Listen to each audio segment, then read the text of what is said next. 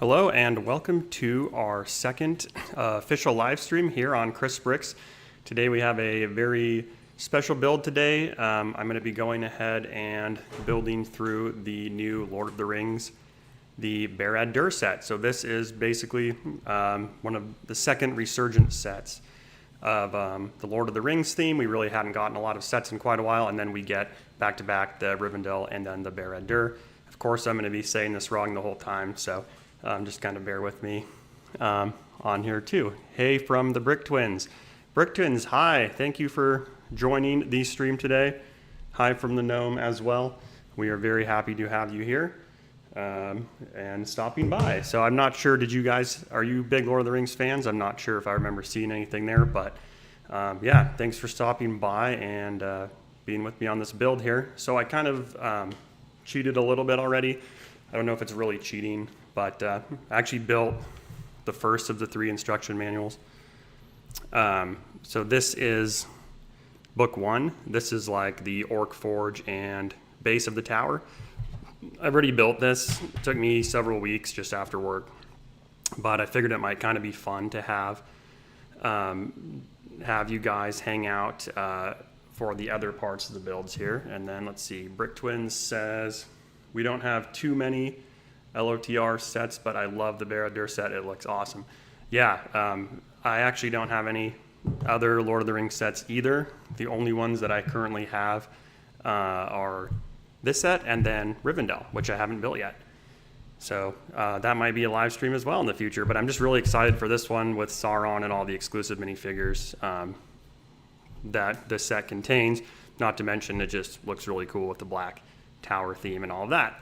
So I already built section 1, so which is good because this is really thick, so we're actually going to get this one out of the way. And then today we're going to be focusing mostly on the second instruction manual. This one's a little bit smaller. This is kind of the middle part of the tower, and there's kind of a sneak peek. They have actually several stickers in this set, but there's some really cool looking unique ones, so I'm excited to get these on and see how they fit into the overall build. So kind of keep an eye and see what those do later. And then of course we'll probably finish up bag 3, or excuse me, instruction manual 3. That one will be at some point in the future, kind of depending how we do timing wise here. So just a quick peek at what we started with. It's actually pretty big. Tower number 1, or the base of the tower. This is what we're already starting with. It's so big, I'm probably gonna be keeping it. Uh-oh, we lost a piece already. Yeah, wow, yeah, it's big. It's almost too big to fit into my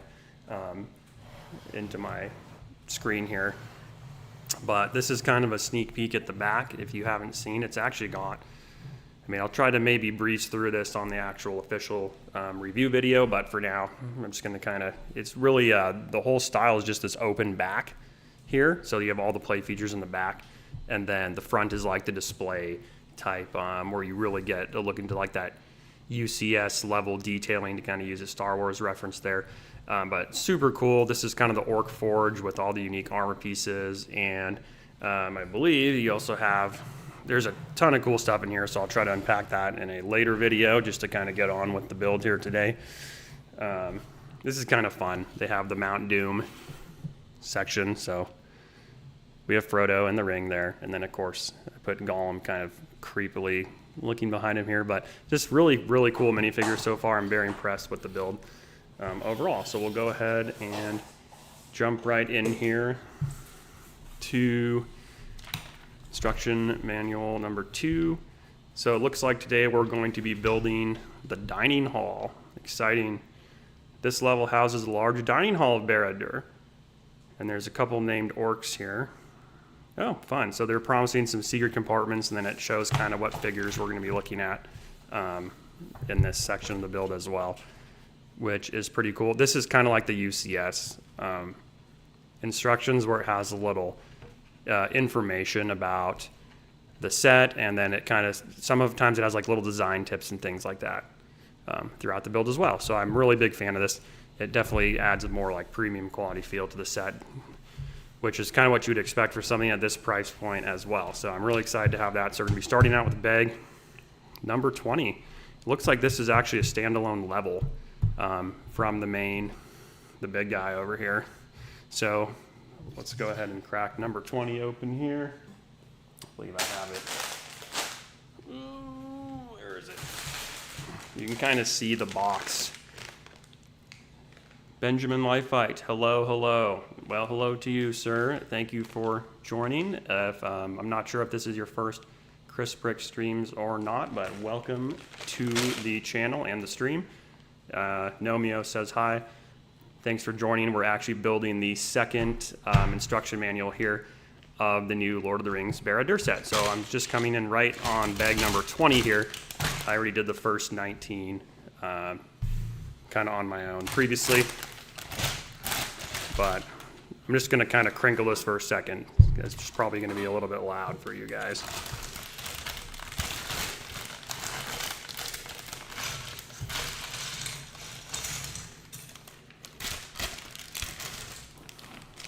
So that is, we'll just kind of toss that out here, I guess. That is one thing I've noticed, sounding crisp. Good. I was going to ask how the audio's doing, so I don't know if you're familiar with this or not, but this is my second, yeah, get that crisp pun in there, Brick Twins, but my first live stream, I just used my webcam audio, and then someone was nice enough to let me borrow a Blue Yeti mic, so this is my first test of the Blue Yeti, and I'm hoping that increases the audio quality a little bit for you guys. But I know that crisping and crinkling with the bags is still going to be pretty intense for sure. So yeah, let's kind of jump into bag 20 here. It looks like this is all a standalone. Let's move that back a little bit. There we go. Looks like just a standalone level of the build. So I'm going to go ahead and just kind of organize these a little bit. The Brick Twins say that's a nice mic. Yeah, I was a very generous thing for someone to let me use, so I'm actually really excited. I wasn't necessarily planning on doing a second live stream this week, but since my friend let me borrow this mic, I figured we'd go ahead and give it a try and see if I could just keep working on it. And plus, I really wanted to build Barad-dûr as well, so maybe, depending how everything sounds with this, and I'll kind of review it later and see, if I can improve the sound and things like that, but it might be on my list for a permanent addition for long form videos, and then as well as just doing the live streams, especially since my webcam's not super nice. But yeah, super nice mic to have here. Doesn't look like we have any minifigures yet in this bag, which is fine. Usually they kind of do those at the end or in the middle to kind of space them out a little bit, just to break it up so you're not doing all of the fun stuff up front. But so far I've been really impressed with all the detailing in this set, especially in the first level, like the Orc Forge and the sort of the Mount Doom-ish type area that we built on the first one. So I'm looking forward to seeing some of the hidden details here as well. All right. And another thing, I guess I'll get out of the way now, is I was trying to figure out how to play some background music during my stream without getting copyright claimed, because I know it's always nice to have a little bit of background music so you don't just have to hear me talking constantly the whole time, and it gives kind of relaxing for me too to have a little ambient or lo-fi or something like that in the background. I am Mr. Bricks. Hiya, 3 A's, is that right? Well, hi to you as well, Mr. Bricks. Thank you for joining the second live stream. We're working on part 2 of Barad-dûr today, and hopefully everything is going well with you and your channel here. Just getting these pieces organized, but yeah, I was thinking maybe of getting some music figured out just for the background. I was kind of putting something together. I wasn't quite sure how to link it through OBS Studio just yet, so this remains a musicless stream for the time being, but I'm thinking maybe next week I'll have everything up and going, and be yet another addition to the channel here. All right, let's see, kind of work on some kind of base plate thing here. Another thing I thought might be kind of nice to have would be like a second camera view. So I'm working on getting my primary camera set up as like an additional webcam, and then I could do potentially some overhead shots on like the instruction manual and things like that, so you guys can have a little better look at that, or maybe even just a better close-up detailing at some of the closer up base plate type things that I'm building. So this looks like, I mean, we're just going to be doing a lot of base plate building here, which I actually do not mind this. It's been, kind of keeps a little more fresh versus like a super Technic heavy skeleton or something with a lot of little pieces. Like last time when we did the Captain Rex helmet, which is a really cool build. It's been on my list for a long time, and I was able to pick it up on the May the 4th. I think it was double or quad points on that guy. But it's got like 830 some pieces, but all the pieces are like, pretty much all the pieces are this size. So you have 800 of these pretty much. And it took me and my wife probably, let's see, Brick Twins, yes, great build. Yeah, the helmets are really cool. It's a little bit smaller in person than I expected, but the detailing is really cool. It kind of reminds me of just like a large brickheads almost, which is kind of fun because I got my first actual brickheads on May the 4th as well, which was the Commander Cody brickheads. But you guys have a lot of brickheads, Brick Twins. You probably do with your collection. You have a whole ton of cool stuff in there, but yeah, maybe add a second camera in or something like that and see if I can get a little better angle on that. Okay, let's get moving on here. But I much prefer this style of building, just with the, excuse me here, just with more of the plate style builds. So it looks like we're gonna add yet another one of these. There we go. Let's get this bad boy on there. All right, let's see, Brick Twins. We've been working on the Icons Tuxedo Cat today. It's been a great build so far. Oh yeah, very nice. The cat's pretty sweet looking. I believe Speed of Lego did a build on that one that we saw, and it was actually a pretty cool looking set, especially if you're a big fan of cats, which we happen to be at the Chris Bricks household as well. But that's a really cool set. Whoever came up with that, great idea to the designer. I know everybody I've kind of talked to about it seems to really appreciate that set so far. I'm sure you guys are going to be doing a review or overview on it here coming up as well, which I'm excited to see that. But yeah, those of you who are new to the channel, Brick Twins, go ahead and check them out. Fellow creators, Lego creators traveling, they do a little bit of everything there, and they are very good at it. So go ahead and check out the Brick Twins if you haven't already. Okay, then we're moving on to step number 8 here. Let's see, what are we doing? Looks like just a kind of a mirror of the side here. Yeah, this it's pretty big, which is nice. I mean, it's hard to sometimes find display room all the time for things like this. All right, here we got, GB Models. Hello, everyone. How are we all going? GB, welcome back. A veteran from the first stream and back for part 2 of Barad-dûr. Thank you for coming back and saying hi. I'm glad to have you here on the stream. I was just saying how I'm glad that this build has a lot more like bigger plates in it instead of like all those super tiny little like detailing pieces that we had back in the Captain Rex build, because that one was that was kind of an interesting build. It took quite a while longer than I thought. I mean, it was fun. I enjoy the finished product, but just a very lot of detailing. But this is a big set. It's got a lot of big plates. So I'm happy to be switching it up a little bit for sure. But welcome back, GB. Go ahead and check out his channel as well if you haven't already. All right, moving on to number 10. Oop, did I build that backwards? No. Sealed rotation trick here. Let's see. So the tower, of course, gets a little bit more progressively narrow as you work your way up. So we'll kind of see that, I think, in the build here, how everything's just going to be getting a little bit more narrow as we're putting it together.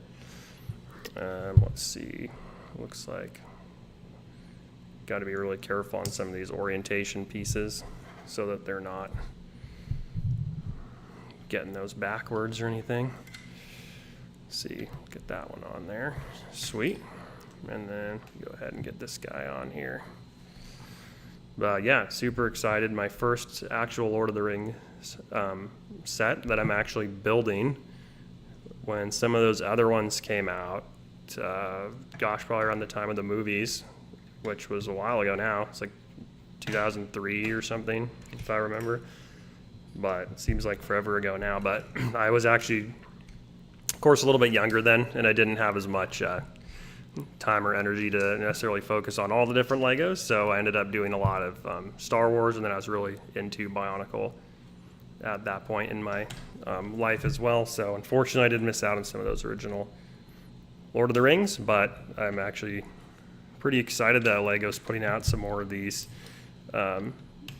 bigger icons sets. Very excited for that. All right, let's go ahead and get some of these in here.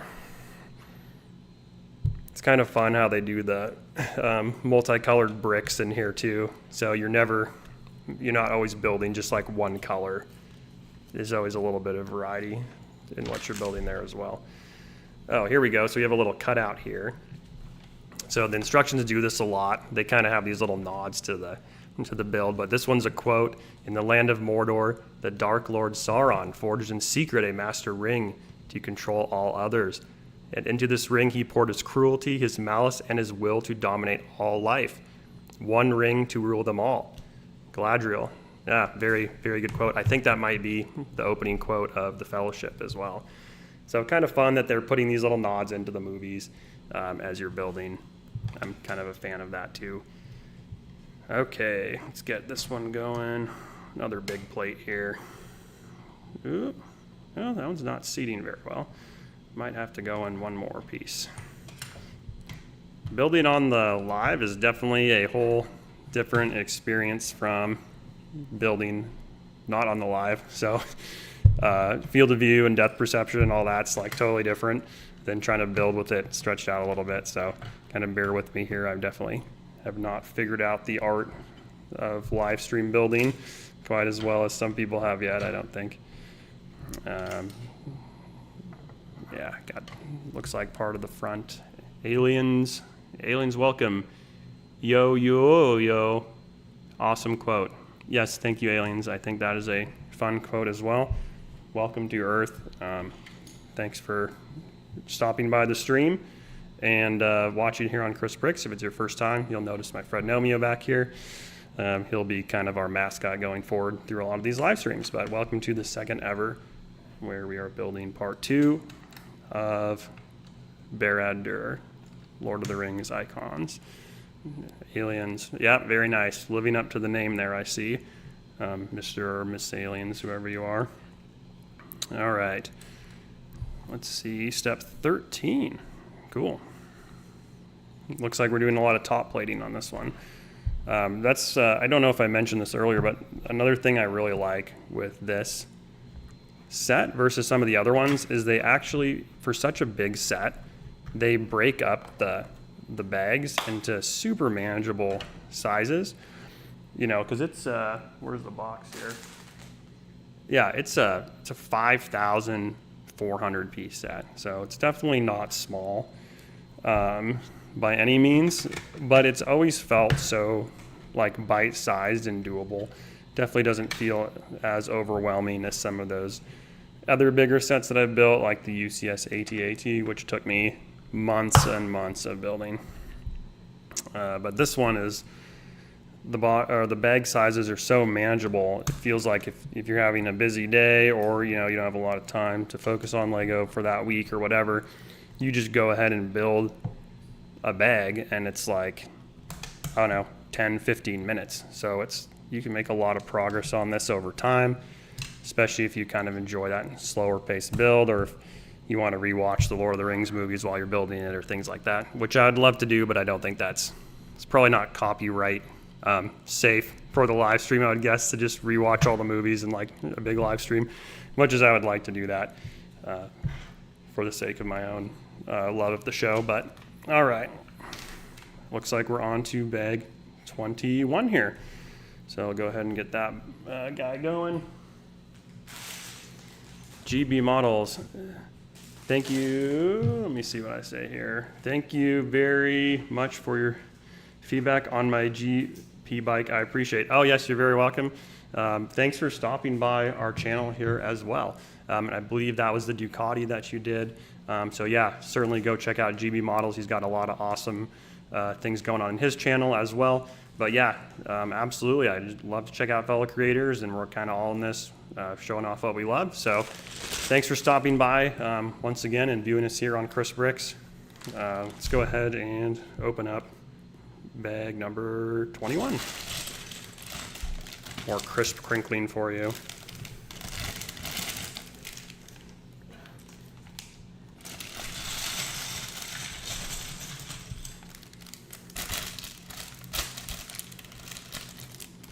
This will disappear forever under the table, never to be seen again. I almost might need a bigger table here coming up. Okay, number 21 is going to be all adding on to this previous one here. So I'm just going to go ahead once again and get some things organized here, just so it's a little bit easier on that build. A lot of gray pieces in this, but broken up a decent amount. I mean, a lot of this is just like your big long castle. I mean, it's basically a castle tower, so you're gonna have to be building all the pieces for that, and then 5,000 pieces have got to end up somewhere. So here we are working on it, I guess. Okay, let's see, a lot of angled pieces here. This is kind of the bane of my existence. If you remember from Cody, or excuse me, Rex, we had a lot of issues with getting those angled pieces in the correct orientation here. Is that a hidden brick? Yep, you got to be careful for those. Yeah, I almost might need a second table here, or perhaps ideally get my actual video camera going. I think that would be awesome. All right, let's get this out of the way.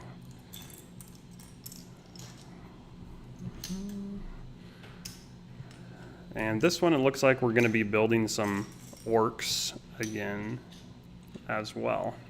So not right away, but definitely kind of teased in the beginning part of the instructions. They have the orcs that we're going to be building. There's a couple named orcs.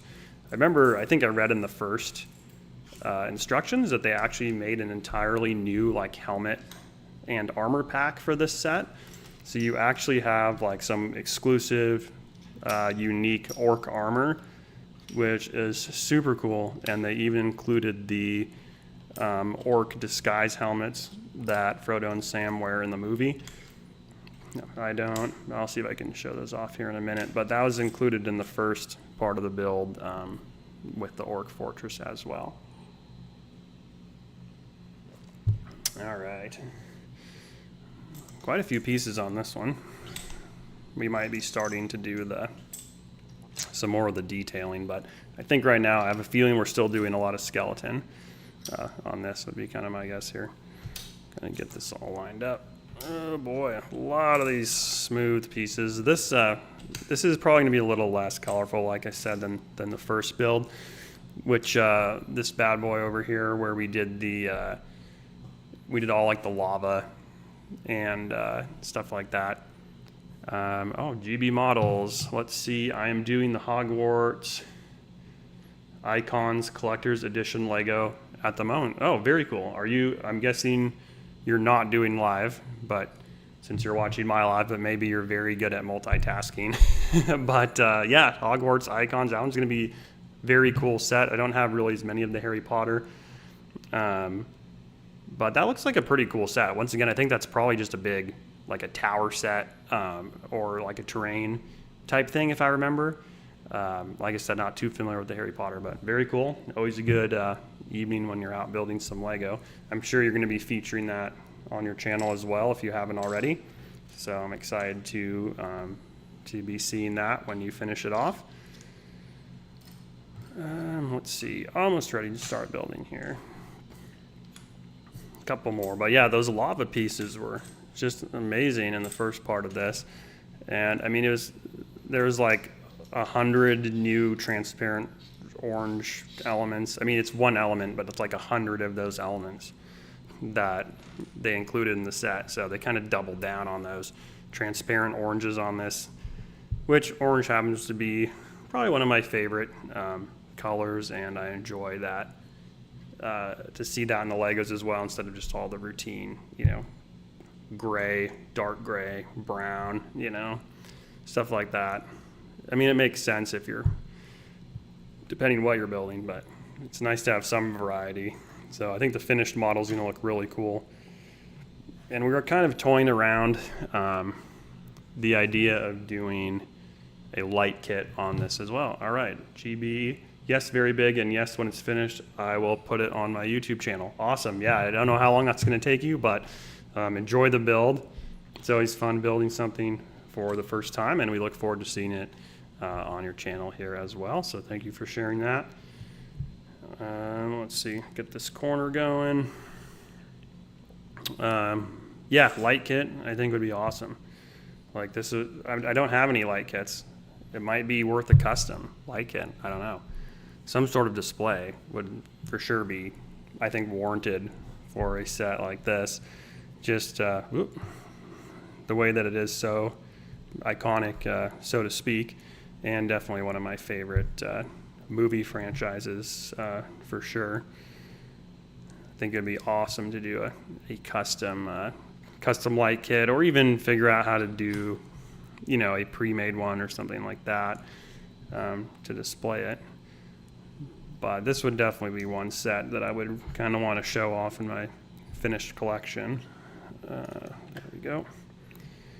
And speaking of which, as you may or may not know, my collection had ended up in one of my closets for about a week, just we had some family visiting and whatnot, and so the Legos had to go into a secure location, so to speak. So they all ended up in one of my closets, and currently I'm working on actually going through my Lego collection out of my closet, and we're finally going to go back through like 30 years of Legos. And I made a Brickset account, and we're going to go through and just catalog my entire collection. So like all of my sets, all of my minifigures, and those are all going to be categorized. And then I'll probably go through and either do a live overview or maybe just kind of a video overview of that, and just walk through my collection, which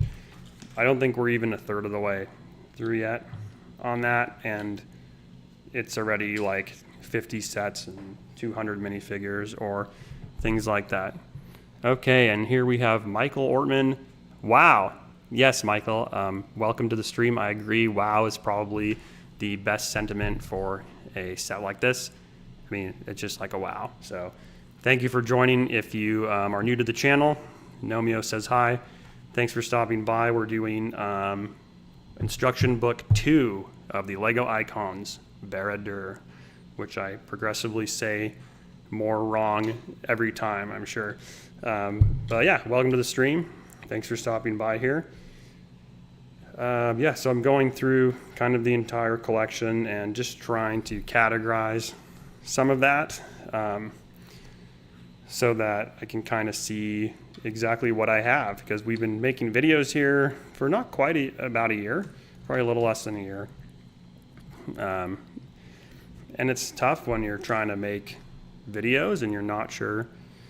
Gnome, aliens welcome, what is that? Gnomeo, yes, Gnomeo. That's right, our little buddy here from @Gnome is where the heart is. He was a fellow YouTuber, and I believe he's on Instagram more prominently as well. But my custom Lego gnome there will be joining us. But yeah, it's kind of hard to figure out what videos I want to make if I don't even know what sets I have or like what minifigures I have. So it's been making a lot of sense to actually go through and categorize. But of course, as everybody knows who has a big Lego collection, it's kind of like, do you really, it's like, you almost like put it off because you kind of almost dread having to go through, like, there's just so much. It's like overwhelming. You know, I mean, I have my closet was ceiling to floor Legos, some built, some not. Some of them half built, you know, spare parts everywhere, things like that. So it's kind of overwhelming at first, for sure. But now that I've started, I'm actually really happy to be doing it. But I've already encountered a couple minifigures that I'm missing, which is kind of sad. I was really hoping I would have all my minifigures in the collection, but somewhere down the line, and between storage and moving several times and just, I guess, time, some of those minifigures, I guess, just disappeared. So it'd be nice to be able to find out where those guys are at some point in the future here too.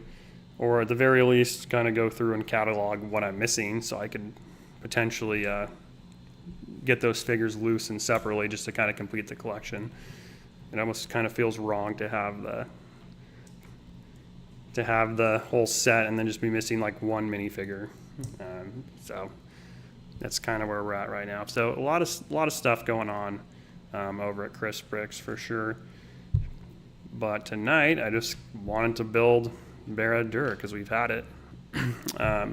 We actually pre-ordered it, or I don't know if you could pre-order it actually. I think you have to go through and order it.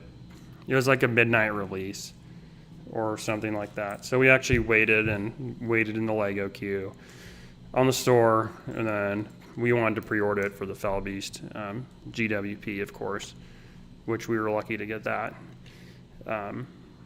which is still chilling in the box up in the closet. But yeah, we've had this for quite a while since it released, so I'm excited to finally be doing a little bit more building on it now that we have the opportunity to expand some of the sets a little bit more here. Let's see, we'll get that in there. Okay, and it looks like this one, it's all pretty modular, which is nice as well. So looks like we're kind of slotting that together. So this is going to be, it looks like the rough kind of base, which that's kind of off, but yeah, so that's going to fit. We'll probably see it at the end here. That's going to fit just on top of the first level of Barad-dûr Tower, which I have over here. But it so far just is like a very modular build, which is going to be good. So you can see all the fun details that they put in there.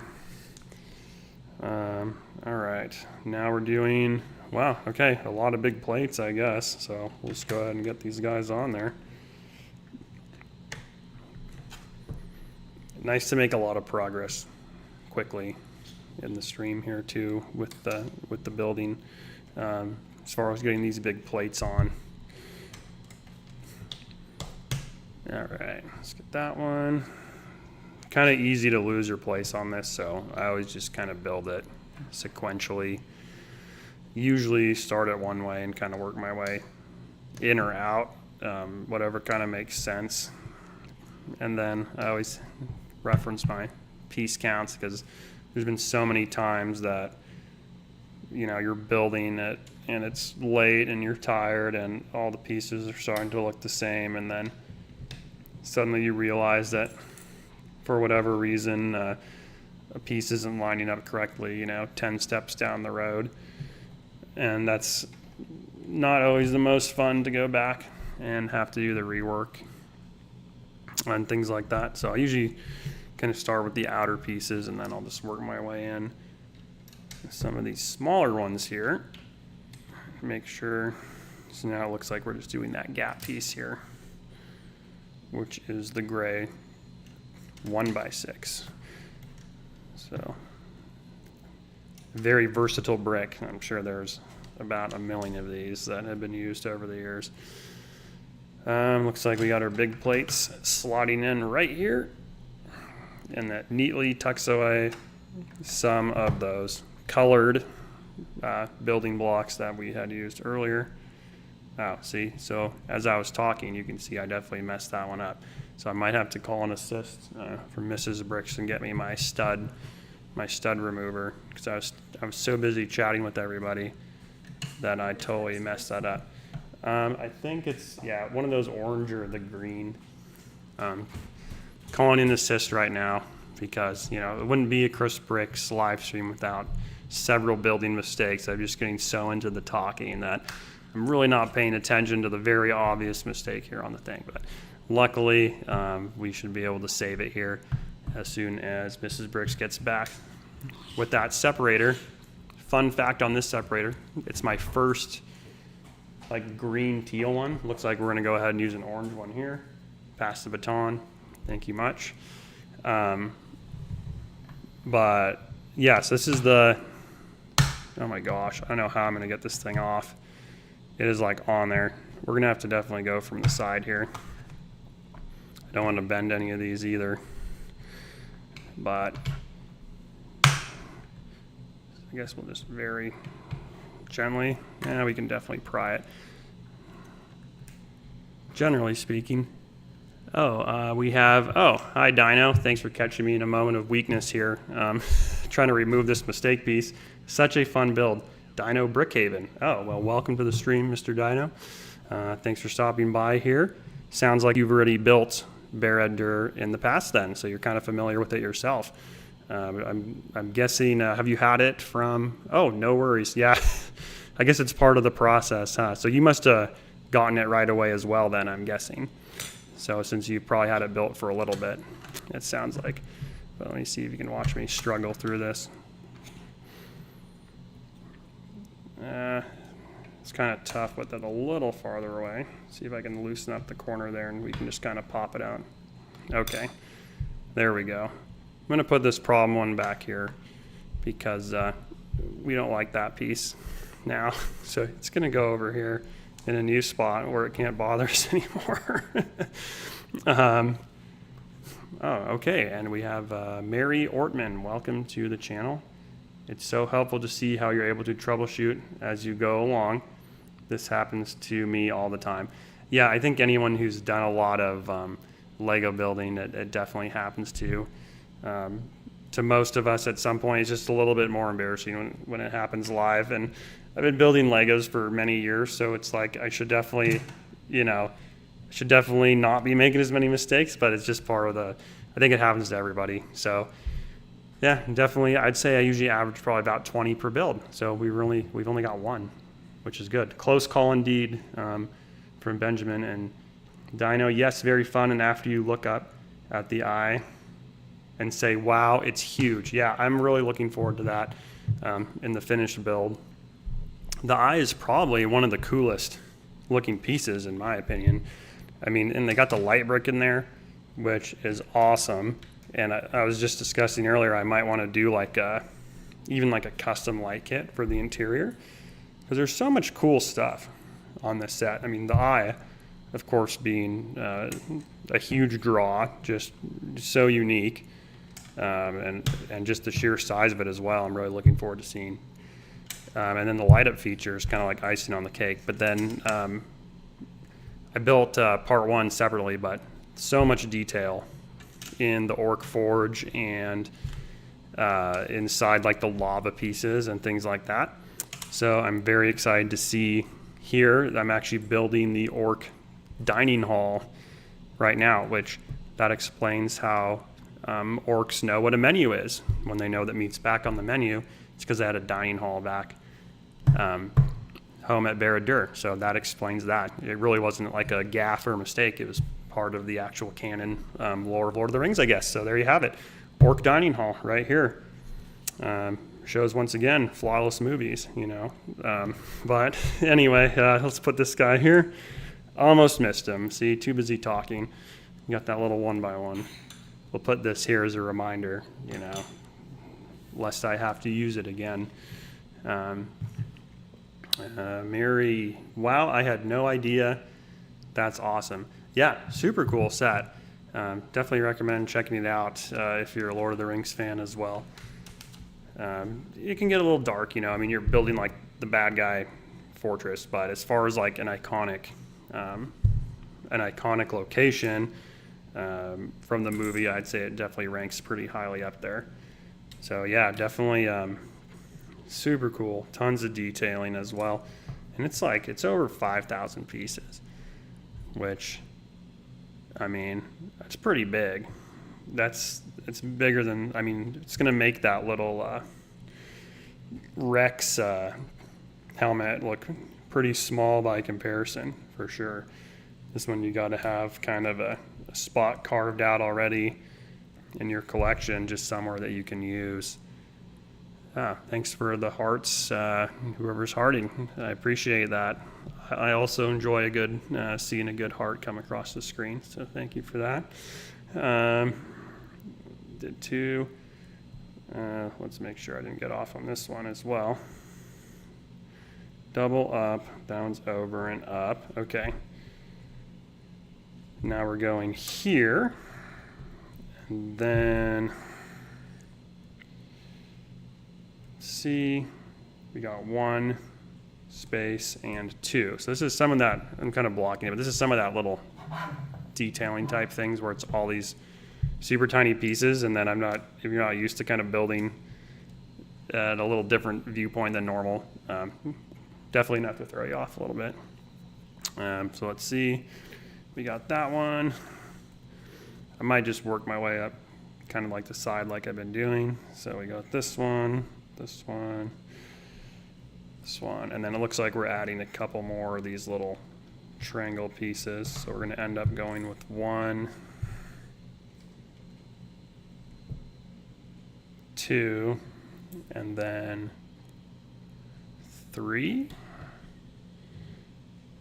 Yeah, it doesn't seem quite right, but looks like, well, okay, this one might have to go down a little bit actually.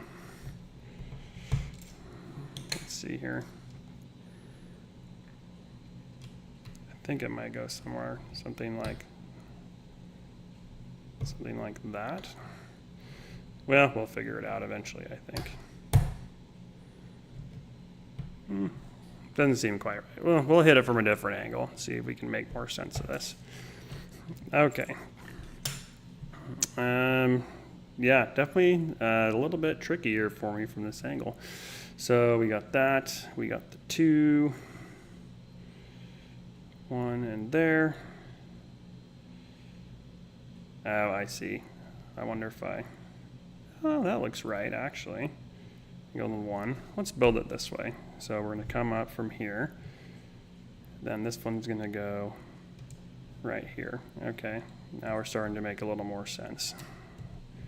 Then we'll do that one. Seems like a little bit of a gap there. And then we're going to go ahead and do this one. Okay, now we're talking. We're going to go ahead and do this one. Then it looks like another little guy right here. So we have the double. Then we have 1, 2, 3 of these. Then we're going to be adding this one flush at the top. Okay, this is starting to make a little more sense here. And then this one will kind of tuck in right there. So now we're talking. It's looking a little bit more smooth here finally. I'm assuming they're going to have me do the other side on the other page here. So hopefully I will have learned a little bit. But that looks to be, let's see, the tiles going down. 1, 2, 3, 4. Yeah, so that's kind of what we got right here. A little bit of this is, nothing's really going to hold on that. So that's going to be some kind of display piece or like fascia piece or some sort of finished, like display part of the model. I don't think it's going to be structural at all. It does say here on the note, each level of the model can be extracted. That's kind of a fun word. You can extract it. You can't, just take it off. For easier access to the interior and a better building experience. See, look at that. I knew I was onto something there. Definitely is a little bit easier to build when you're not having to manage so many parts just in one go and kind of getting overwhelmed by the sheer number of things. Although I guess all it takes is some little black shiny guys here to overwhelm me on the channel. So we'll do that. 1 and 2. This one, now that we've been through it, I think we are going to be a little bit better off as far as speed of the build on this. Go here. And then, let's see, skip that one right there. There we go. 1, 2, 3, and then number 4 is going to be 1, 2, 3, number 4, right here. Almost. Yeah, that's actually looks correct there, I think, because that's going to be right on the line there. Hold on, let me get that off there. We'll go ahead and build the other side again. So we've done these two.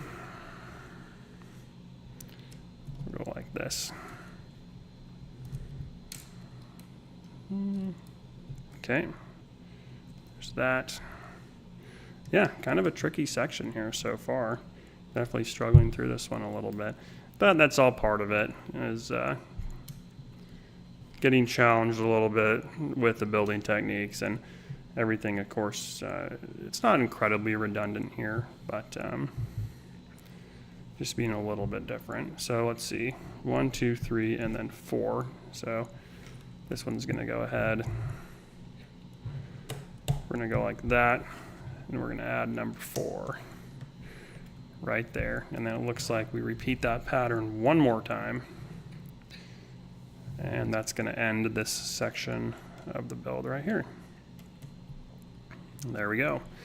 And now just the final smooth 2, 1x2, and the other angled piece. And we are left with 1 spare. So I think we did pretty good. That's not bad. I mean, doesn't make me question my building skills as much as I thought I would there by any means. Yeah, looking pretty good so far. Part of the fascia base plate there. Looks like that pattern repeats pretty nicely through everything. So now we're going to go ahead and move on to the next bag here. We are going into number 22. Some more crisp crinkling here.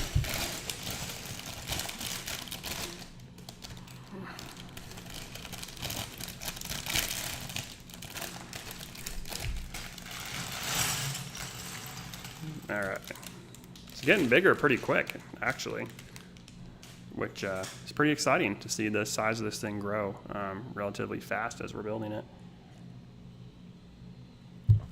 All right, and what are we up to now? A couple more little pieces, nothing too crazy by any means. There we go. Could be worse, I guess. At least there's no more of these black shiny pieces. Hopefully there won't be any of those for a while. All right, and Benjamin Lifite. The crinkling isn't bad at all, by the way. Haha. Oh, good. Yeah, I wasn't sure because on the last stream that we did, I think that the crinkling was very, very crisp and crinkly. So I'm glad that it's been a little bit more muted. I've kind of worked on the gain adjustment, but I'm not sure exactly how it's going to sound. I did a couple tests, of course, before the stream, just so I wouldn't be caught off guard. But yeah, I'm glad to hear that it isn't bad. This microphone so far seems to be working very well, or at least it's showing me on the studio that there's some audio coming out of it. So it's about all I can hope for at this point. But we'll go ahead and get bag number 22 organized up here. Yeah, the next thing would be a second camera, if I can get the audio figured out, at least consistently. Probably do a little tweaking after this once I go through and do the live, the live review. But at this point, pretty happy with how it's working so far. That's super nice. My friend let me use that for the stream here. All right, a couple more little gray guys here. Well, I guess the days of building those big plates are over for now, because this seems to be a lot of little 1 by whatever distance they are, some more like skinny type connecting plates. So we'll see. This will probably add a little bit more like detailing and set up some more of the skeleton for the later part of the build here. And I'm not sure, according to my little orc guy down here on the sheet, this is kind of fun, but according to my little orc guy down on the sheet here, we are, what, a quarter of the way through? You can kind of see him on the bottom there. He's like traversing. Unless he has to go, if he has to go through that whole, both pages, I think he does. So we're maybe, I don't know, 20% so far. This is, I think, the smallest. Oop, watch the gnome. Very careful. He's not incredibly fragile, but it's not nice to hit him on the head too much, I don't think. Yeah, this is, I think, one of the smallest. There he is. That's actually kind of fun there, as long as he doesn't fall out. One of the smallest bags, building sections of this set is number 2. A couple more fascia pieces here. And we got a lot of these dual-sided, where they're the horizontal on one side and then the vertical on the other. Ton of those in the first bag. Looks like we're kind of repeating the pattern here, but these pieces are what fuels the build for a lot of the external tower components. So they've actually added a lot of like, it's more for like texturing, I think, on the outer part of some of the towers, which is, it adds some depth to the model. You know, it's a good way to add some detailing to the build without having to throw in either more printed pieces or more stickers or things like that. It's a very versatile, like, detailing type brick. It's just one of those things where you have to make sure that the orientation is correct before you put together like 20 of them and then realize that 2 of them have been, you know, you put the horizontal side forward instead of the vertical or whatever. Have to do a little bit of rebuilding there. Okay, just 1 plate, so I think we're safe this time. Couple more ones here, and then it looks like we're about ready to get going on bag 22. A lot of times I normally wouldn't organize my build beforehand, but seeing as I'm doing live, it's just making a little more sense for me to do it this way, so I'm avoiding as many mistakes this way, and then it's making it a little bit easier to see what I'm actually supposed to be doing. Okay, got a brown. I think we're doing brown 2s over there. So this time we're gonna go ahead and reverse this, so you'll get another view at the front part of this. Go ahead and get that guy in there. Yeah, looking pretty good. We're gonna go ahead and start adding some of the rocky exterior. So part of this set, what they do that's really cool is incorporate some of the like rock type builds into the tower. So if you've seen even on the box or on the completed set before, that they include this layer of rock that's kind of built in Lego fashion, and that includes around, or excuse me, wraps around the outside of the set. So it's not just all one big uniform tower. It has kind of some of these like organic layers in there, which is a very cool design choice. And I'm probably going to touch on that a little bit more in my review of this set as well, because it is just another one of those design touches that kind of elevates this model a little bit. It's not just, a uniform build this for X sort of thing. It's actually got a little bit more depth, and it's a little bit more of an asymmetrical build, including some more of those organic elements, which is very cool. Of course, the lava being the main one there that stands out. And a lot of other hidden details as well. So they have like a little cave for Smeagol, and there's like some hidden spiders, and then all the detailing in the forge. The dining hall I'm pretty excited for. I think if we don't get at least one chicken wing or chicken leg here, I'm going to be a little upset. So that's going to be like my one ask, is I just want another chicken leg in my collection. I mean, it's the perfect character piece for some of these guys too. So it looks like we're continuing the outer rock. I think this is probably part of the outer rock fascia here. So this is going to click on here, and then we're using some of these classic old school angled bricks as well, which we're going to kind of click on. So this one, oh, I see. Looks like this one's going to go on top of that secondary piece. So we're kind of building a little external rock area. This probably will end up being one of the hidden features of the set. It almost looks like they're having me build a little like hideaway cove type thing, a secret area or whatnot. And let's see, Mary Ortman. Sounds like they put a lot of thought into the detail. It would be so sad to not have a chicken leg. Yeah, 100%. That would probably be like the biggest downfall of this set, I would say. I mean, imagine producing a 5,000 piece set featuring orcs and a dining hall. I mean, it literally says dining hall on the instructions, and then they don't have like some sort of like Lego food included. That would actually be really sad. I'm sure they do. We're going to have to wait very suspensefully and see, like, is there a chicken leg? At least one.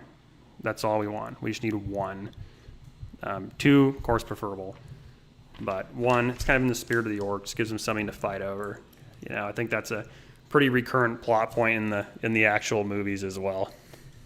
But yeah, I think a lot of thought into it, so it would not surprise me if they did. Hopefully I'm not disappointed. I'd have to downgrade my review a little bit, for sure. I have a lot of uses for those chicken legs in my main channel, or my main videos, and even into my shorts as well. We did what's General Grievous gonna eat for dinner? He doesn't have his Lego chicken leg. It's a sad day for him. And we're doing, looks like, another angled piece here. So this is a technique that they've been using a lot in this build as well, is a lot of these lever. I don't know if it's really a lever, but we're going to go ahead and say articulating lever piece here, which I'm a big fan of the articulation in any set, of course.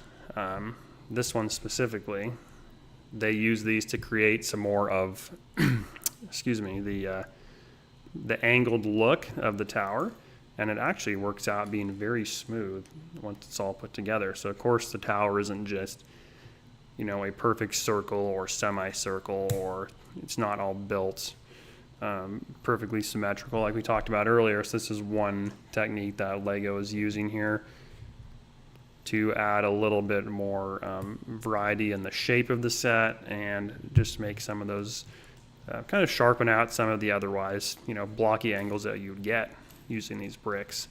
So this is I'm guessing gonna be part of something that wraps around the outside edge here, to kind of create that outer part of the fortress. So we're gonna add a little bit more detailing here. Are you a big Lord of the Rings fan, Mary, if you can hear me out there? Sounds like you must be a little bit if you're tuned into my channel here. So thanks once again for stopping by here.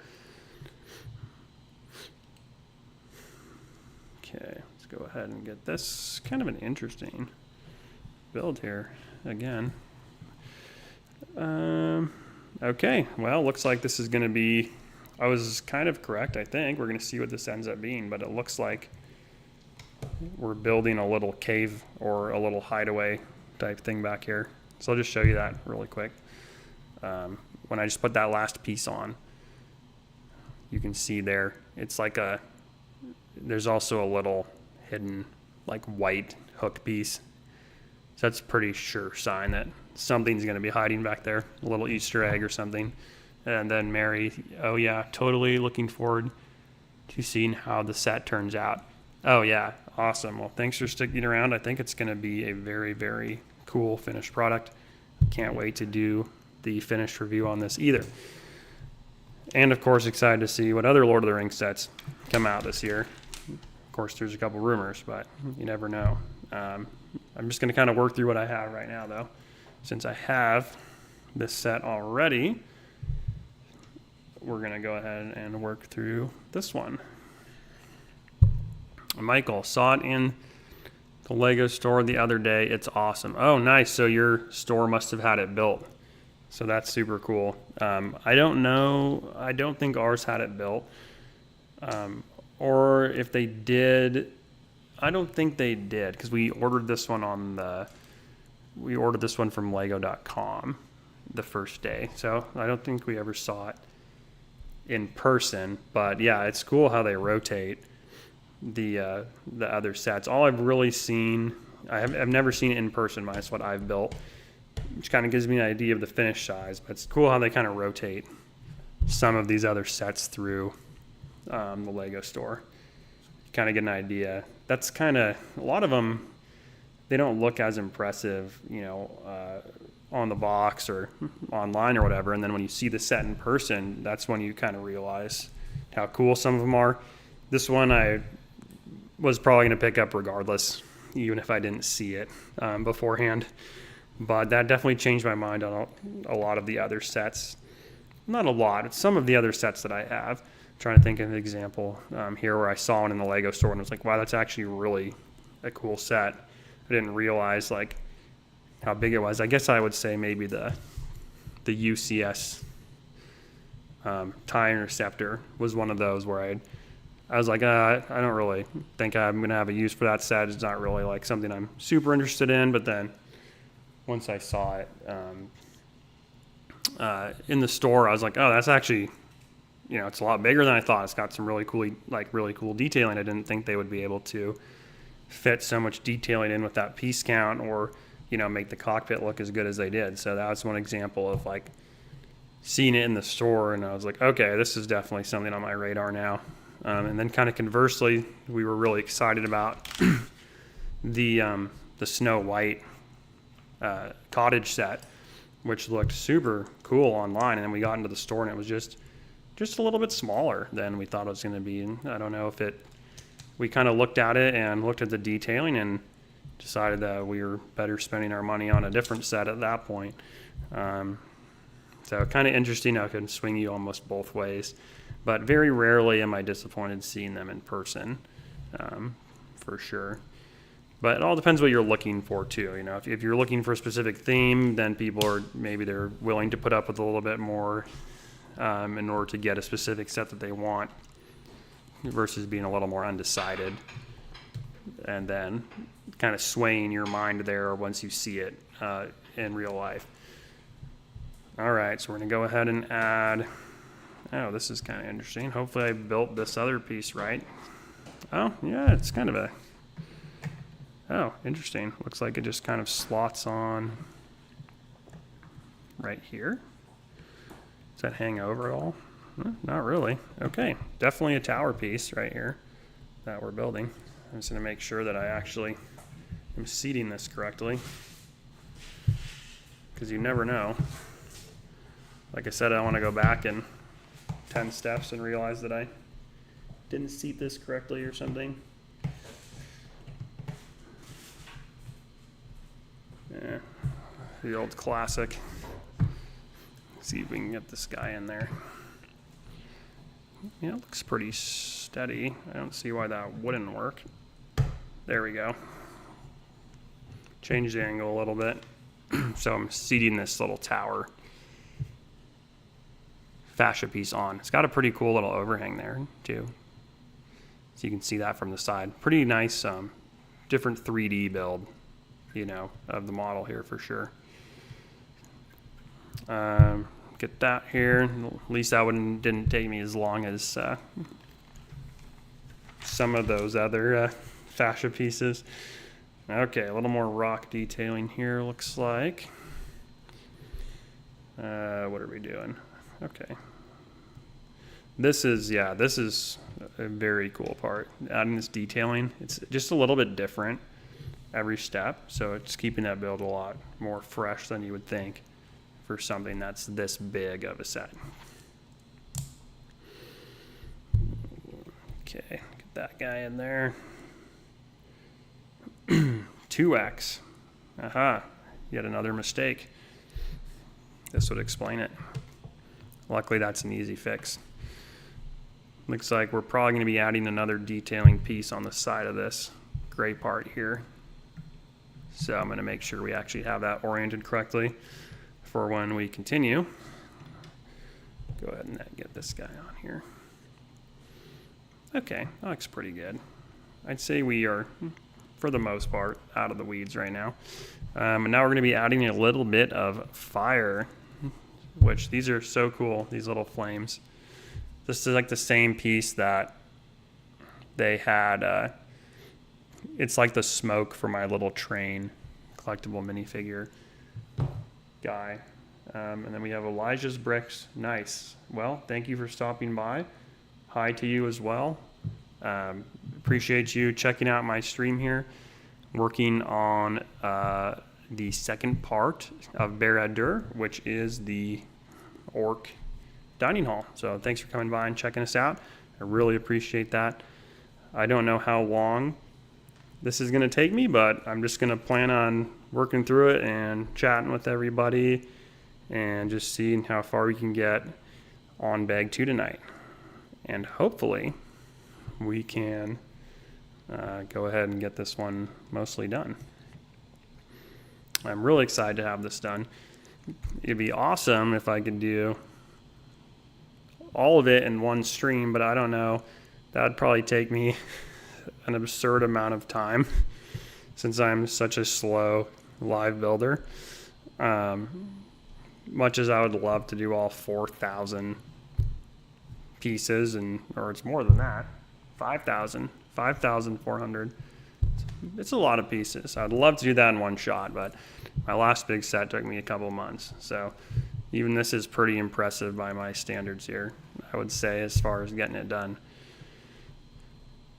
But it looks like we're just adding these extra flames here to the outside part of this tower. Let's see. There we go. Pretty cool. I like these little detailings. These are where it's at. Michael says, follow your heart, and then a bunch of hearts are showing up on my screen. Well, thank you. I appreciate that. I try my best, to follow my heart here. But yeah, this is definitely one of those sets that I was like, okay, I'm probably gonna get this. But yeah, thanks for hanging out and being part of the stream here so far. I'm going to definitely, follow your heart. You were thinking I was going to do all of it in one shot. Okay. Well, that's pretty bold of you to assume. I guess I was a little slow catching on there. Gosh, I would love to. I mean, I don't know if I could survive 12 hours straight of putting these pieces together. I feel like my fingers would probably start to get a little numb after a while or something like that. And then, especially if there's any more of these black, smooth, or any of these smooth pieces here. these probably give me a little trouble on like hour 12. So right now we're going to kind of split it up into a little more manageable goal.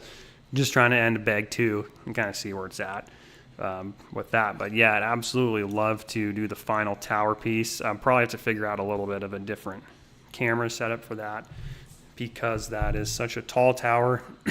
And with my current setup, just my webcam, it's kind of hard to get exactly some of the angles that I want. So maybe when I can get my my Sony kind of rigged up for live streaming, I can do a little bit more as far as the angles on that, which will be kind of fun. It's been definitely a good time so far, learning the ropes of live streaming, which I've never really done ever. I mean, this is my second time ever being live, and it's been a lot of fun so far. Been a super fun way to build the Legos, because I kind of hang out a little bit and doesn't feel like you're always just kind of building them by yourself, much as I do enjoy that as well, to kind of relax, especially if you've had like a busy day or something like that. It's a nice way to relax and just have a little different stimulus and use your brain in a little different way than being in like work mode or school mode or whatever, keeps you busy during the day. Nice to do something a little different. So here's where I got to be really careful on these horizontal bricks. So they should be all vertical facing you guys, and they're all horizontal looking back at me. I would not want to mess this up, because that would definitely bug me to be looking at the final model and being like, okay, that doesn't quite look right for sure. So we'll get them right the first time here.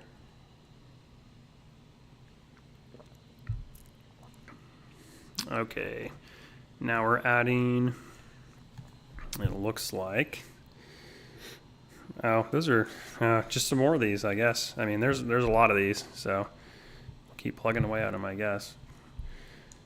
Very similar look to the first part of the tower. Benjamin, no mistakes. Yeah. So far we've had a clean record. I mean, I've never made a mistake on the live stream ever in my life, so I don't plan on making a mistake now. That'd be just to like tarnish my perfect record. That'd be tough. I don't know if I can handle that, emotionally, to know that I messed up on a live stream. So yeah, we're gonna keep it. We're gonna we're gonna definitely keep it 100% here, and no mistakes. That's our goal. 0 days from zero. That's the opposite. 365 days since our last Lego mistake. That's what it's gonna say on our wall here. Yeah, exactly. Yeah, you know me.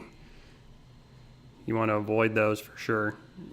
You could never live it down. Yeah, it'd be tough, to go to sleep at night after a stream, knowing that I couldn't put together some simple plates or something like that. That'd be pretty ridiculous. But good thing we've been 100% so far. Keep another W in the books here. Kind of keep progressing forward, Not much else you can do at that point. But yeah, it's tough. It's tough getting it right all the time, All right, looks like we're gonna get some stacks here. That would have actually been kind of funny if I was making a mistake while I was talking about never making a mistake. But it looks like I squeaked by yet again. Although there's plenty of time for it to catch up to me with the thousands of bricks that I have left here. All right, we'll go ahead and get this cross piece on. Oh, there we go. And 2 more of these. So this is just a smaller version of the first floor, because eventually it will scale into that tower shape. Luckily it is a little smaller, because it's definitely a little bit more manageable this way. Okay, and looks like we're gonna add make sure I get this correct. Perfect, front and center. There you have it. Looks like a external wall piece right there. So what is that going to be? Oh, interesting. Something here too. Wonder what that's going to be. Probably another connection, like some sort of display piece as well. Okay, and now it looks like we're going to be building a section of the wall. Kind of get this up out of the way here. Looks like maybe the right. It doesn't say 2x, so that leads me to believe that these might be different. Or perhaps we're building one section of wall with this bag and perhaps the second section of wall on the next bag. So I guess we'll kind of see what it looks like. But we're off to a good start here, you know.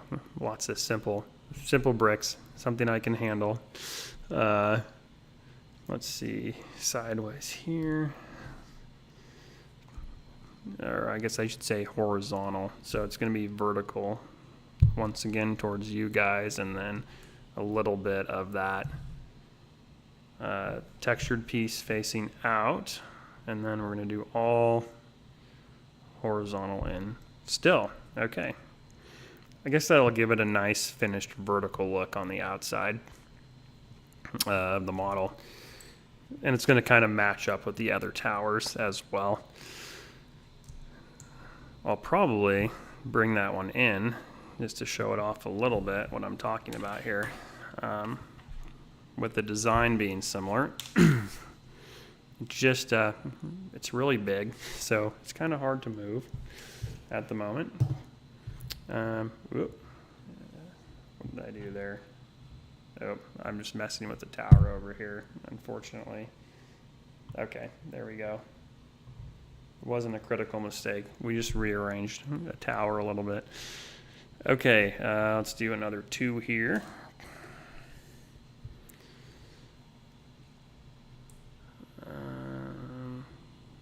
There we go.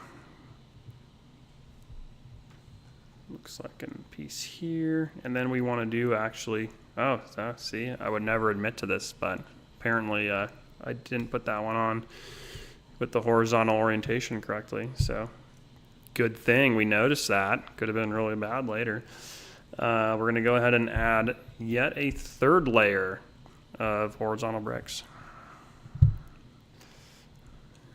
Just to double check. Yeah, looks good. Looks good on the outside. Cap this guy off. So yeah, this is definitely some more of those angled walls. Same strategy on the first one. Exact same. But keeping it consistent. So at least we know a little more what to expect here. Definitely the first bag was kind of interesting because you're building it from scratch, so you don't know. I think this is going to be here, or it might be that piece actually. Guess we'll find out. But yeah, building that first piece from scratch, you're kind of trying to figure out like, what are you building? And then you just realize how big it is as you're building more and more of the semicircle of the base of the fortress. But then this, you know, is a little bit more predictable on the dining hall for sure. These ones usually, like the last one really surprised me since it was all building like this. And you're like, okay, it's just a bunch of, you're just building a lot of like structural bricks. And then the last bag is like, you know, have 50 crazy unique orc parts and add all this detailing to the build.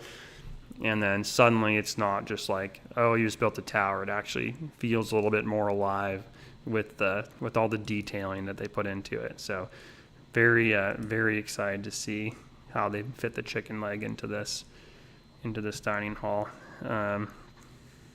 Okay, yet a third layer on this one. I think we're going to be doing a lot of these. I just kind of have a feeling. We're going to be doing a lot of these. But at least this way I kind of know what I'm doing this time. Double stack on the one. Oop. There we go.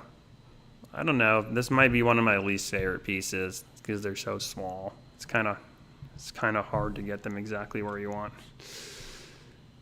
All right, let's get that going there. Wonderful.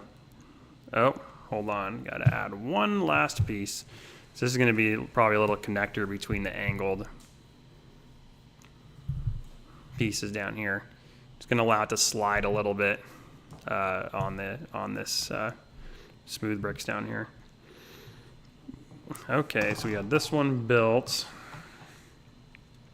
and now we're adding it to the right. So it's going to look like that. Very nice. And then we're going to add some top connectors as well. Actually, 3 of them. So this is, I don't know if this is going to be the top of Tower 3 or not. It might be. I mean, it seems like it could be. I mean, I doubt that's as high as this one's going to get. It might go up. I'm going to try to look at the box. Yeah, I think it probably goes up another level. Seems like it would be a little squatty here. So we're probably going to be adding yet another layer on top of this one once we finish the first bottom support here. There we go. And it looks like Nomeo is happy in his little nest up there. Looks like Baby Yoda sitting in his little floaty thing. But I guess he's not green, but like the Lego Man version of that, I guess. All right, go ahead and connect this. Pretty exciting to see this part come together. There we go. Connect the top. Aha, I spotted a critical error. But yeah, one of my horizontals is not horizontal, but looks like that's half of the semicircle of the wall here. Might as well fix this now while I can see it. But like I said, yeah, I never make mistakes, so I don't know what happened here, but it wasn't me. I'm just going to say it wasn't me. Somebody else did this. I don't know who it was, but they snuck on and impersonated me on the stream. Put this one right here. Flip that little guy. Yeah, they bamboozled me. They snuck on, you know, when I was taking a sip of water, and it made me look bad here. All right, that looks like we are back in action. Those darn ghosts. Yeah, well, at least they're not as bad as orcs or gremlins or something like that. But yeah, it's probably the Lego live stream ghost who just comes to haunt new streamers and give them fun mistakes to make on stream. But yeah, that's the first level right there. The first half, I think, of the first level, at least. And now, interestingly enough, it's having us add some more fascia pieces back on this side. So I guess that's what we're doing right now. We're just gonna go ahead and add some more detailing here. Try and angle it a little bit so you can see. It's kind of tough with that angle, but nothing too exciting. We're just adding a couple more. Oop, wrong way. Adding a couple more rock detailing pieces on the inside of this little like turret type thing, I guess you could call it. And then it looks like we're going to add the final. Okay, there we go. This is actually going to connect the top piece onto those little articulating levers. Lock it right in. You got to love that. Okay, now we are doing. Ooh, this is kind of fun. Looks like we have. This might be the first sticker of the whole set, and I've made it through the entire. Well, I don't know, because my wife did build some of the first one, and I don't know if she built some sticker sections or not on the first. You did. She said she did build some stickers, so I guess it's not the first stickers. It's just the first stickers that I'm doing, I guess. But she already did some on the first. I don't know where they are. They must be very well done because I never would have noticed, to be honest. Probably on some of the little internal detailing pieces. So with this, it's like a map sticker So it's number 7. Oh, it's like forging. It's like forging the ring / looks like there's some crowns and jewels and things in there. So this is Benjamin. Hi, Mrs. Bricks.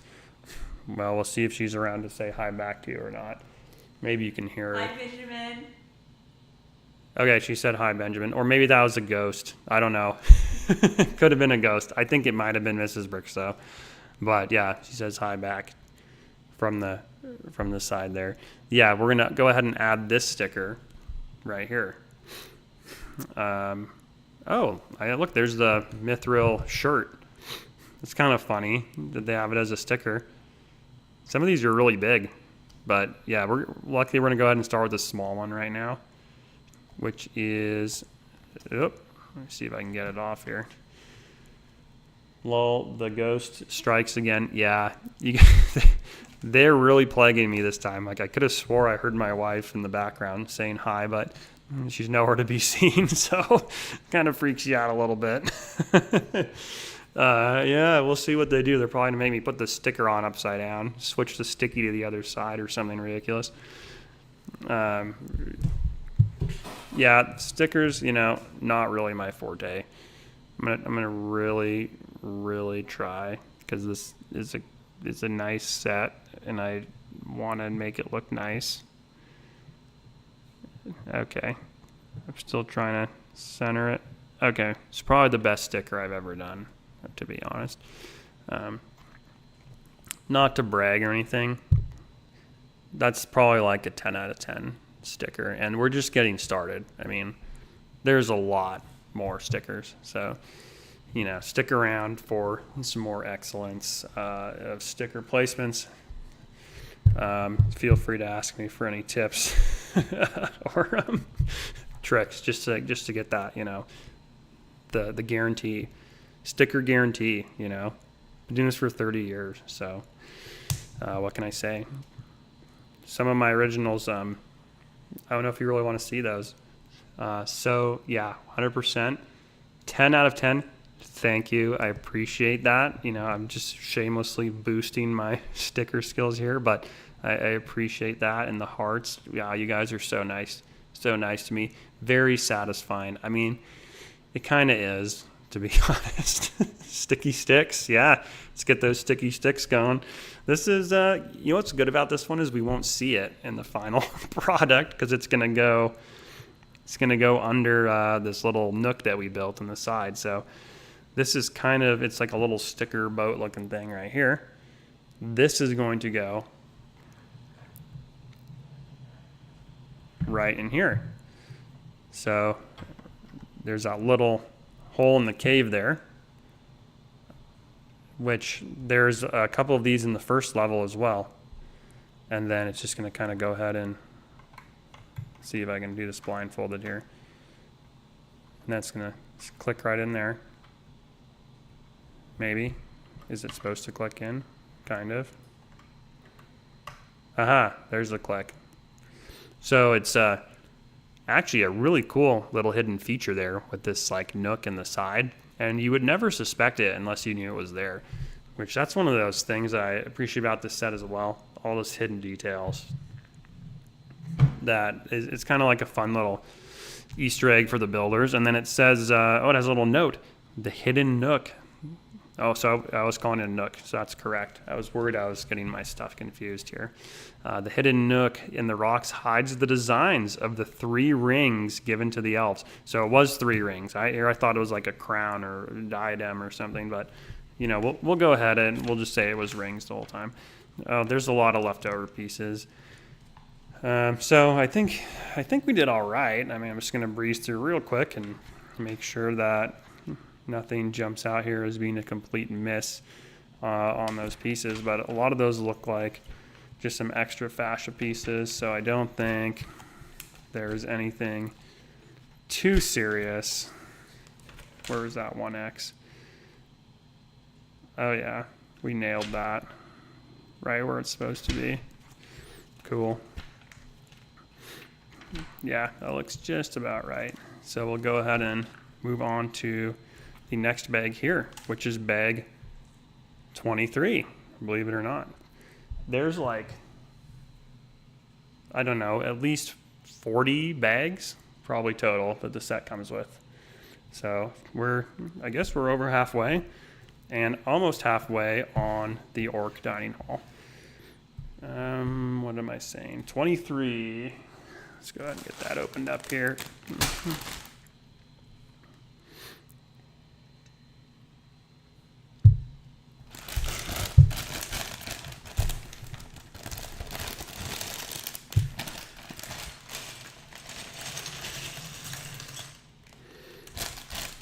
All right. Got all the extra. Seth. New phone, who dis? Oh, okay. Well, welcome. I'm not sure. Maybe you're one of my previous subscribers or somebody who's checked out the live stream in the past. In the past. You got me all flustered with your intro there. Welcome, Mr. Seth, to the stream. Happy to have you here. Thanks for stopping by. We are doing instruction book 2 of the Lord of the Rings Barad-dûr set, now into bag 23, which is mostly just a lot of gibberish. We're probably a little bit over halfway. Probably close to halfway of the entire set and not quite halfway in the dining hall. I don't know if that makes sense, but at any rate, we're doing it. We're here. And this one looks like we're going to have an orc build. So I'm actually really excited because here at Chris Bricks, we are all about the minifigures, as you know. And we are graced by none other than Gothmog. So there's Gothmog in all his glory right there. It's kind of a sinister name. I guess we'll see how he looks once. Well, yeah, I'm just showing off his like sinister head here because he's got a really, really nasty looking printed head. I don't think this is the one-eyed guy from the Minas Tirith Siege. I'm probably wrong. I'm not too good on my Lord of the Rings lore. All right, a couple little extra pieces, but I am very excited since we are all about the minifigures. I did feature this edition of Gollum on my Minifigure Monday as well, and which I do every Monday release. Well, that one way out of the way. I feature a minifigure from my collection every Monday. I've been doing Lego for over 30 years, so you never know what could pop up, but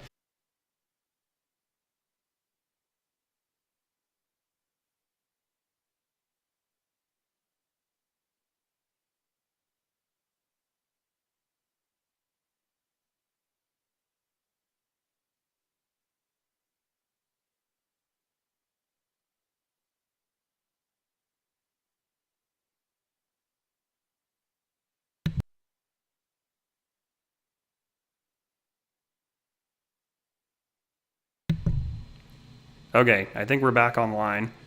We had some connection issues there. So we're going to make sure that everything is working. He's back. You know me. I don't know what happened, but I had some sort of connectivity issue with my internet. So I'm not sure exactly how this is going to work since I think I stopped my old stream and then it had me resume a new one. But I don't know if it created a new one on YouTube or how that works. But I'm back, and I have, I guess, at least Benjamin Lifeite's watching. So there you go. So we'll get back to the build here and see if we can get everybody reconnected back up to the stream. I just did a quick post as well. Not that you're necessarily going to... Yeah, all the comments are still here. I thought that was pretty interesting as well because I'm running it through OBS Studio, if you're familiar with different like streaming softwares. I'm running through OBS, so it's showing my YouTube chat in the OBS. Like, you just refreshed. Yeah, mine shows up in the studio. Okay, it looks like we're back to 3 concurrent right now, so I think people are slowly getting reconnected. Yeah, it just went ahead and my internet, I just couldn't reconnect to it for some reason, and it must have just blanked out for a minute here at my house with my internet service or something. But either way, I was able to reconnect it through OBS, and it said to resume the interrupted stream. So I guess without further ado, we are going to go ahead and resume the stream, and at the end of it all, I'm just going to see how everything looks, if it turns it into one video with just a gap in the middle, or if it is two separate streams, or how it ends up working. But at any rate, we are looking, I think we were talking about Gothmog, who is this guy right here. Snoo. New phone, who dis? This is kind of like deja vu. I mean, I feel like we were just doing this. Yeah, some kind of weird internet connectivity issue. So kind of bummed about that, to be honest. But looks like we're getting everybody back. Looks like we have 5 concurrent, which I think we were about 5 or 6 before everything crapped out. So. Well, maybe even 7. We don't want to get too crazy, but we're going to go ahead and resume here on bag 23. We have Gothmog, which is the character, the pig-faced guy who steps aside when they fire the trebuchet boulder at him from Minas Tirith, and he goes, "Ah!" And he's kind of like a meme in our family because he just like screams. He's kind of weird, and he's just kind of like an over-the-top character. So anyway, Gothmog, we're going to go ahead and build him. He is the first orc that we are building in the dining hall section of the build here. So he's got some really cool like animal skin armor printing that you can see there on the front. Just like a very cool like metallic jacket, printed legs. He's got his like bear like bee sting arm thing on this side. It would have been cool to maybe see some like that weird skin printing, and then he's got like the armor printing on that side printed back as well, which is super cool. And then we're going to go ahead and outfit him with his custom printed armor, which is actually a little different from the shirt. So we're gonna go ahead, and it looks like that's an officially part of him, which is pretty cool that they actually printed the armor instead of just doing like a basic metallic armor piece. And then we're gonna go ahead and outfit him here with his actual weapon. I don't know if he has this weapon in the movie. I can't remember, but I'm glad to have the pig guy in my collection. This is pretty epic. And oh, here we go. This is some of like the back of his head. He's got all that weird like plague skin on the back of his head, which is, like I said, pretty good prosthetics in the movie. It's like that nasty like orc skin, but pretty cool detail to have on the minifigure. It actually a very good tribute to him, I think. So yeah, very excited to have this guy in my collection. Probably coming to a minifigure Monday near you sooner rather than later. So there we have Mr. Gothmog, First Lieutenant. And let's continue here with some transparent pieces on the base plate. What do we got here? Some transparent yellow this time, so we're switching it up a little bit. Yeah, once again, Michael, the age of the orc has come. Yeah, I think that is one of his iconic lines, actually. It's like, whereas he's like, the age of man is over. But I mean, that's basically, now you can tell everybody like, oh, that was Gothmog who said that. Like, you guys don't know who Gothmog is. You're not really a true fan. Aliens, back at it. Yes, Mr. Aliens, thank you for coming back and joining us. Once again, I do apologize for that conduction delay. It may happen again. I don't know why that happened. Last time we streamed the Captain Rex helmet, and that was like a 3.5 hour stream, and we didn't have any connectivity issues whatsoever. So I'm a little bit little bit peeved, I should say, that we had a connectivity issue so soon in this stream. I mean, I don't know if I've even been going for an hour, maybe an hour and a half, and to lose the internet like that is pretty disappointing. And we have fiber too, which makes it even more puzzling. So it must have been some issue on my laptop. I don't know if it's the best to handle streaming, or if it can handle multiple channels at once, sort of thing. But hopefully we'll just cross our fingers and hope that there's no further quality issues with this. Hopefully the audio is still going strong for you guys on your end there. Let's see, we got those transparent pieces in, and we're moving right on. Okay, so here's some of those transparent orange pieces that I was telling you about that are the kind of the backbone of Snoo. I can hear you so good. So all good? I can hear you so good. Oh, good. I'm so glad, Snoo. I'm doing this just for you.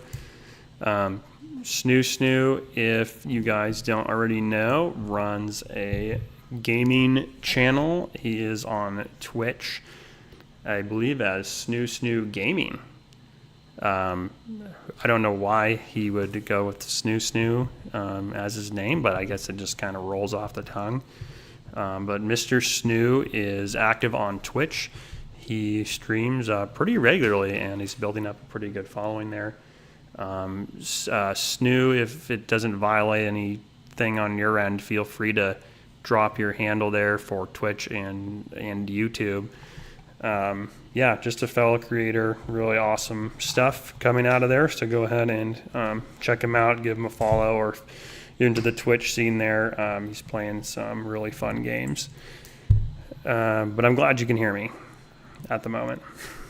And now we're going to be adding, so these are really fun bricks. It's a molded texture brick, which I don't remember seeing these before in anything that I built. But we're going to use this on the external piece here. This almost looks like some sort of like cooking pit or like fire pit, which is kind of funny that it's just using the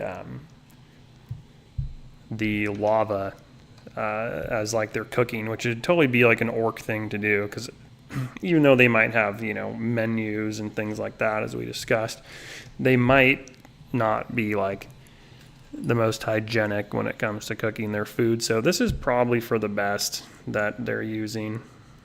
They're using a fire pit. It's probably the most healthy they're ever going to make their food. If you're like an orc in Mordor, like how is he really supposed to cook hygienically? They probably didn't have OSHA and stuff like that in Mordor. So, I mean, really, this is probably about as good as you're going to get. Open fire, we know that orcs like meat too. So this is, pretty good way for them to cook it, I would imagine. I mean, it definitely could be worse. But a very fun little touch here, and it kind of mirrors what we were seeing in the first part of the build when they build the forge. That is a very cool detail that they had, building the orc forge. Meat's back on the menu. Yeah. I don't know if you were here for my monologue on the menu, but I'll repeat it anyway because I think it's funny, and I'll just kind of crack myself up. My wife's laughing at me, but it's worth. Let me tell you how this works. Everyone says that when he says that line, looks like meat's back on the menu, boys. It's like, oh, that's like totally immersion breaking. Like, how is that even real? Like, how does the orc know what a menu is, right? Well, we've actually solved that problem here, because if you look at this official licensed Barad-dûr set, there is a dining hall. And if they have I would assume if they have a dining hall, they do have some sort of menu, and they're using that not necessarily in context of like, what are we ordering from the menu? Like a restaurant, they're using it more in context of like, what is up for us to eat today, as like what is on the menu today. So I don't know if it is really as immersion breaking as people say. It certainly sounds a little bit funny, and that's like one of those iconic lines from the movie where it's just like so over the top, and that guy just like belts out like the meat's back on the menu line, and you're like, okay, like I guess this is my new favorite character. Like I kind of sympathize with this guy, you know, he's a little hungry. So, but at any rate, yeah, I'm just excited to see whether or not they have a chicken leg, which they don't so far. I don't know how many bags we have left for the dining hall, but I think that our boy here is going to be a little upset if he's not getting that prime chicken leg. Speaking of which, we did have a fun short with the chicken leg featuring General Grievous and like a Gordon Ramsay soundbite, which I thought that was pretty funny, but no one else really seemed to. It's called Chef Grievous Goes Off, if anyone wants to do a deep cut on some of the old Chris Brick shorts. But anyway, enough personal shilling here. I'm going to go ahead and take a look at the next part. Ooh, look at this. We have a grill grate. Okay, so this is supporting my theory more and more by the minute, because we are building a 1-to-1 scale grill grate. And if the orcs have grill grate, I mean, they're pretty civilized. Like, they're good with metal. We know that, you know, from the canon and the novels and stuff like that. So it's not surprising that they would have a sophisticated way to make like barbecue. So here we go, a grill right here. Now, of course, the question is, what are they going to put on the grill? We don't necessarily know that right away. They were, I mean, in the movie, they were going to be putting the hobbits on the grill. I don't even think they were. I think they were just going to eat them. I don't even think they were going to cook them, which is kind of gruesome. But at any rate, there's the grill. We'll get off the gruesome hobbit eating topics. But they can cook. The orcs can cook. And there you go. That's proof. I mean, this is officially licensed. So, you know, I guess by all intents and purposes, that's pretty much canon at this point, or if whatever that version of that is in Lord of the Rings. I keep saying canon because that's kind of the Star Wars thing, but all right, let's go ahead and get the grill. I mean, I'm very impressed with the grill. It actually looks pretty cool. It's kind of believable in this universe here as well. Nice little extra detail here. So we got the grate on, got some more fascia pieces. Okay, and now we're going to be building a little detailed section of the dining hall. This might be a part of the outer wall right here that we're putting together. So we'll go ahead and see what that looks like. A little more detailing here. There we go. A lot of little pieces, so this might take me a little bit to kind of crunch through these, but I think little pieces aren't all bad. It's some of the detailing, which I'm a big fan of the detailing, so it's not always a bad thing, I don't think, to have those out. But let's get a couple more of these going.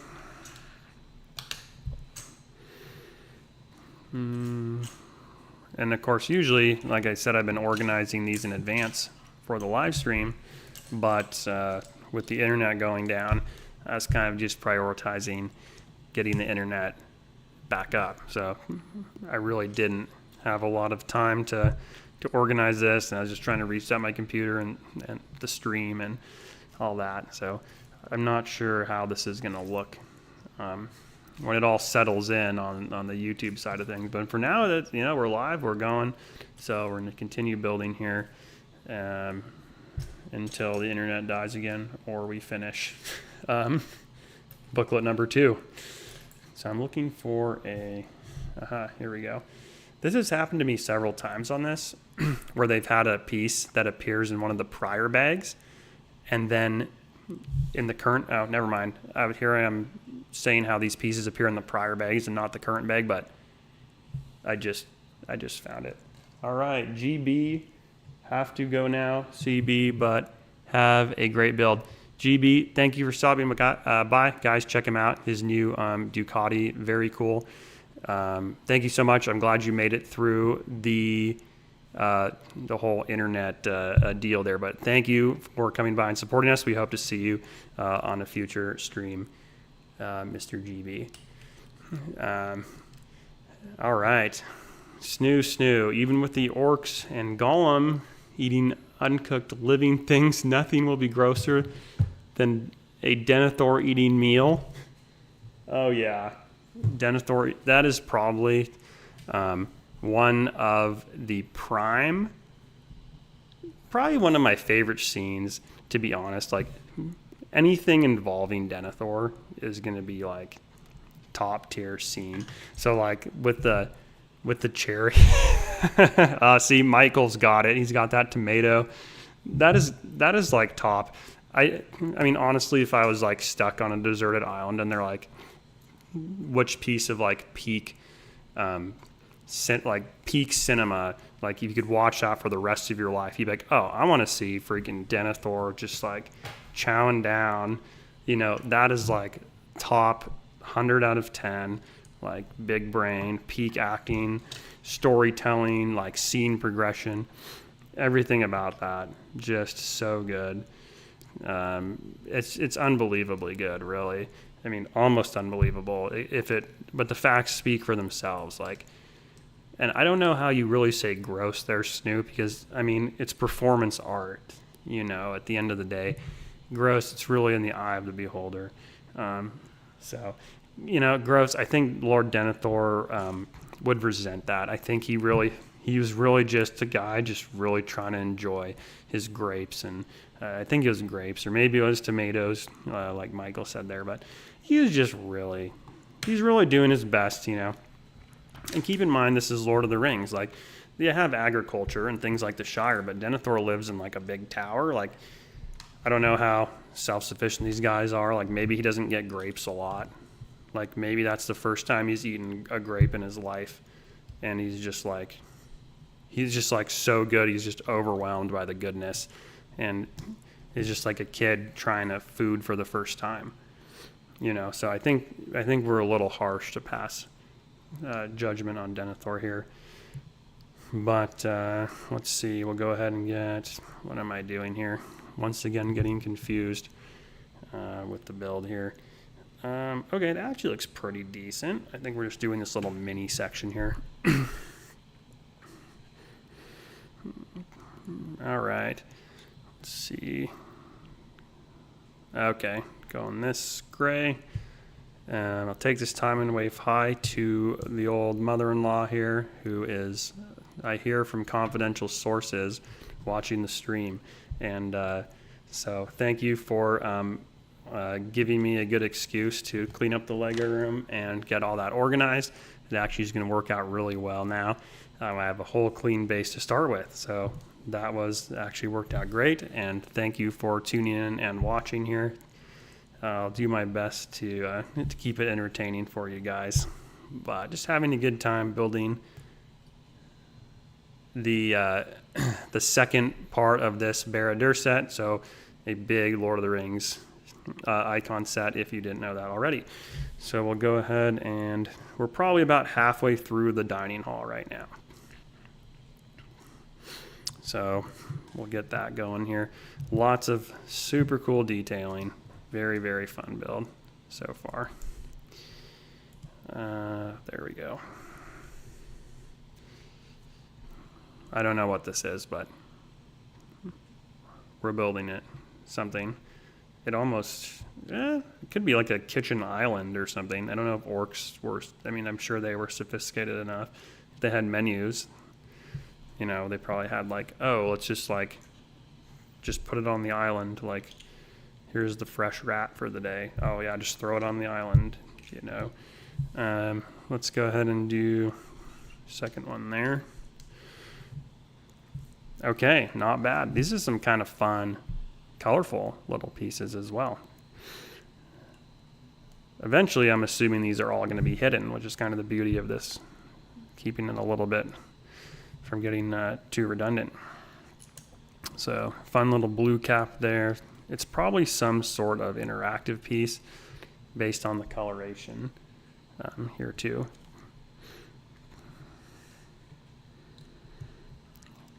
All right, I'm gonna add some outer pieces, chugging along through bag 23 here. Yeah, I'm not sure what this is, but I guess we'll find out soon enough. This, and then another smooth piece. Okay, part of this is just making sure that I'm lining everything up correctly. There we go. That's what it kind of looks like right now. All right, and we'll do an extra. Where is that one? Somewhere. There it is. We'll do our best to keep it on track here. There we go. Okay, on to step number 70. It's pretty good. I feel like we've done more than 70 steps, but it must have reset at some point. Well, maybe we've only done 70. I mean, it seems like we've done more, but between everything going on, it's kind of hard to keep track. All right, go ahead and add this guy in there. Perfect. And then we're also going to be building up the side detailing of this piece again. So 1x4, couple 1x2s. We got, I don't know, what is that? Another detailing brick, and then we'll finish off with another 1x4. Yeah, and that does have a little bit of an overhang, so I'm interested to see how that's going to play out.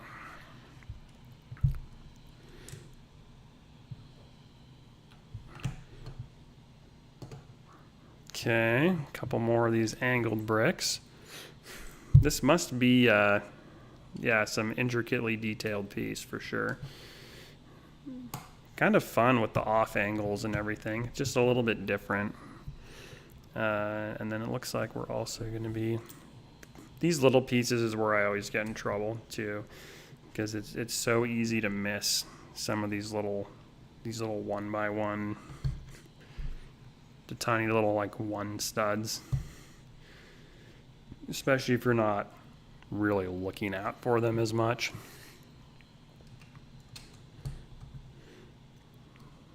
All right, and then we'll do, okay, finally we get some plates on there. Let's get past all this small detailing and get some meat on there.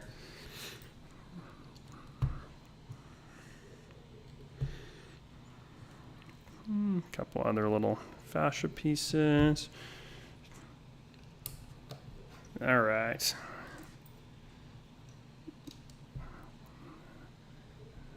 There we go. A lot of these little angled brown guys too. I guess they're more like tan than brown. But this has been a lot of the rock detailing on both part 1 and part 2 of the model. It looks like we're continuing that trend here for the second part.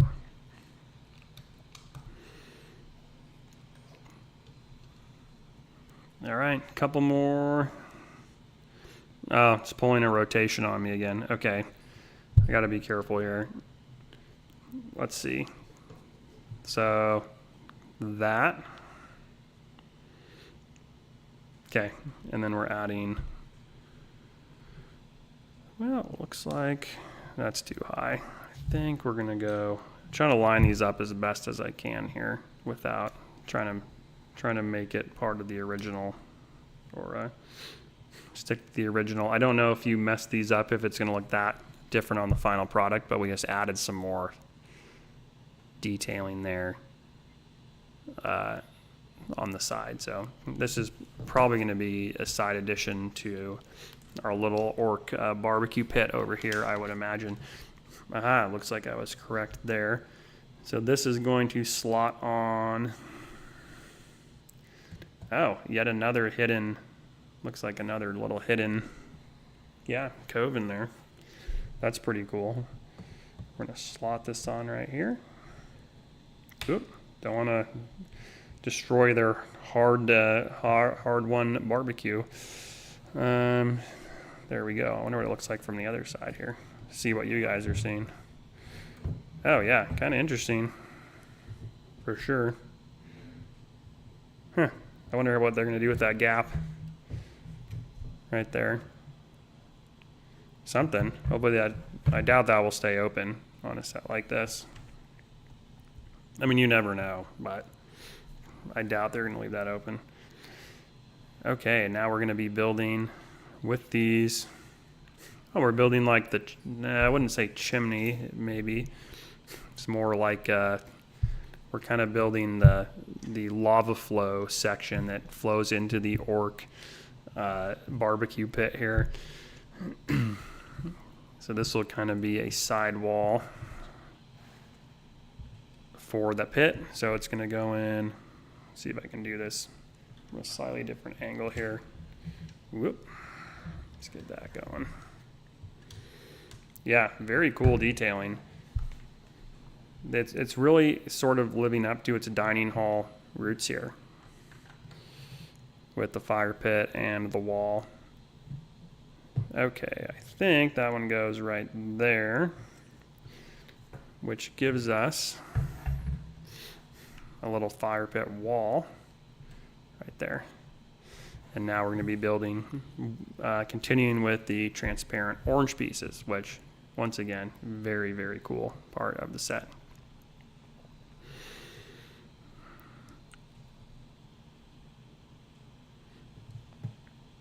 All right, I think that's vaguely correct.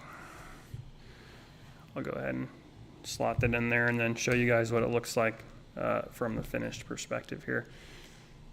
Okay. Yeah, the fire pit is really cool. Actually, I wish I could show you the fire pit from the first build because it's actually like a really cool little forge. I'm trying to see if I can get that closer. Kind of. Yeah, kind of like that. So it's got like a little flame, like a lava flume leading into the actual barbecue pit, and then that part, like that part kind of lifts up right there, so you can see like the flames underneath, and then they have that grill that kind of folds down underneath. So super cool, very fun detail. I wouldn't be surprised if they figured out a way to sneak this onto the other level somehow. But yeah, so now we're gonna actually flip this, and now it's gonna answer my question of what's gonna go on. What the heck's gonna go on to that? Okay, and let's move this, and Snoo, let's see, I can see he's typing something. Snoo, so what are these block things about? They're trying to make IRL Minecraft. I think they are. It's gonna be hard to beat Minecraft though. You know, Minecraft's been around for so long. I doubt that a newcomer like this could overtake the throne. You know, I guess you could call it that in a way. We'll just call this. This is called Brickcraft. It's totally different. It's a great idea. That'll be my next game. It's called Brickcraft. It's basically just a reskinned Minecraft. I wonder how stringent they are with those copyright rules, but I'm imagining that you probably couldn't get away with too much. Yeah, Minecraft, pretty fun. It's crazy how long that's been out, actually. I remember when it came out, and it was such a, like, it seemed so revolutionary at the time, and still relevant today, which is also a testament to its popularity for sure. But Snoo, I know what game are you playing right now? Because you have your Twitch channel. I know you're playing, it's like some sort of magical card game from what I can gather. I forget the name of it. It's not like Obscurio, or but maybe you can help me out there. It's something like that, though. It seems to be some sort of like indie strategic card game, perhaps. Inscription, yeah, that's right. Obscurio, I was close. I mean, I don't know if Obscurio is even a real game. It just sounds familiar. Inscription, yeah. That's I've never actually heard of that before, but it looks like you're having a lot of fun playing it on your channel. So it might be something I have to check out here when I'm not disconnecting my internet during all my live streaming over here.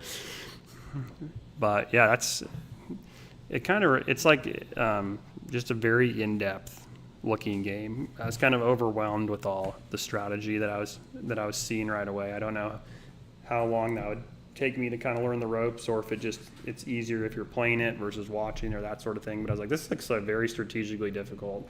Like, you'd have to be pretty on it to be good at this game, from what I can see. But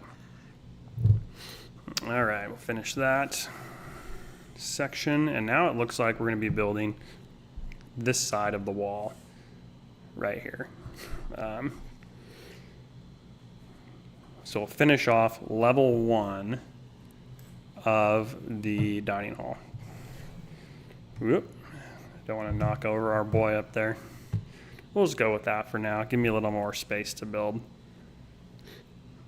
Okay. What do we got here? Something. Another wall section. Good thing I have tons of practice with these textured bricks. Snoo, I'm playing Inscription right now. Oh, you are? Okay. Well, I'll have to see if we can get a hold over on your channel. Are you streaming then as well, and you're just very good at multitasking? I feel like that's something you would be good at, being able to do both at the same time. No, not right now. Oh, so you're just kind of getting the competitive edge for when you are streaming. So you kind of have like you kind of know in advance, or maybe you're learning some new techniques to try out or something like that. So you can show them off during your next stream. Makes sense. If I was smart, I would do something like that, but since I'm pretty new to the live streaming, I mostly I leave a lot of it to chance right now and see if we can even get something to work. But you have a nice microphone too, so you upgraded that pretty much right away. All right, let's get some, oh wow, some more horizontal brick pieces. My favorite. Can't get complacent though. That's when you make those mistakes. All right, let's get this guy going. Looking pretty good. A little cap on this bad boy. And usually if this repeats anything like the last wall, we're probably going to be building part 1. One section of the wall here. And then we're going to be building the adjacent section coming up in the next step, which it looks like that's exactly what we're doing. And then we'll be actually joining those together and completing that section, do a little bit more connection on the top. But yeah, pretty solid build considering the size and then how much detailing that they're trying to put into it. It's definitely tough to keep that support structure. And also make it look good.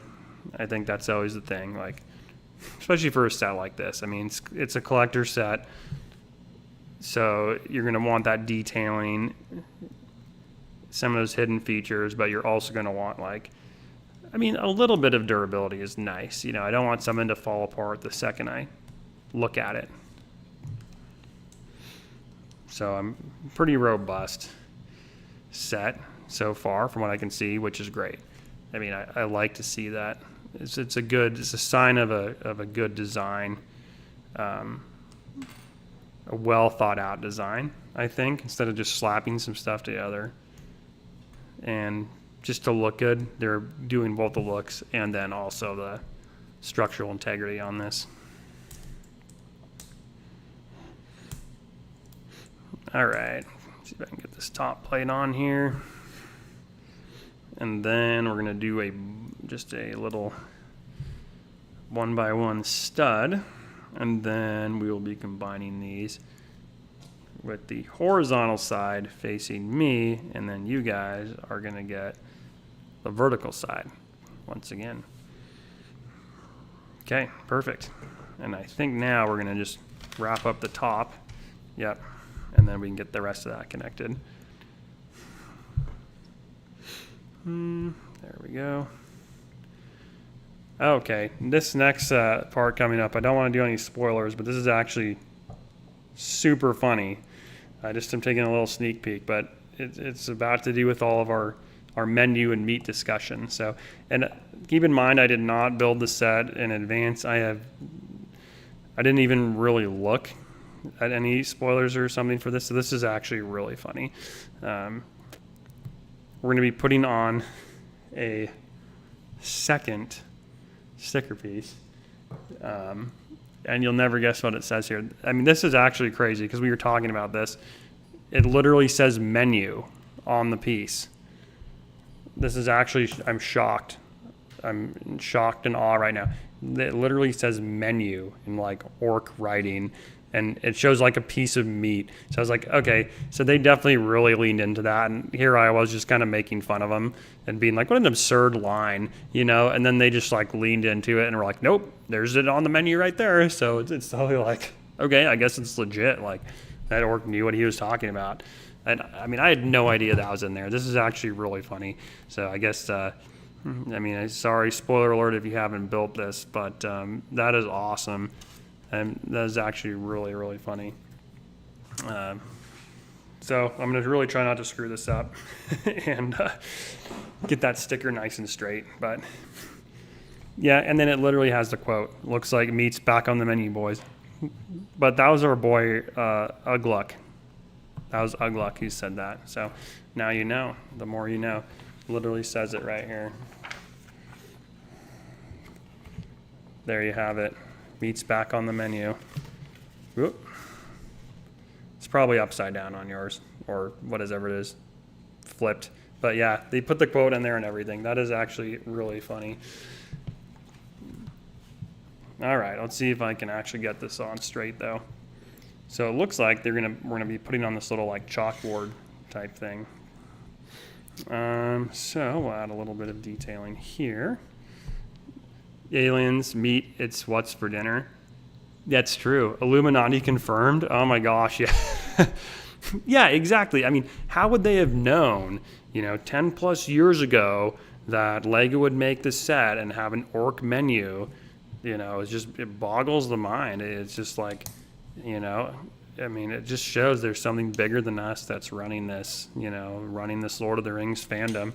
We can't even comprehend it. Yeah, I mean, I guess it's not my chicken leg, but this might make up for it, to be honest. Like, my hopes were starting to kind of diminish for... Oh, and they even have a piece of chalk on there. This is actually really cool.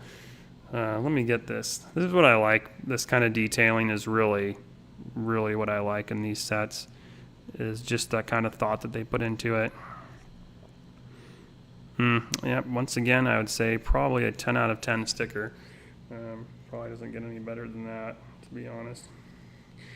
But it's like a little chalkboard build. So there it is in all its glory right there. There's the infamous orc menu, ladies and gentlemen. Yeah, there it is, official. You can't question it. It is what it is. So yeah, there you have it. Very nice. The official meat on the menu. Ugluck was right. Or I don't know if this guy's Ugluck. Whatever. Pig guy. At least he's not on the menu. That'd be a little awkward. But yeah, let's get this going right here. Perfect. Center that guy nice. That is so cool with the little chalkboard. That's actually really neat. Like, I love that. Awesome, awesome feature. We'll go ahead and get this stuck into the actual snoo. That makes me hungry. Oh yeah, you got to come, get some of that meat off the menu. I mean, if the orcs know what's good, then, that's pretty much what I do. I just go with what they say, They can run like day and night and not get tired. So it must be some of their diet. Probably less to do with their magical properties or whatever the explanation for that is, but it's probably all about the meat diet. That's what I would say. But yeah, let's go ahead and check that out. The finished first level, it looks like there's some room for some more detailing, but the infamous menu hanging up just perfectly right by the very civilized orc barbecue pit. So yeah, you better be hungry. I mean, this is making me hungry too. We already had dinner, but it wasn't nearly as good as roast like beast leg, on homemade barbecue. All right, let's see what else we got going on here. I don't want to be too crunchy, but oh no. I guess my wife's wanting me to recreate the crunchy Denethor grape scene, which I don't know if I want. I don't know if I'm ready for that. I don't know if I have that level. Mary roast beast leg, simply just top notch. Yeah, you know what? I'd say it is just simply top notch. I mean, our boy here would agree. I mean, he's like the lieutenant, so you got to do what he says. I mean, good luck going against him. You get smeared by a rock at Minas Tirith or whatever, and he'll just yell at you kind of creepily or something. But yeah, I guess I'll eat one grape just for the sake of Denethor, even though it's a little bit late. But yeah, here we have, this is exactly what he's eating. Like I said, probably better than Denethor's grapes, but I'll give him my best impression here.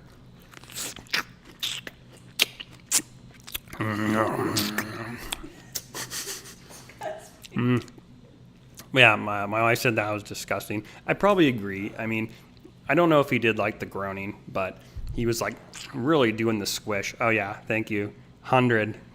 That's another W in the column. I mean, what can I say? Pretty much a top Denethor. You say you've never dreamt of tearing into a giant piece of meat on a bone like you see in movies and TV, you're a liar. Yeah, I agree. That's like the ultimate, like, what show has the best food, And there's such good ones out there. But yeah, just like a giant piece of meat, chicken leg. I mean, freaking orc menu. Maybe at least Denethor level. Mary, I appreciate that. You flatter me. I'm an OG Denethor fan. I know a lot of people didn't believe in him. But I believed in him till the end, till he jumped off the tower. So I'm a Denethor fan through and through from the beginning. That is really humbling and an honor to be compared to him with my grape eating skills, for sure. Thank you. Thank you very much. I appreciate that. Here we are, 24 Denethor. There you go. Why? I mean, I do like grapes too, so. You want some more? I'm gonna have another grape, but I'm not gonna Denethor it. I might even mute it this time so it doesn't feel like as disgusting.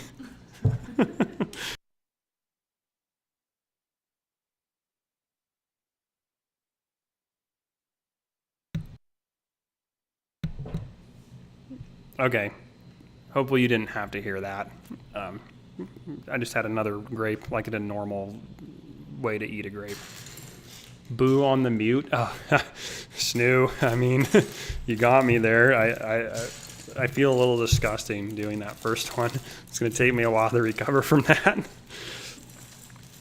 I guess that could be my next stream. I'll just be like me eating grapes like Denethor for 10 hours or something.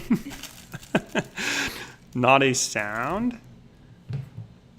So silent. Oh, yes, the mute. See, it has its uses for sure. Yeah, I'm kind of a one and done on the Denethor. Now, if I got like a really good cherry tomato or something, then maybe I'd do it again. But I don't. Rachel, she's getting up. I don't know. I second that mighty Snooze? No, you guys. I mean, this is a little much, you know. You guys are ganging up on me now. I don't know if I appreciate that. You know, in my own stream, nonetheless. I mean, it's tough to put yourself out there. You know, I mean, it's part of the business, but you know, to recreate the mighty Denethor, you know, it's not for everybody. And I had my moment in the sun, and that moment's over. That's all I have to say on that. You know, no further questions on Denethor at this time. Yeah, that's all I have to say about that. But what was I talking about before getting sidetracked? Oh yeah, food in cartoons or movies or books. So like something, I don't know if you guys ever have heard of Redwall. It's like a book series. But it's like this fantasy realm, and it's like mice and badgers and rats and like all these creatures.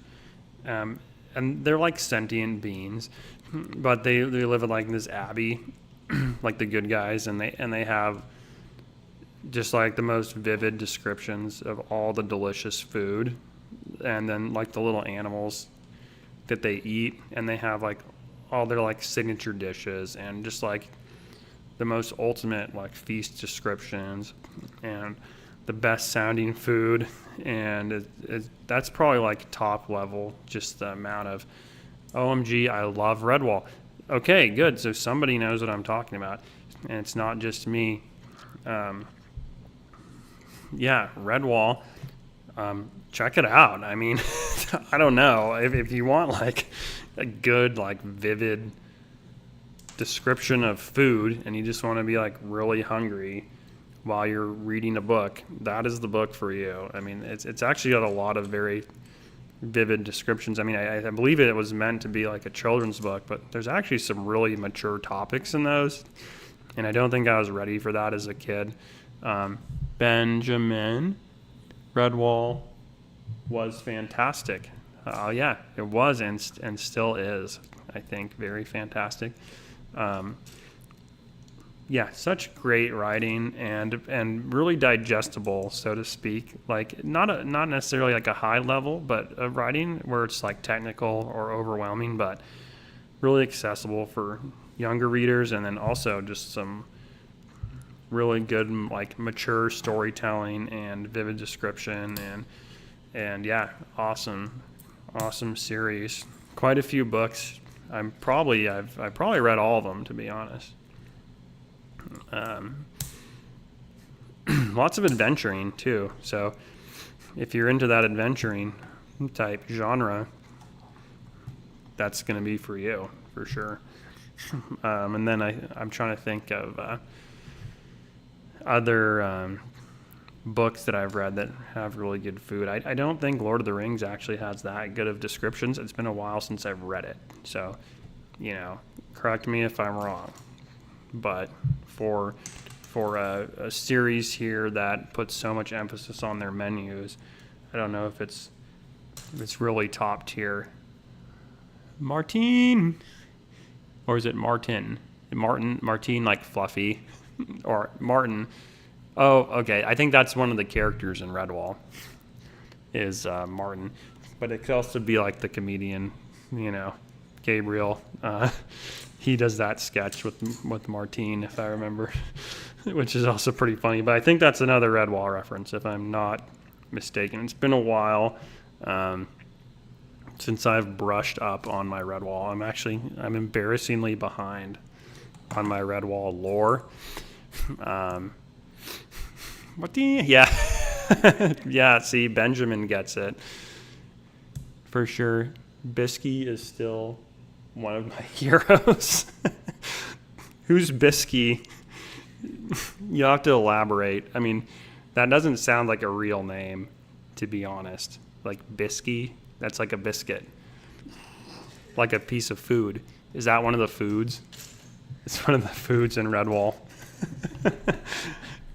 My wife's cracking up over here. I don't know why. It sounds kind of funny, though. Bisky. I like Bisky. They sound nice. Bisky. I don't know if I'm ready for this. But Bisky is an anthropomorphic mouse and the main character of Doomlight. Wow, okay, that is a lot of made up words. That's a lot. That's a lot to unpack. But Snoo says Bisky is a character in Hunter x Hunter 2. Okay, I don't know. I think that's an anime if I remember it, or maybe a manga. I'm not sure. I'm not too up to date on that. But I mean, if Bisky, like, that's quite the popular name. I mean, seriously, 2 different like fictional works, both using Bisky. Like, I wonder who did it first. You know, is it like some sort of copyright? Like, you can't. Like, I already have the name Bisky for my character. Like, you can't use Bisky. That's like, that is my name. I mean, at what level does that get overturned, you know? Or is that just something that realistically you could come up with without any knowledge of a character named Bisky? I mean, I'm not sure. I don't know how that works, but I appreciate the elaboration on the anthropomorphic mouse named Bisky. Definitely a riveting part of the stream tonight. Something I didn't really know, or maybe I knew that and I just blocked it out of my memory, to be honest. But let's go ahead and put on the top part of the fascia here. Not that I want to get back to business. I could probably, I'd love to talk about Bisky all day, but at some point we're going to have to move on here. And you want to talk more about Bisky? Okay. I think I'm done. Maybe someone else can pitch in on their Redwall characters, or perhaps some of their favorite dining hall scenes, or something that they would really love to eat, some like fictional food if it became reality, like what would you eat, sort of thing. Okay, we got this first part done, and now we're going to be going back. Yep, there's our boy. There's our pig man right there. 4x. Okay, well, I guess we're just doing this now for the time being. So we're doing 4 of these. I want to eat the candy Jimmy Neutron made. Okay, I mean, that sounds good. I mean, I know vaguely who Jimmy Neutron is. I think I kind of look like him too. Just to be honest, Jimmy Neutron's like my spirit character, I got that like big hair game, I don't know about the intelligence part, but yeah, our boy Jimmy. I mean, I don't know exactly what you're referencing with the candy, but I'm sure if he made it, it's pretty good. That's like people saying that they want to eat the bugs in Lion King, like, which they make those look so delicious, like when they're trying to teach Simba how to eat the bugs. Adventures of Jimmy. Okay, my wife's showing me a picture of the candy. It looks like an atom, is what it looks like. It's like a purple atom. I wonder if it's like a black hole kind of candy when you eat it, or something like that maybe. But yeah, I mean, mine honestly probably those bugs from Lion King. To be honest, like that's some top level animated food. Like, I don't know how you make bugs look so delicious, but they really sold them. And it just looks like jungle candy, Like, if I got lost, in the jungle, I'd just want to eat that for sure, Probably not. There's like a scorpion. That looks pretty gross. Oh, those grubs. Oh, yeah. That's what I'm talking about. Those grubs. Those look so good. Maybe I'm just hungry. I don't know. But I don't want to risk any more Denethor grapes. I'm getting force-fed the grapes. Oh, boy. Slimy yet satisfying. Oh, yeah. That's also, I'm looking for the Lady and the Tramp spaghetti. Oh, yeah. That's like top tier spaghetti. For sure. Mm-hmm. I'm not meeting the grapes, but I'm not intentionally going full Denethor on these either.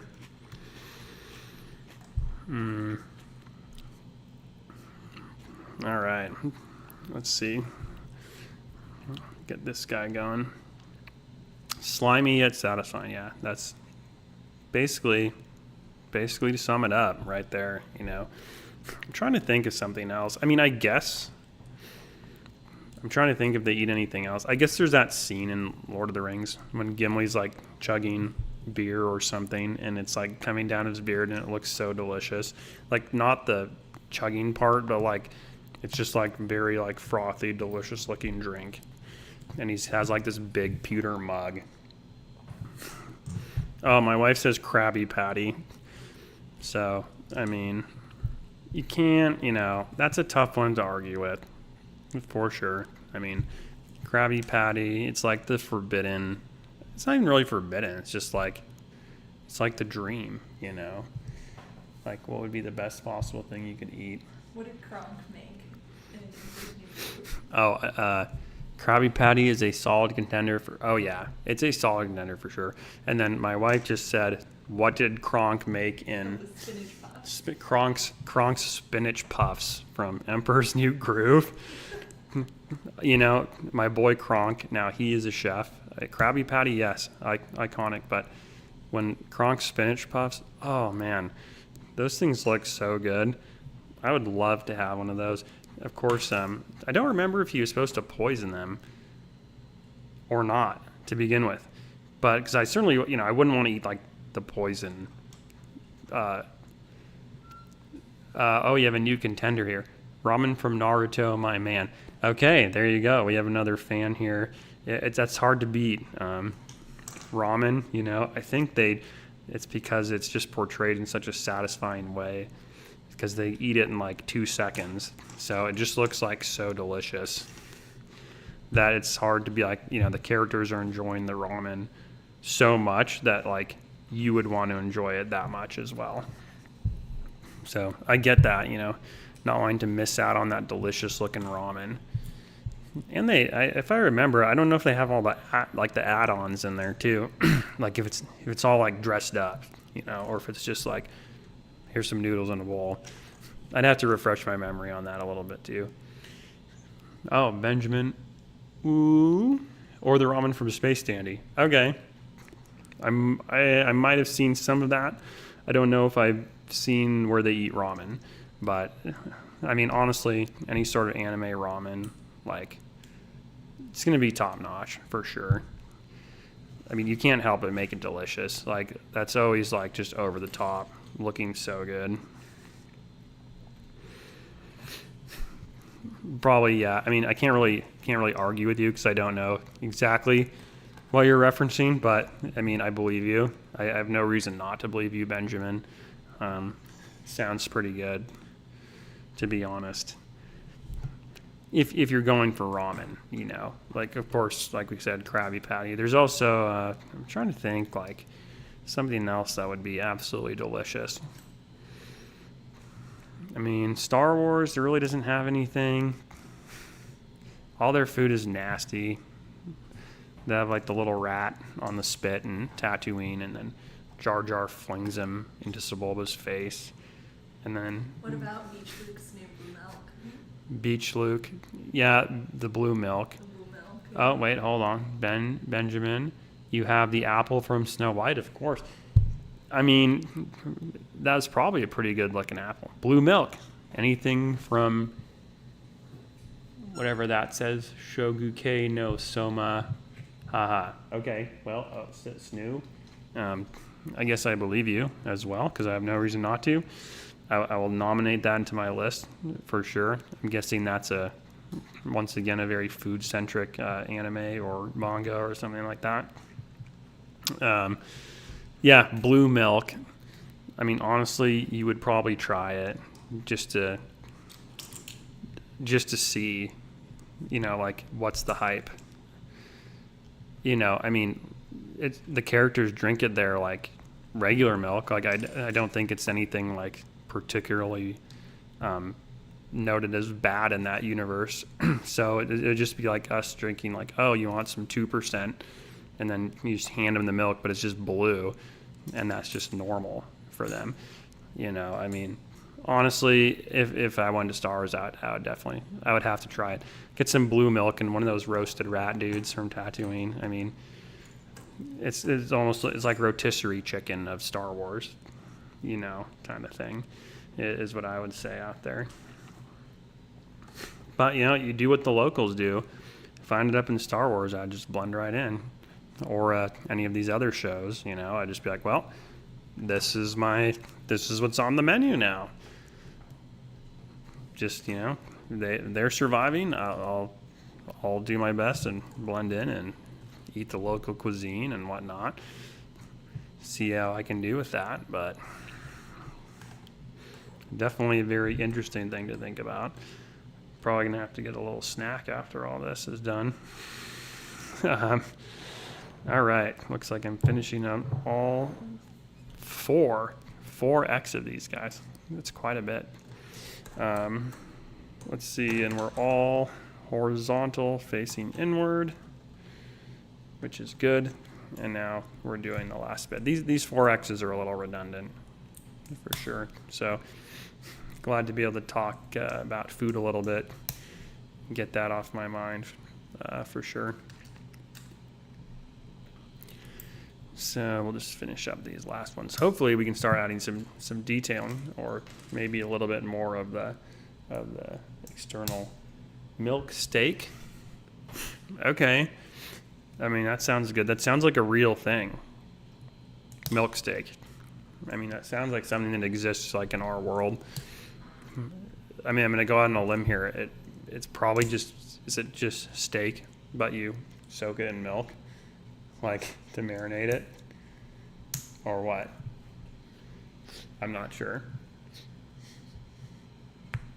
Well, at any rate. Oh, milk steak. Oh, like a milkshake. So you put your steak in the blender. Oh, okay. Snoo, I don't know about that. I mean, honestly, I think steak should be eaten in the steak form. I don't think it would be good in a blender. Like, to be honest, that would not be, I mean, it's probably not ideal, but, if that's something that you like, maybe I'd be willing to try it. I just hope that the steak is cooked properly before you eat it, because I mean, I don't know, but it's Charlie Kelly's favorite food, and It's Always Sunny. Okay, well, I guess you can't argue with that. I mean, I've seen a little bit of that show. Once again, I don't know about the milk steak reference, but I have no reason to distrust you, so maybe that would be something that I would eat. I don't know. I mean, I can't say I wouldn't. Like, maybe it's the most delicious food ever, and I'd just be missing out. I'd just be missing my opportunity if I was like denying myself milk steak. I mean, you got to just try it and be like, if you don't like it, you don't like it. Send it back. That's what Gordon Ramsay does. Send it back. Send it right back to the kitchen. I'd have no qualms about that. I mean, I probably would. I've never sent anything back in my life to the kitchen, just to be honest. Even if it's disgusting, I just say it tastes good to avoid like confrontation in the restaurant. But it's always kind of awkward, But generally, I've had good experiences going out. Give me some milk steak. All right. I don't know how to feel about that. Let's see. It's kind of hard to see with the wall now, but we're adding a little more fascia pieces here. Or whatever this is. We're bulking the bricks up a little bit here. So it looks like this is going to go on the black section. So we're going to go right there. And we're going to go right there. Okay. Looks pretty good. Let's get those two going. Let's get that going. Bada bing, bada boom, as they say. It's one of my favorite sayings probably at the moment. All right, 104. Slowly but surely. I think you guys have been distracting me. I've been forgetting to build with all the fun comments going on here. Don't threaten me with more Denethor. Let's put this on right here, and then 1x, 1x, 1x. Okay, that was easy. I don't even know if that was really a step. Okay, let's go ahead and finish this up here. Almost coming to the end of this bag.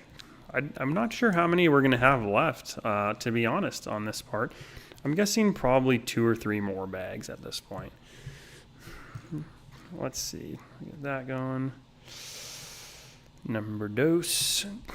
And yet another small tan triangle thing that we have here. And this is gonna go on right here. Beautiful, love it. So that kind of handles the overhang part of the fireplace, but it's kind of leaving this gap and everything down here. So I'm curious to see how we end up solving that gap as we move forward here. I'm sure they're gonna cover it. I just don't know how they're gonna quite cover it. Okay, here's a couple extra pieces. So it looks like these are spread out all over the place. Hopefully I don't miss any of these. Okay, there's a little side there. So one of those, 2 of these. So where's the first one go? Oh, we're actually going to be building this. We're going to be building the detailing on the tower here, or I guess the turret, so to speak. This is to go here. Okay, that was easy. And then the second one, add a couple more fascia pieces to it. Well, I guess we've talked about good food, but I don't know if there's any food that looks particularly disgusting. I mean, I don't know if that's really the best topic. Maybe we should switch it to something a little bit less gross than disgusting food. Especially since I'm a little bit hungry right now. So I'd hate for that to come back and get me. But, oh yeah, grapes, never disgusting. Look at this, I'm getting fed grapes. This is like prime right here. Okay, that's good, thank you. I don't want to overjuice it out here.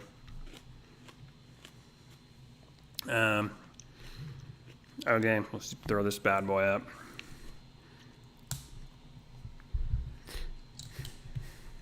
Boom, love it. Let's put him right here. Okay.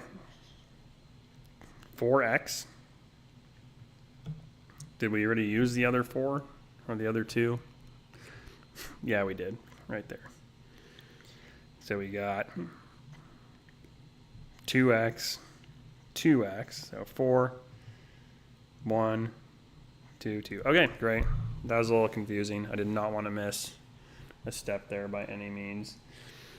Okay, and now we're building some really, this might be a sort of cross piece section here. Let's see what the heck we got going on. This is kind of fun. It's a little bit different. We're actually going to branch out into a little bit of a longer piece right here. Okay, let's get this going. And then these 2 extras. Yeah, super fun build so far. Happy to be finally working on it just a little bit more. There we go. Okay, I think we got the correct detail on the angle there. I'm running out of room here with all the stuff going on for sure. Okay, we got this. And now we're going to go ahead and what are we doing? Finishing off this section. Okay, almost forgot the extra 2 there. You got to watch out for those pesky 2s. It's so easy to forget. Mess up your whole build there. Perfect, and now that lines it up. So we can add some more of the infamous smooth pieces.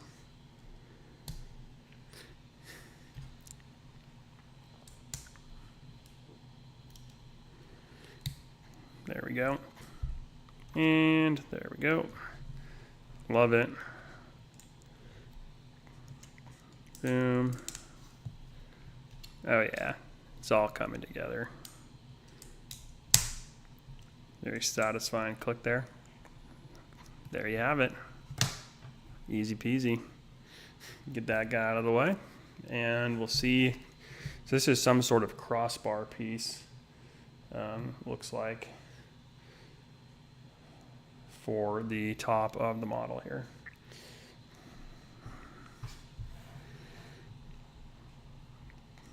Oh, okay. I see. We're going to slot it in right there. Oh, okay. Awesome. Get that guy out of the way. So this is, wow, you make it look so easy. You know, I try. I really try to make it look so easy. It's an acquired skill, you know, years of practice. But yes, thank you. Thank you, I guess.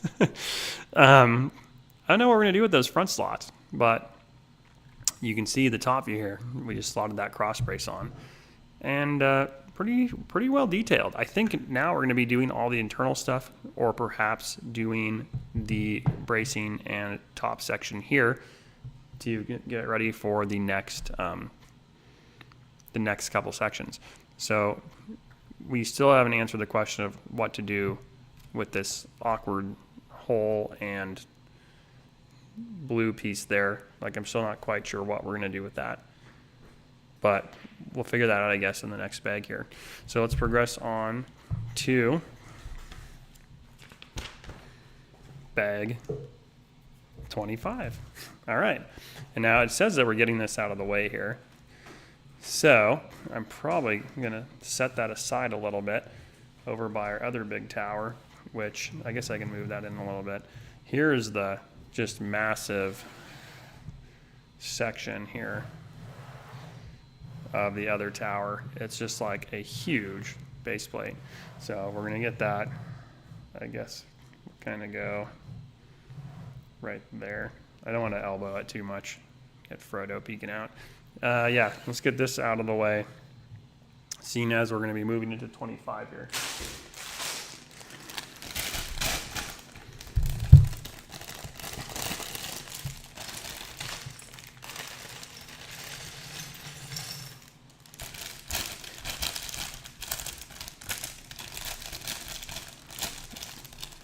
All right, pretty good. That other tower is so cool. Also, Frodo is one of my faves. Okay, nice, a fellow Frodo fan. I can get on board with that. You know, it's hard not to like Frodo, and even when he goes kind of weird, you can always assume that it was the influence of the ring that caused him to go kind of weird. Oh, nice. Little heart there for Frodo. Yeah, Frodo fans, where are you at, you know? I mean, everyone says it's all Samwise, Samwise, Samwise, but Frodo's kind of, you know, he's kind of a big deal. For sure. Yeah, awesome. Frodo, he's classic, you know, and he gets stabbed on Weathertop and he turns into like a little mini. I always wondered how that would happen. Like, imagine if Frodo, like, would he turn into like a ring wraith? But he's just like a hobbit-sized ring wraith. For Frodo. Yes, for Frodo. That's my best Aragorn impression there. I'd probably never get cast as Aragorn, but that's my impression. But what if nobody knows who Frodo is? Like, Aragorn's all like, for Frodo, and then everybody like charges. But do you think half those dudes in that army are like, oh yeah, Frodo, I know Frodo. He's that guy, like, destroying the ring.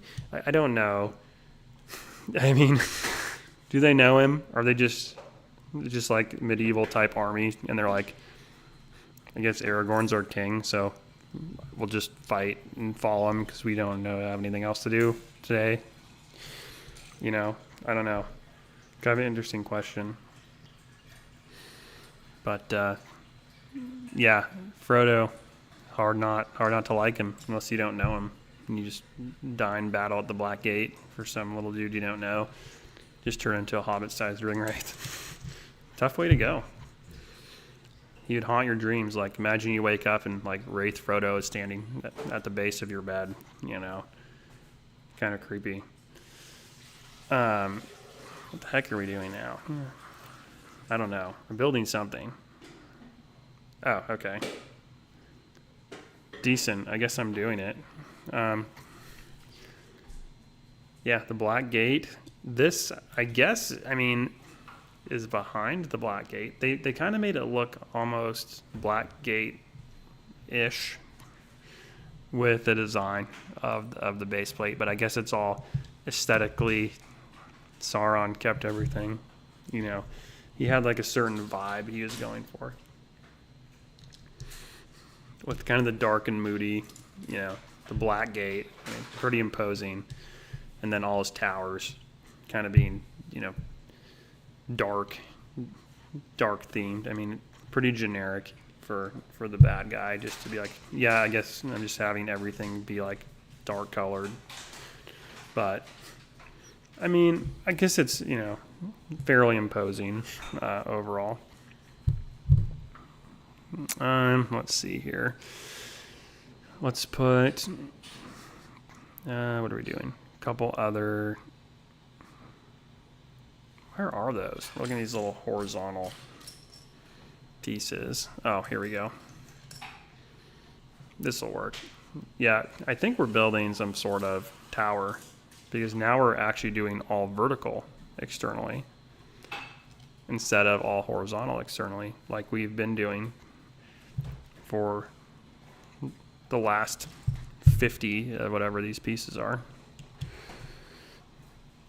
Okay, where's that?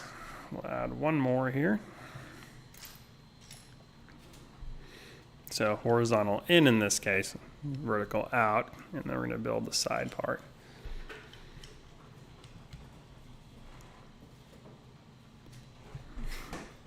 All right. A little bit more detailing here. This is kind of what's going to slow me down here, is a little more of this extra detailed detailing, so to speak.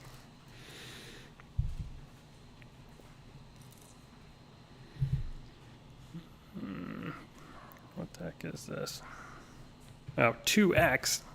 Okay, well, I guess that's a good way to use these parts up. So we'll get this going. There we go. Not the worst. Just have to do this 2 times now. So we'll do that. I guess we can add these bricks here just to kind of get them out of the way. And then we're going to have to build one more side of that section, it looks like.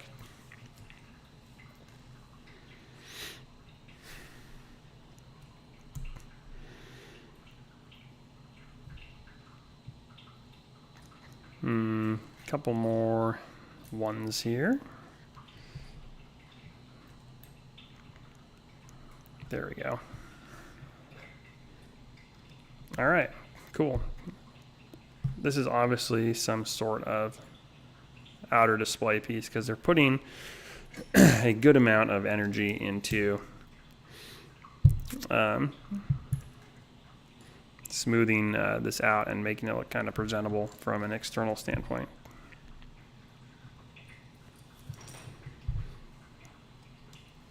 There we go. Okay, 2x. Love that. Get through this a little bit. 1.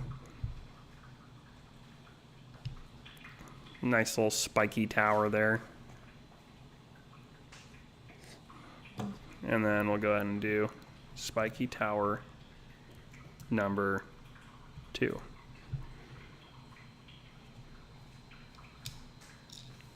Oop, put it on upside down there. Happens to the best of us. There we go. All right, there you go. Spiky tower. can't complain. This guy's gonna go on. So forward facing, it looks like it's gonna clip on to this little platform that we made in advance. So that will at least kind of finish up that section of the build, but still leaves this whole area open. So we'll kind of continue, I guess, through that. Here on step 122. A little bit more rock detailing here, it looks like.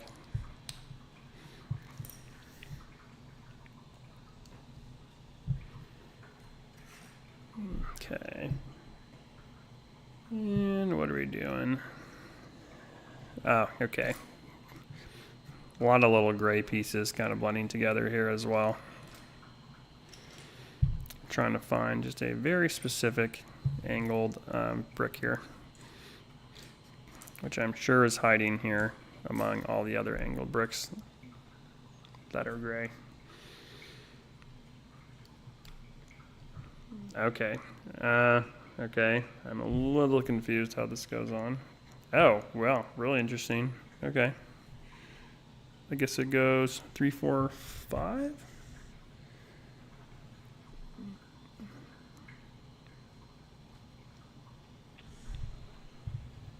Oh, I see. So it's a 3 and then a 2.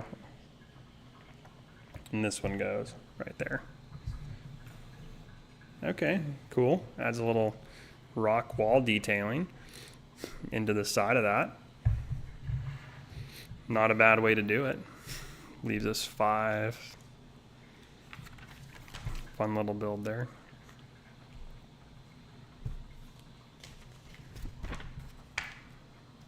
Oh, I also missed, see, this, you got to be careful here because I missed the 5x of these little nub things. Let's see where they go. Right on top of the gate here. There we go. Get those all out facing externally.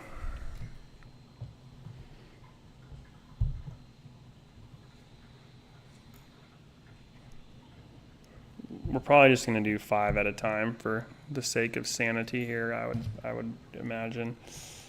So you're not doing 20 of these in one step. Although I'm assuming that these are going to be repeated on the other top pieces of the gate as well.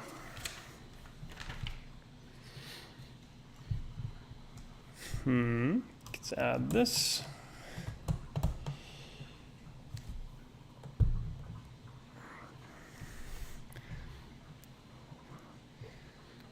All right, love it. Now we're looking for a slot piece. So this is going to eventually turn into something because they always do.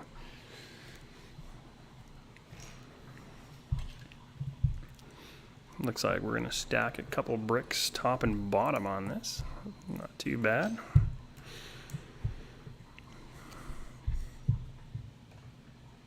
So that just kind of hides the, I mean, I guess it's kind of strategic. Not a bad technique to just kind of hide some of the unused spaces on the tower and just add a little bit of height on there while also giving it more of a finished look there.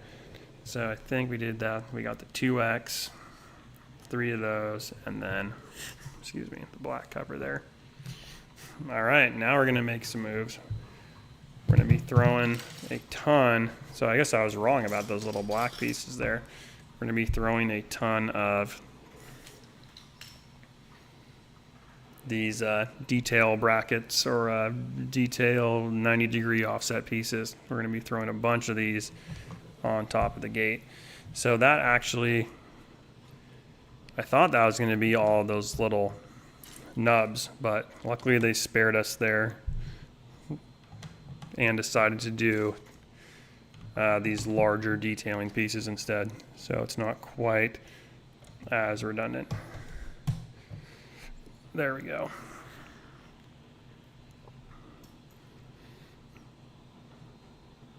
And then we'll fill in the gaps with some of these detailed 1x1s.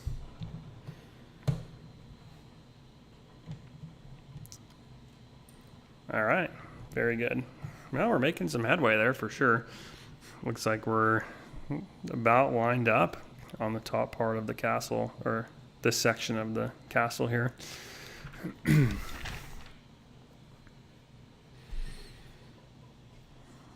And now it looks like we're going back through and adding a bunch of like flat detailing pieces. This is probably just to keep everything together and add a little bit more structural strength. So one of those, and then we're going to do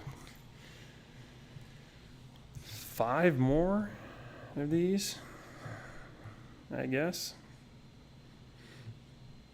So 2 in, 2 in there. So that's 3. Okay, I see. And we're gonna do the same thing on here. So we're gonna go 2 in.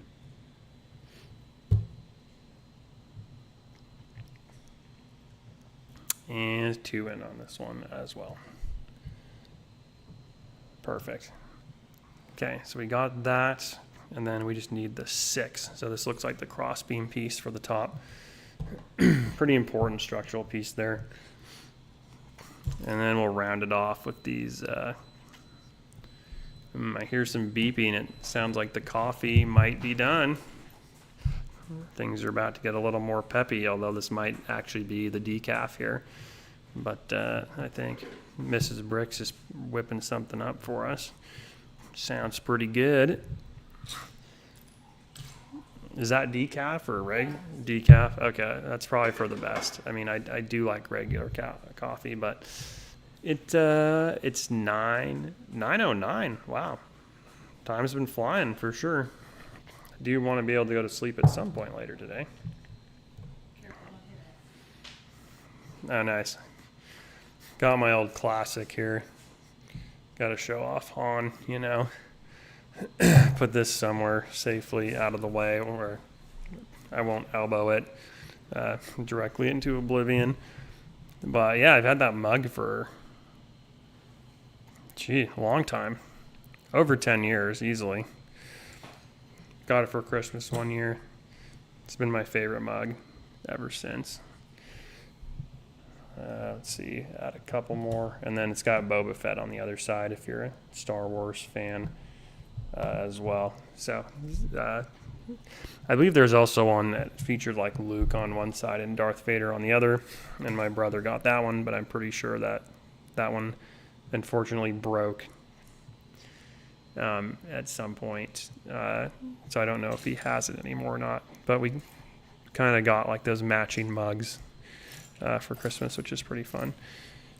Okay, let's make sure I didn't put one of the, oh, here we go. Thought maybe I put the piece in the wrong spot, but since I don't make mistakes, I don't think that's the case. I'll go ahead and put it, where's it go? Right there. Oh, Mary, welcome back to the chat here. This video just combined 2 of my favorite things, Star Wars and LOTR, and for that, I am grateful. Well, thank you. I appreciate that. Thank you for the support. I know a lot of us are fans of both of these franchises as well, so I got to show off my Star Wars mug a little bit here.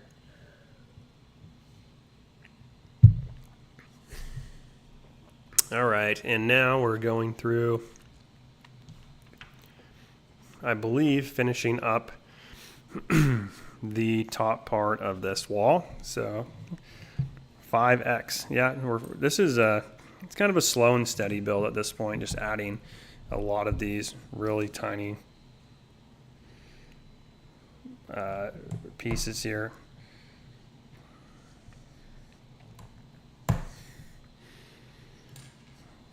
But I think we're making pretty good progress here overall. And I don't know how much is left of this section of the build. All right, there we go. Get that guy in. Okay, step 127. And here's another little instructional guy here for the Lord of the Rings movies, a 27-foot tall model of Barad-dûr was built in 1:66 scale. That's actually pretty insane. 27 feet tall. I mean, that would have been a heck of a project. I mean, this has already taken me, so many hours just to get this far in the project. I can't even imagine having to build a 27-foot tall version of this. I applaud those creators, and a very fun piece of trivia there for sure. But that seems insane. But I guess the model looks very good in the finished movie, and I think that's one of the parts of that is they use those miniatures in combination with some of the other practical effects to really make that stand out. They weren't relying too much on CGI. I mean, I guess you could argue with the fact that we have Gollum and Smeagol, which, I mean, to be honest, that still holds up. Like, the CGI is still absolutely amazing in those movies, even to this day. So I guess you can't say that they didn't rely on CGI, given that literally one of the main characters is a CG character. But a lot of that's from the acting performance as well. That really sold the character. So we'll take a quick look into here. And as far as, looks like we're on page 81 out of 115. So we're probably 3/4 of the way done with the dining hall at this point, I would say. So we'll go ahead and see as we progress. A lot of this is just really slow progress with a lot of the detailing pieces. I know we made a lot of good progress right away in the beginning. A lot of that is due to just using those larger base plates, so you're kind of just flying through the build to begin at that point, because you're putting together all of the big support pieces, and then now we're just going back and adding all of those little details to the model. So I've kind of been working on the front detailing here, some of these molding pieces on the front, and now it looks like we're going to look at this section here actually and put a little piece together there, finish up some of the detailing.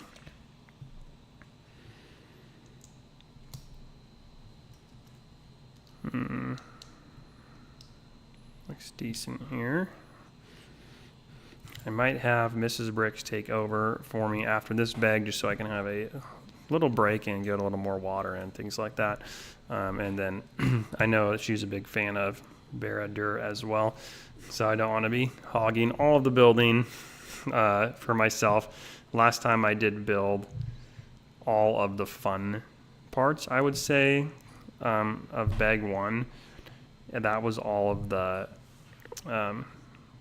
like the orc forge. I got to add all of those details in, so I got to do a lot of that super fun stuff, and she had to do a lot of the structural building. So I might kind of switch the favor this time, and she'll be able to do some more of the fun detailing, and I'll kind of get through some more of the routine fascia stuff here, so to speak. It looks like we're going to get this on. No, it's only a 3. It's kind of an interesting way to do it. They're not making this. Snoo, Mrs. Bricks. Yeah, I get that. You've been seeing me here for a little bit. We want the people clamor for Mrs. Bricks. So I think we'll probably have her take over here at some point, just to spare you guys more of my, I mean, I'll still be around, absolutely. Spare you more of my commentary here. Let me see. I think I need to just straighten out this. Yeah, there we go. One of those pieces was definitely slightly off. And so this is going to go. Oh, it looks like they line up. So this one's going to go right here. Whoop. Get in there. Oop, maybe. Gotta line these little guys up. Okay, here we go. Maybe, I don't know, maybe they just used some of these for the sake of being a little bit different, because these are definitely more of a pain to click together. Wow, that doesn't I don't wonder why that's not lining up there. Wow, okay. Oh, maybe it's a good time for me to take over. Yeah, it could be a good time for Mrs. Bricks to take over for me. Huh. Well, I really don't want to give up on this section. Oh, weird. Why is there? Oh, I'm probably just doing it wrong, which I am. That would explain. I'm like, why is it not fitting? Oh, it's because I'm building it wrong. Okay, yeah, this might be a sign. I'm just gonna finish up this one piece here, and we're gonna tap in Mrs. Bricks and see how she does building some more of these fascia pieces here. Okay, and it looks like this is gonna go right here. All right, so I just finished doing this side detailing here, right on top of the tower, which part of that is just kind of tricky to get it all lined up correctly. But I think we got that mostly put together here. All right, and I'm going to take a quick break here. I will return momentarily. Excuse me, got some of that Lord Denethor grapes coming out the wrong end there. Must have sucked down too much air with my impression. Yeah, I'll turn it over. I'll be back momentarily. Enjoy, and we will be continuing on step 129. That's where you're at right now. Yeah, so we're right there on 129. You have this super low. There you go. Little chair adjustment. Good. Well, hello everyone. Certainly not going to be as entertaining as Chris Bricks over here. You got some parts already. I appreciate that. Okay, we're on 129 or 130? 129 right there. All right. Yep. So as far as my building style goes, I'm definitely new to the world of Lego. I used to build Lego when I was really young with my brothers, but not so much until recently. But my style, I definitely prefer to lay out all the pieces before I put them together. So that's what I'm doing now. Looks like we got 3 of these little gray guys. Although I'm only seeing 2 in front of me. Ah, here he is.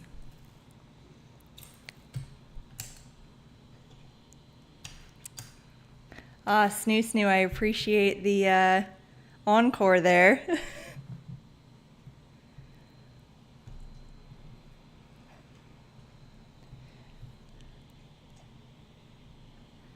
Thank you, Mary. I appreciate the that as well. I believe that this is the best building strategy, but to each their own. Looks like we flipped this here. Had to definitely give Chris Bricks a little bit of a break there.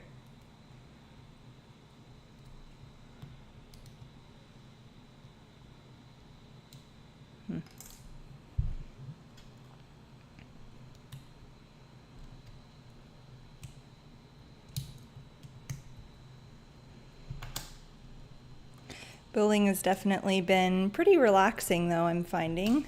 I've been enjoying it. And especially with a set as cool and as detailed as this. Really been enjoying that.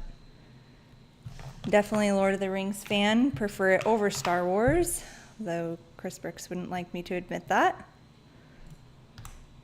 I don't know that I've made it through an entire Star Wars movie yet without falling asleep. So I'll have to work on that.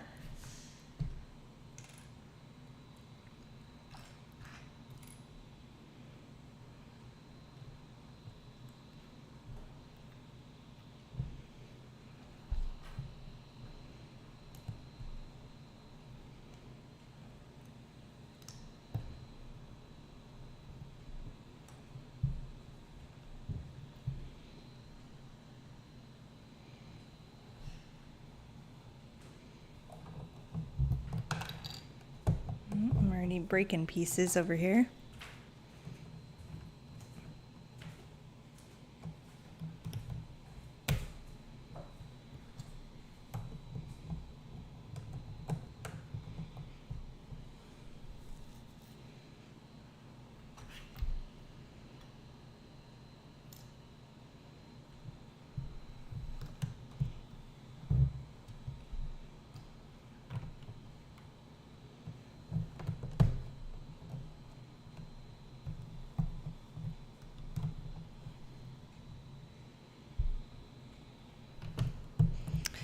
Alrighty, on to the next page here.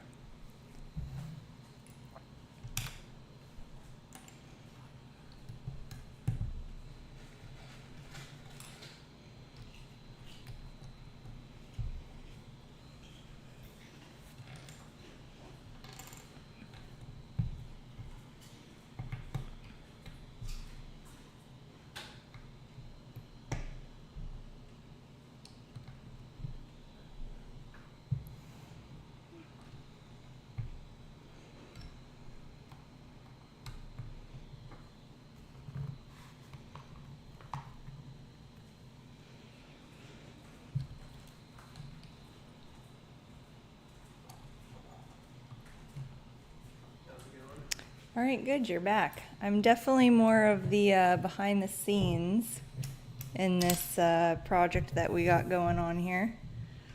Yeah, Mrs. Brooks does a We're lot. making some headway here. You Nice, are, finish that bag off. yeah. I'll finish this bag off and let you step back in for the crowd here. Okay. that Well, the looks next like I one got might, 4. there's probably only 1 or 2 more. The next one might be it.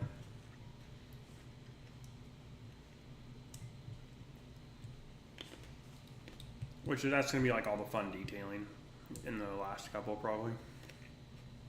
What are you talking about? Like the last like couple bags. That's Oh. probably what all the fun detailing is gonna be.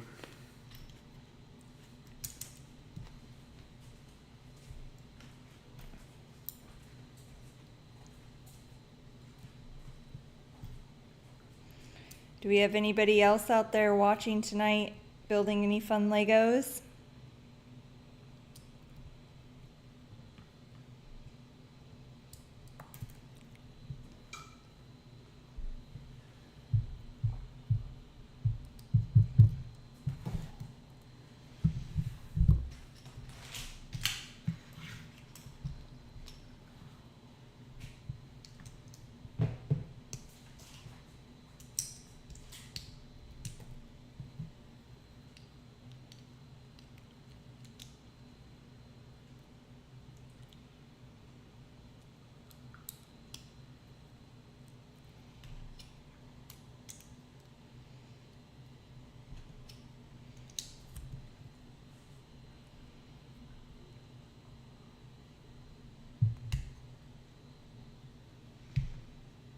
Nice, snoo snoo. Something, you're building something from Japan, a nanoblock lapras. I'm not sure if Chris Brooks can speak to that. I certainly do not know what that is, but it sounds fun. I'm glad that you're joining in the Lego building tonight. Thanks for being here for the channel.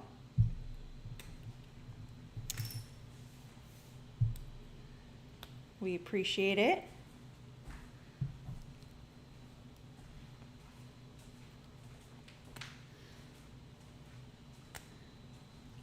Why Nice. don't you get that piece off? What am I doing? Oh, you need this thing off. Yeah. You can use that separator. Yeah, I got it.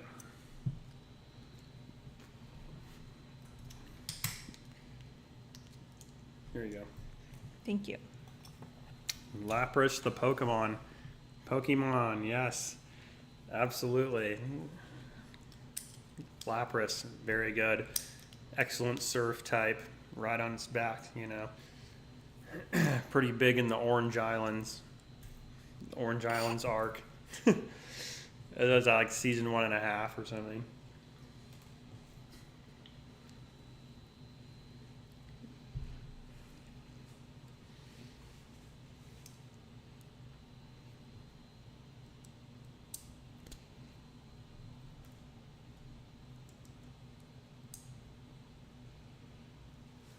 Oh, Lapras the Pokemon. That's why I don't know what it is. Pokemon.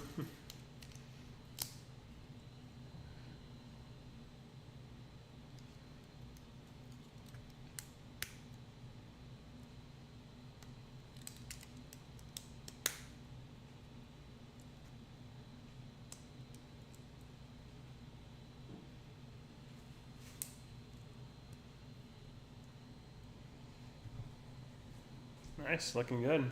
It's coming along pretty nicely. It'll be fun when we can do some of these stickers and stuff on there too.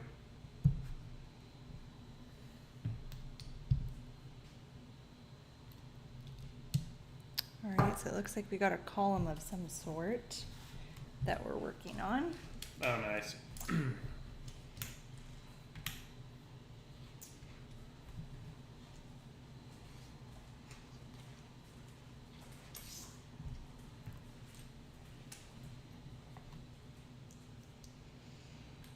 I'm not sure where Chris Brooks is or what he's up to right now. I'm sure he'll be back momentarily.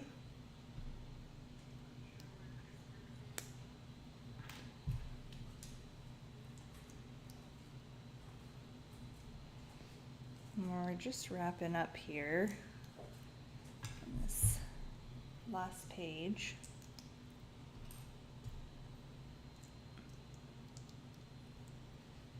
Alrighty. Putting this column together. Column.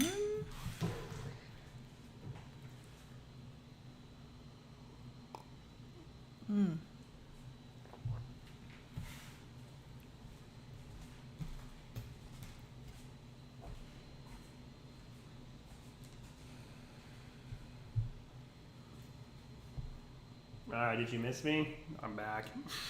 I had a lot of grapes. Eating a ton of grapes. All right. Tons of squishy We got grapes. Revo Max 12. Hey, Pokemon. Alright, Alright. another Pokemon fan. friend. Very All right, I'm going nice. to go ahead and wrap this up and then have Chris Brooks step back in.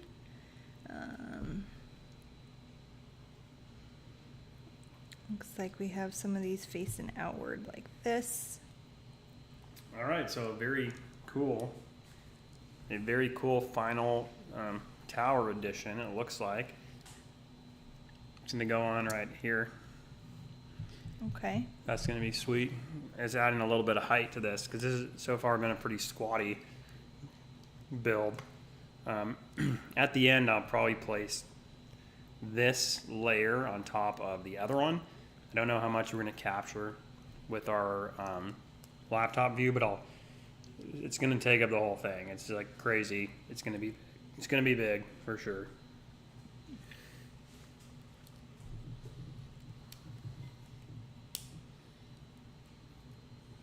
All right. 1, 2, 3, 4 of these guys. 2 of these. All right. So put these ones together.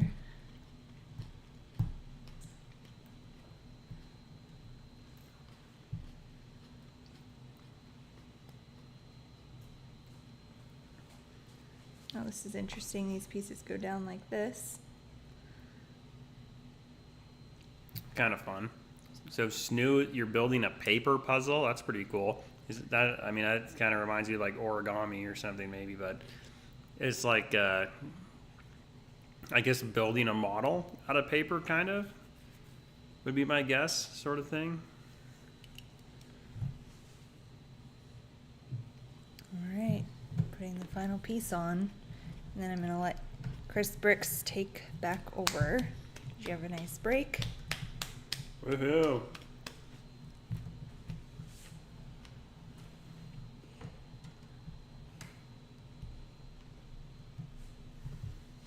Good enough. All right, looks good. Take a look. 144. Alrighty. Nice. Thanks for the assist on that. Whoop. There's Pig the face. column. Pig face. Sorry, big face. That's all right. He dies in somehow anyway, and then. All right, you're on to bag. Sorry, two, big so I'll face. get that set up for you. Bag 26, all right. Excellent. Let me take a seat here and we'll continue on. I'm gonna sneak past the old Here's your extra pieces. microphone here. Nomeo, he's been awfully quiet up there. I wonder what he's thinking in that little gnome head. Revo Max, hi, welcome to the stream, a fellow Pokemon fan as well, looks like. Glad to have you here, watching us today. All right, let's see. 26, we'll get that. Take a look at the tower here. We got all that done. Wow, that's a really cool looking tower actually. Fits aesthetically, it's very nice how that fits together. But it still doesn't fix the gap. I wonder what that's gonna end up being. Definitely something to go in there. I guess we'll see. Maybe this will be it. Maybe this is the bag. I guess we'll never know. Well, we will know because we're gonna build it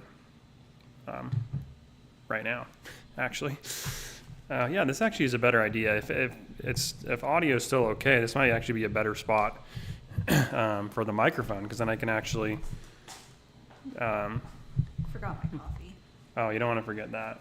Then I can actually see the instructions a little bit better back here, and have a little more building room. So we're gonna go ahead and do. What did I say? 26. Okay, let's get that bad boy cracked open here. Upside down. There we go.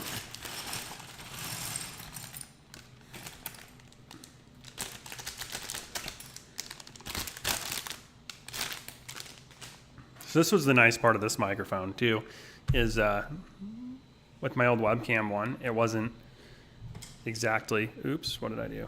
Oh, just a fire. It's recoverable. I didn't know exactly what the sound was going to be like, and it's really not the best quality. This mic captures, well, it has a lot of different, you can set different modes for how it captures sound, and it captures mode more to where I'm speaking and less of what's actually happening out on the table here. So it's not getting, I don't think, as much of like the crinkling and things when I'm opening the bag, hopefully.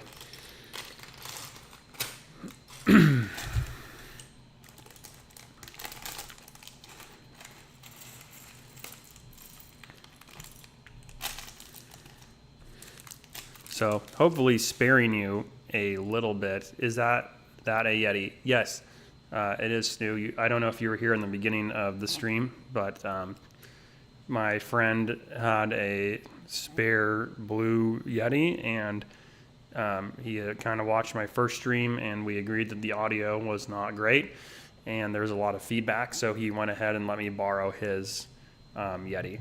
So that's what I have going right now, and I think I'm really happy with it. I'm still working out the gain and things like that, but I did a couple a little bit of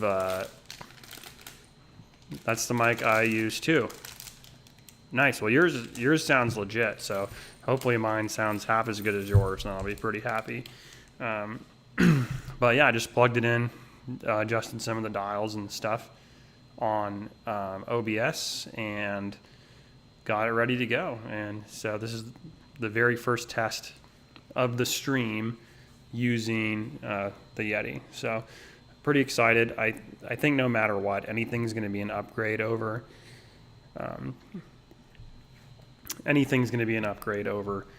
my old audio, whatever the heck I had in there. The crinkling doesn't sound bad at all. Okay, good. Yeah, that's a relief, because listening to some of my old, or not old, I guess, my live stream from a week ago, and some of the crinkling was just, it was a bit much, for sure. So now hopefully it's more of an ambient style crinkling, and not really in your face, so to speak. Okay, we're gonna add a piece here. And then a couple, let's see, I do those, and we'll do a couple of pieces here as well. 3x, so it looks like we're gonna do something like this. Has a little bit of a rise there, and then we're gonna do something like, whoop, no support in the back there. Let's go ahead and do that.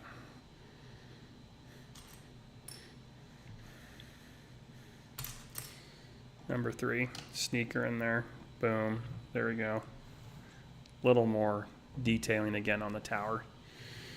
And now it looks like we're gonna build the tower on the opposite side of the terrain here.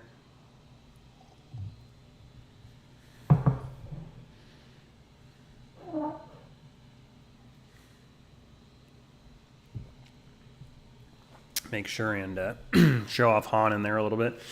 Okay. Oof, a lot of dark pieces here. Well, we'll do our best. Sometimes they all start to look the same after a while too.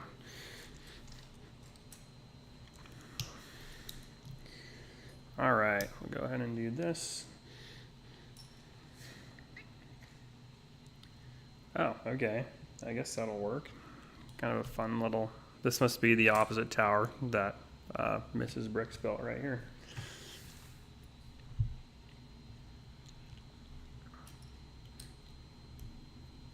The Mrs. Bricks, builder of the tower. Now what are we doing? We'll continue to kind of alternate this tower up a little bit. There we go. Not too bad. It's actually looks pretty good right there. Okay. This is actually kind of fun to do a little bit more detailing here instead of what I was doing before, kind of building the standalone part of the model. Now we're actually building some attachment pieces.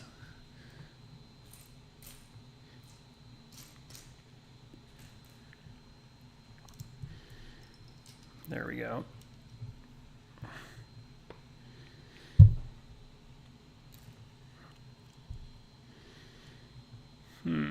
Okay. Oh, nice little heart. Look at that. Thank you. Whoever is hearting, I appreciate your acknowledgement of my excellent tower building skills here. I try my best. I know I've said that, but it's true, you know. It's tough when you got this kind of skill at tower building. Let's see. Let's get this. Number 2. 8. Where am I going to put 8 of these? Well, I guess we'll figure it out. Somewhere. They're going to go in there somewhere.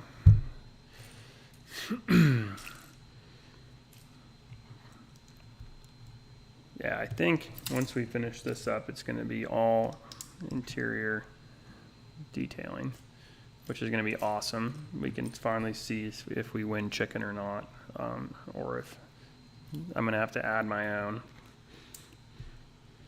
which I'll probably have to do. I mean, maybe that will be like, you know, one of those videos. It's like top upgrades for Lego Barad-dûr. It's like add a roast turkey leg to the grill. I think that would be popular. I'm going to say that would probably be popular. I think a lot of people would agree with me on that.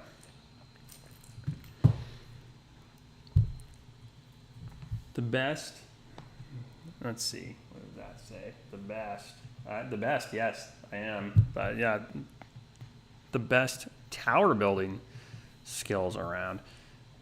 Yeah, you know, thank you. Like I said, not to toot my own horn here, but it's tough when you're good at something like this. People take notice, you know, and that's how I ended up where I did today. You know, just peak peak tower building performance. You know, you might not 100%. You know, you might not like it, but this is what peak tower building performance looks like. So I'll just have everyone can kind of think about that for a minute. You know, the wife is laughing at me, but I didn't think that was that funny. I was being serious. You know, this is peak tower performance right here. I mean, I guess she was actually a little bit more peak, you know, if that's even possible. Maybe like 1% more, 1% better at tower building than me. Okay, let's do, oh, that must be the attachment point, which is why we're leaving that blank there, I think. The tower. I don't even know if this is a tower. I'm just calling it a tower. It's like a sconce. It's a wall sconce. No, I think it's a tower. It's tower-ish. It's like kind of towery. Oh, yeah. I cracked myself up even. So it's a skill, you know. It's not for everybody.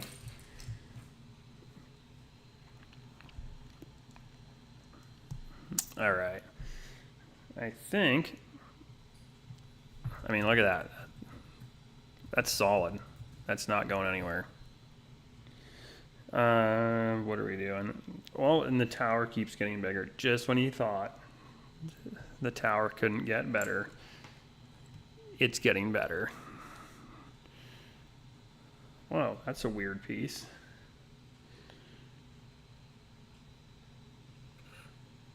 Hopefully this isn't the end of my tower building. No, psych, it's not. Just kidding. It's going on stronger than ever. 4X. Man, they're killing me with these 4X's here. I guess it's got 4 sides. I suppose that makes sense.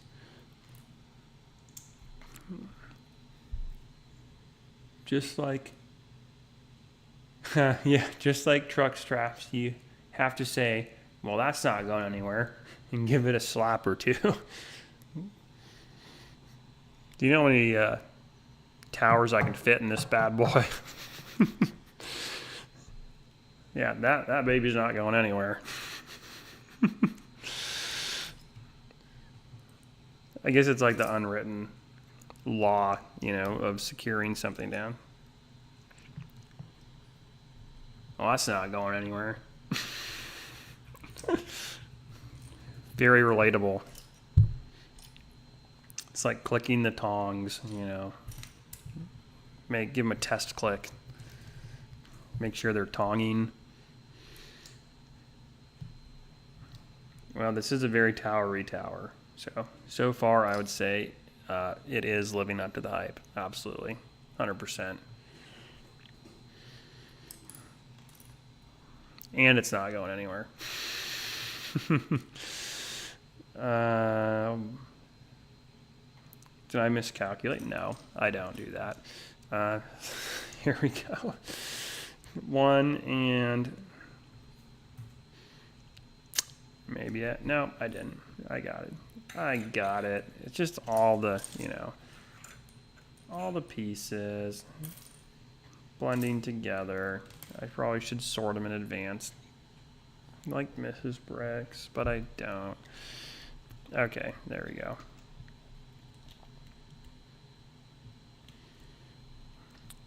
Okay, she's a beaut, coming together. There we go. So the other side of this tower looks like we're probably gonna end up putting it, well, I could be wrong. It might end up going somewhere else along the top of this. But for now, we got the 4X, and now all we have to, Just when you thought it was getting two towers.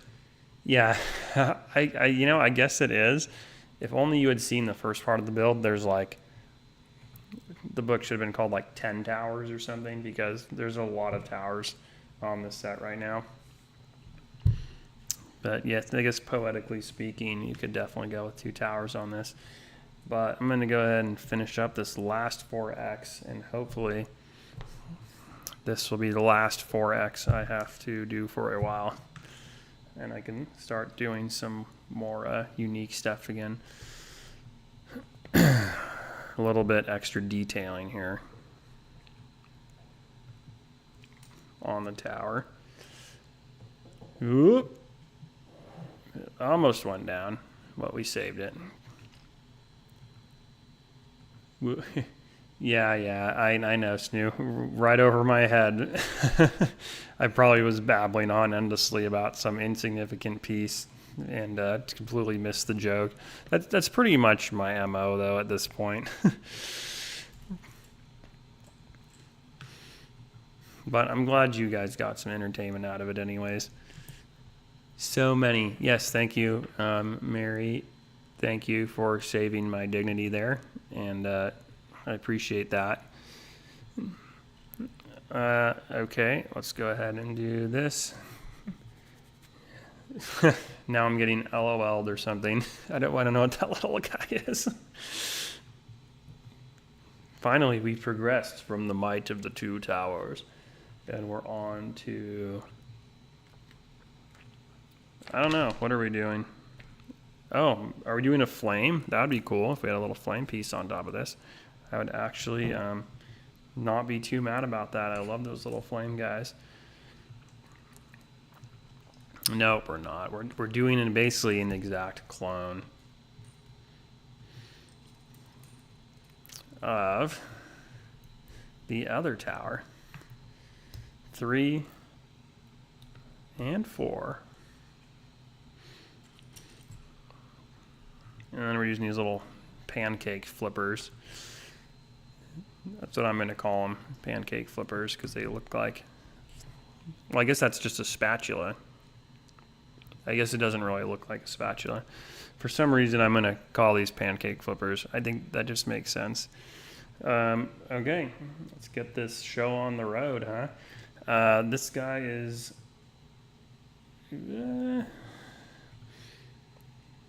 click on.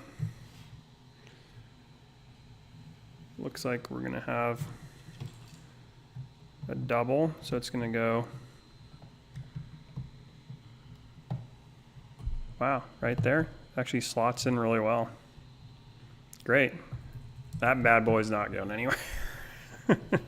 Very secure. Oh, I want to have my fire aim out a little bit. There we go. I don't want to burn the house down with that fire. Okay, now that is a tower. Let's get that thing off to the side. Beautiful. Oh boy, what are we doing? 160. Okay. This looks like a little different. I think we're starting to add some more structure here on top of the existing wall piece.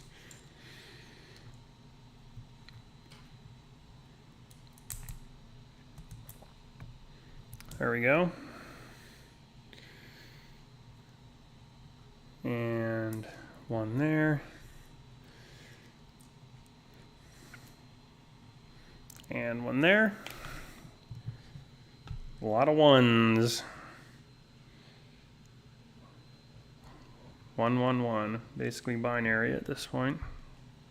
No zeros though. At least we got that going for us. Okay, let's do that. 2, 1, and 4. Perfect. So this one,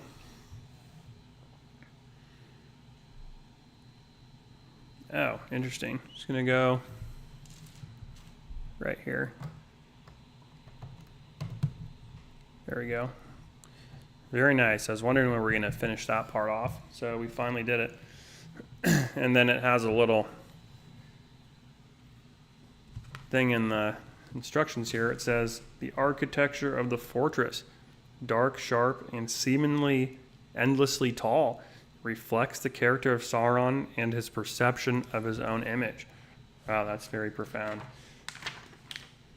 Quite the quote. That's your assignment tonight, is to meditate on that quote. Let's see, 1x. We're gonna build a couple more little. I'm always surprised with how many of these pieces that you add, and then somehow it all works out, because it seems like you're always adding pieces. All right, did we ever figure out where that yellow piece went on this one? Because when I moved it, a piece came off. Oh, you found out where it went? Oh, good. That's because you had a lot of experience with that one. I had a piece come off the base plate of the first part of the tower, and I wanted to make sure it was intact for this second part when we actually finish this. Okay, so you've heard of 4x build, but have you heard of 6x? Because that's what we're doing now. And I think this ended up kind of coming down to me here, because I've been complaining about the build with multiples here, but we're going to do 6x of whatever the heck that is. So I don't know. Hopefully that uses up all the rest of these parts here, because I'm really excited to do the final bag here, and see what the actual final product here looks like. I don't know if Mrs. Bricks wants to jump in and help me. Oh, I'm working on something else right now. Yeah, she said no. She's working on something else. So here I go. You know, wish me luck sort of thing. I'm doing 6x, 1 and 2, and 1 and 2. Yeah, well, you know, some days that's just how it is. You just got to hit that 6x for the biscuit, or the bisky, should I say. Totally forgot about bisky. Bisky wouldn't have a problem. Mrs. Bricks, oh, come on, people. The people clamor for Mrs. Bricks. I don't know what she... She said it's because she's quiet and I talk too much. But I don't know. I'm enjoying talking, to be honest. I have like, you know, it's just like a platform to just talk. It's kind of nice. Mrs. Bricks, oh my gosh, you guys, you ganging up on me. The people clamor for the misses. Well, do you want to throw in an assist here and see if you can help dig me out of this? Mrs. Bricks is the best. Oh, Snoo, you know what? I guess I'll let that slide this time, because I have to agree with you. I think Mrs. Bricks actually is the bestest Bricks. You know, in all seriousness, that is definitely true. So I'm going to have to eat a slice of humble pie here, get ganged up on in my own chat. But it's the truth, you know. You can't deny it. Mrs. Bricks is the best Bricks. That's just fact, you know. You can't argue with fact. So at the end of the day, I just have to accept that and move on. And I don't know. I think she's working on some other channel pieces here, potentially doing some thumbnails or things like that. So a lot of very important behind the scenes things that don't involve a lot of talking. She is really a fan of all that, the editing and things like that. So, which helps me out quite a bit as well. It's a lot to do by yourself to run, you know, the filming and the editing and the audio and thumbnails and all the logistics. You know, it's definitely a little bit of a process. Luckily, I've been learning a little bit more. Humble pie. Yeah, that's me. Humble pie and biscuits. You know, I don't know if I want a biscuit. that you didn't really sell me on it earlier. I mean, it's like an anthropomorphic mouse. That just seems wrong. But yeah, no kidding. Your video editing sucks. I thought you said your video editing sucks. Okay. I mean, maybe it does. I don't know. But yeah, video editing is tough. I agree. A lot of it is just kind of getting through and trying to communicate what you're actually trying to get across in the video. It's not always it's not always fun in games. That's why I'm enjoying live streaming, because it's just live hanging out and building, and you don't have to thanks for the hearts there, guys. Your editing is great. I don't like doing it. Okay, yeah, thanks, Snoo. I appreciate that. No, I don't really like doing it either. I mean, it's fun to a point, but it's tough to spend just hours and hours editing a video, and just to have like a 5-minute video or something like that. Certain things I'm definitely getting like a little more adept at, like for example, the minifigure Monday. I'm really getting into kind of a groove there, which is really nice. And then of course, branching into the live streams, this is a lot more fun to me in a way, because you don't really have any editing to do as much. I mean, you're setting up the stream, but with all the great programs we have, that's actually pretty straightforward as long as the internet works.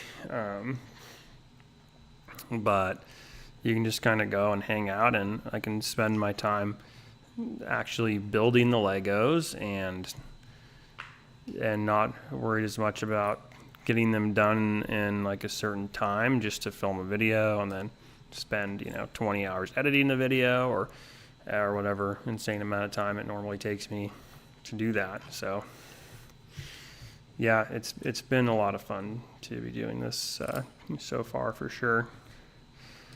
And number 6, dare I say, we're getting there.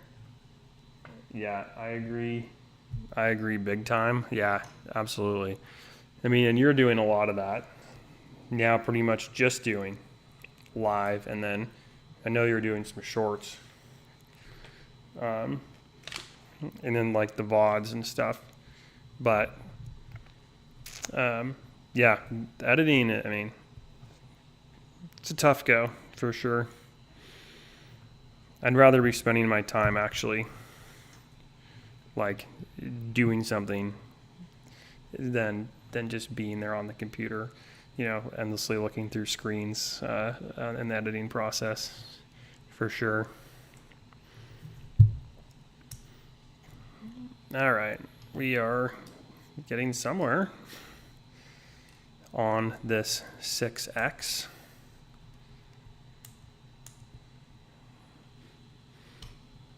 There we go.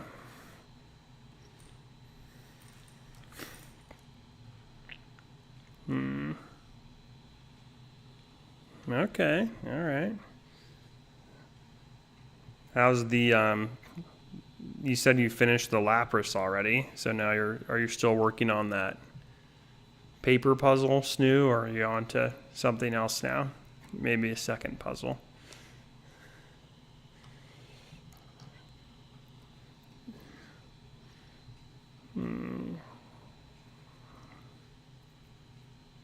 Oh, I gotta do this all one more time.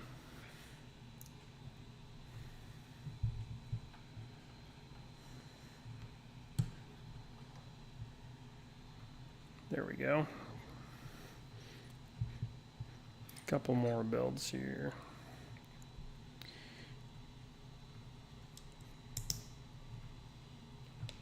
All right, let's get that guy down.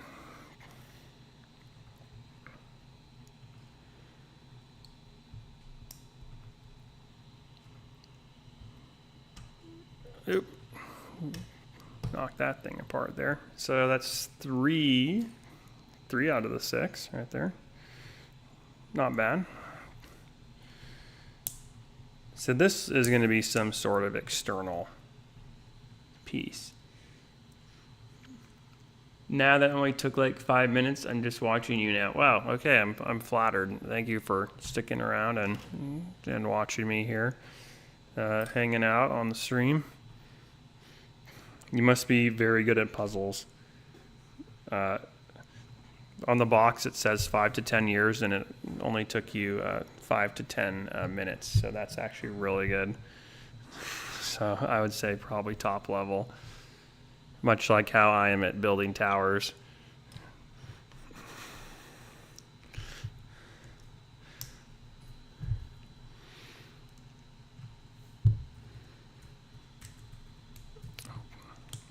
All right. This is like a puzzle, but they tell you where the pieces go. So I guess it's actually really not like a puzzle. I mean, it kind of sounds like a puzzle in theory, like fit all these things together. I mean, imagine Lego without, if they were like, here's build Barad-dûr, but you just have to look at the picture. I mean, that's fine. I mean, for like people do mocks and stuff, and making your own creations and building and rebuilding is part of the fun. Absolutely. But if your goal is to like make the set in this picture, here's 5,400 pieces, that would be a brain teaser. I wonder how many people could do it and actually build it correctly. I don't even think that would be possible, because you don't even have a full view of the model. Even if you had like a schematic almost of it, or like a blueprint, I think it would still be very difficult to put this together exactly as the builders intended it without the step-by-step.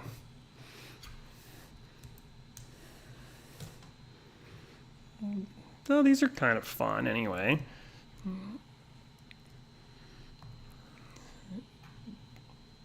Whatever they are. Okay, coffee break.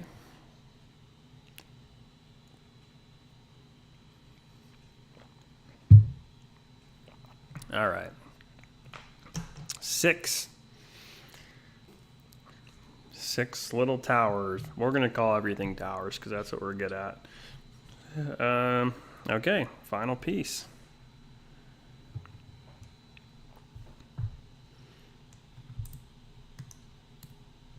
There we go. Oh, get in there. 1 and 2. Wow, that actually burned through a lot of pieces.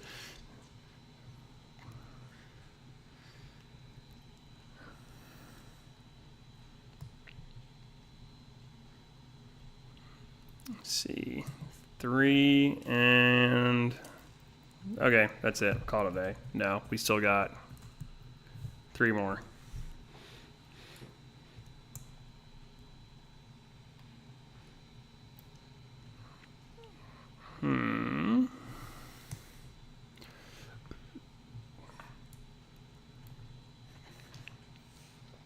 And number 6. All right, this looks like this is going to wrap up the bag here. Just 1 extra piece, so I feel pretty confident with that. Our extra pieces, not a lot of extra pieces, to be honest. Pretty happy with that. I'm always a little surprised when, you're missing that one big piece at the end. 2.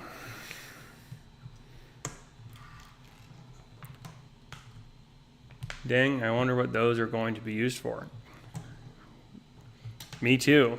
I'm gonna have to see what it says on the next page here. It looks like, I think it's just some sort of external detailing, to be honest. They look like little trains almost. It's a little school of trains right there. Futuristic trains, bullet trains. Okay, I guess I was kind of right. It looks like they are gonna go 2, 3. Wow, okay. They're gonna click on right here. So there's one. So you can see there. Whoop. I think I'm disrupting the menu. 2. Oh yeah, I do not want to disrupt the menu.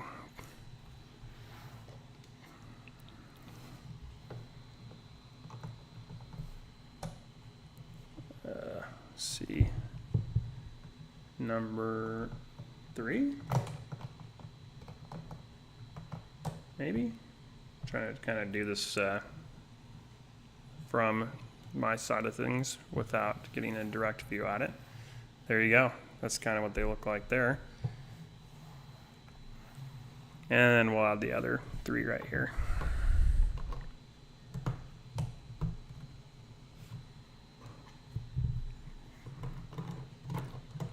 Four, 5.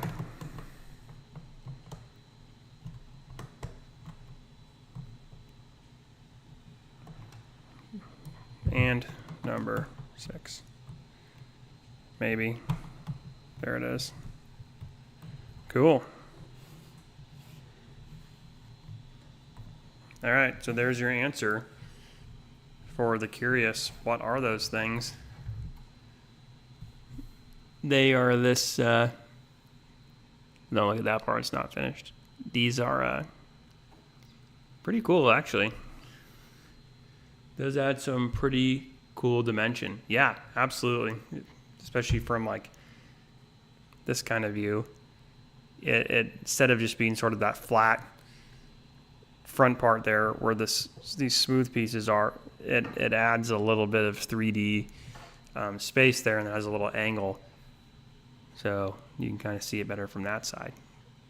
Really fleshes that part out quite a bit. So that's actually, okay, that might have been worth the 6X, I suppose. Kind of a pain to put together, but definitely pays off on the detailing side of things there for sure. I think that looks really good. Even you can see the irregular heights in the towers here, because this one is just so much taller over here than that one's just a little bit shorter there. All right, cool. I think that finishes up this bag. So let's move on to step 170. And we'll see. Okay, so this is all the detailing. So I believe this is the final bag. So Mrs. Bricks might want to do a little bit of this because she missed out on all the fun detailing. This is, oh, no way. I'm not going to spoil this, but I think it's going to live up to the hype for the dining hall. So we actually have 2 new orcs here, and then we're doing, I mean, you can see, I mean, all we really did was like the orc barbecue and the menu on the inside.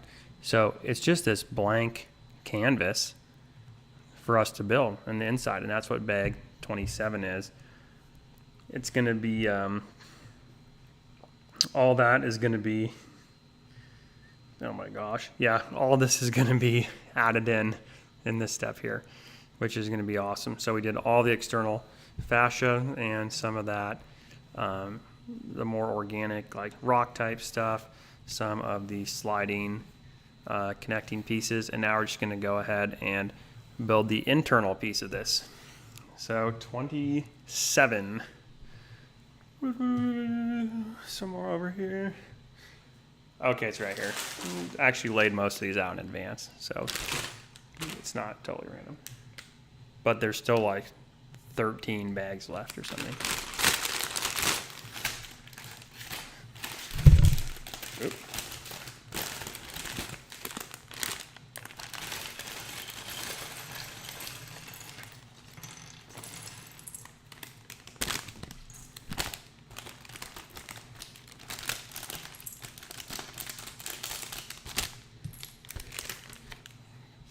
Okay, there we go. And I heard the crinkling wasn't too bad, so I'll just, just for the sake of old time.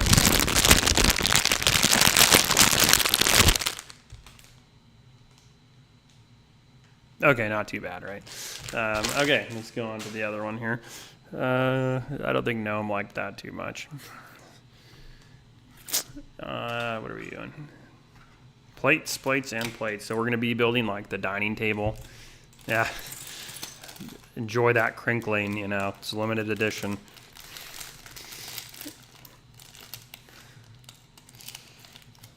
Bunch of little pieces here. I'm going to try and keep these out of the way a little bit so we can show off the inside of the model, because this is the final bag in instruction book 2, which actually snuck up on me pretty quick. So I can't believe we're already doing the finale here of this section of the build. Lots of really cool detailing pieces in there. I can already see some really, really cool stuff.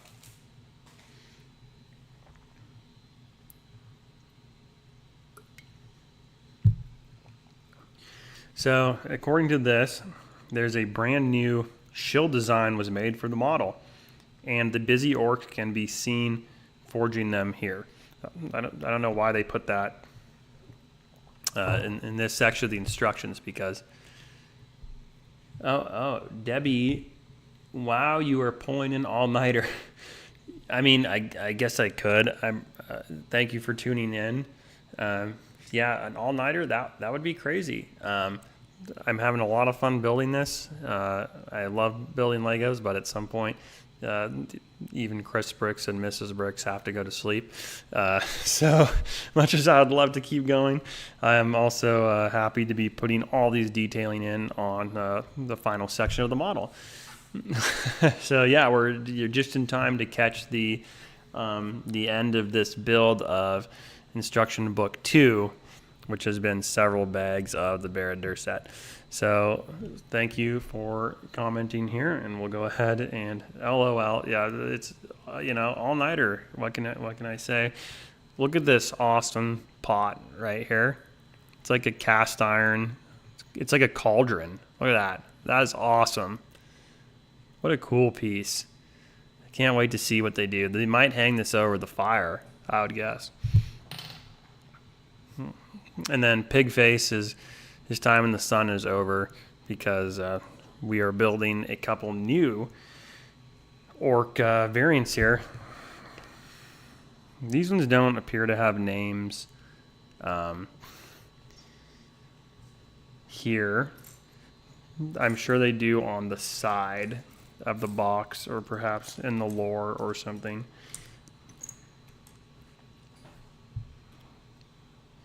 But in the instructions, they do not have unique names. Oh, double-sided face print and everything. Look at that. We're spoiled. Okay, let's get that on. This guy has his little ears are built into his hair. So that's kind of fun. There we go.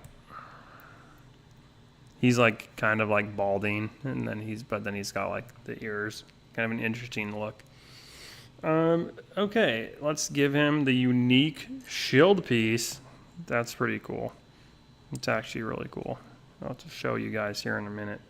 And then once again, he has the infamous cleaver, rusty cleaver weapon that is so ubiquitous among the orcs. Now, if only I can find it. Oh, here it is. One rusty cleaver coming right up. This guy is pretty cool.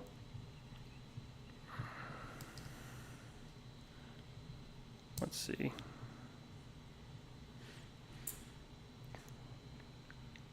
So, a printed shield. You can see that on there. That is really cool.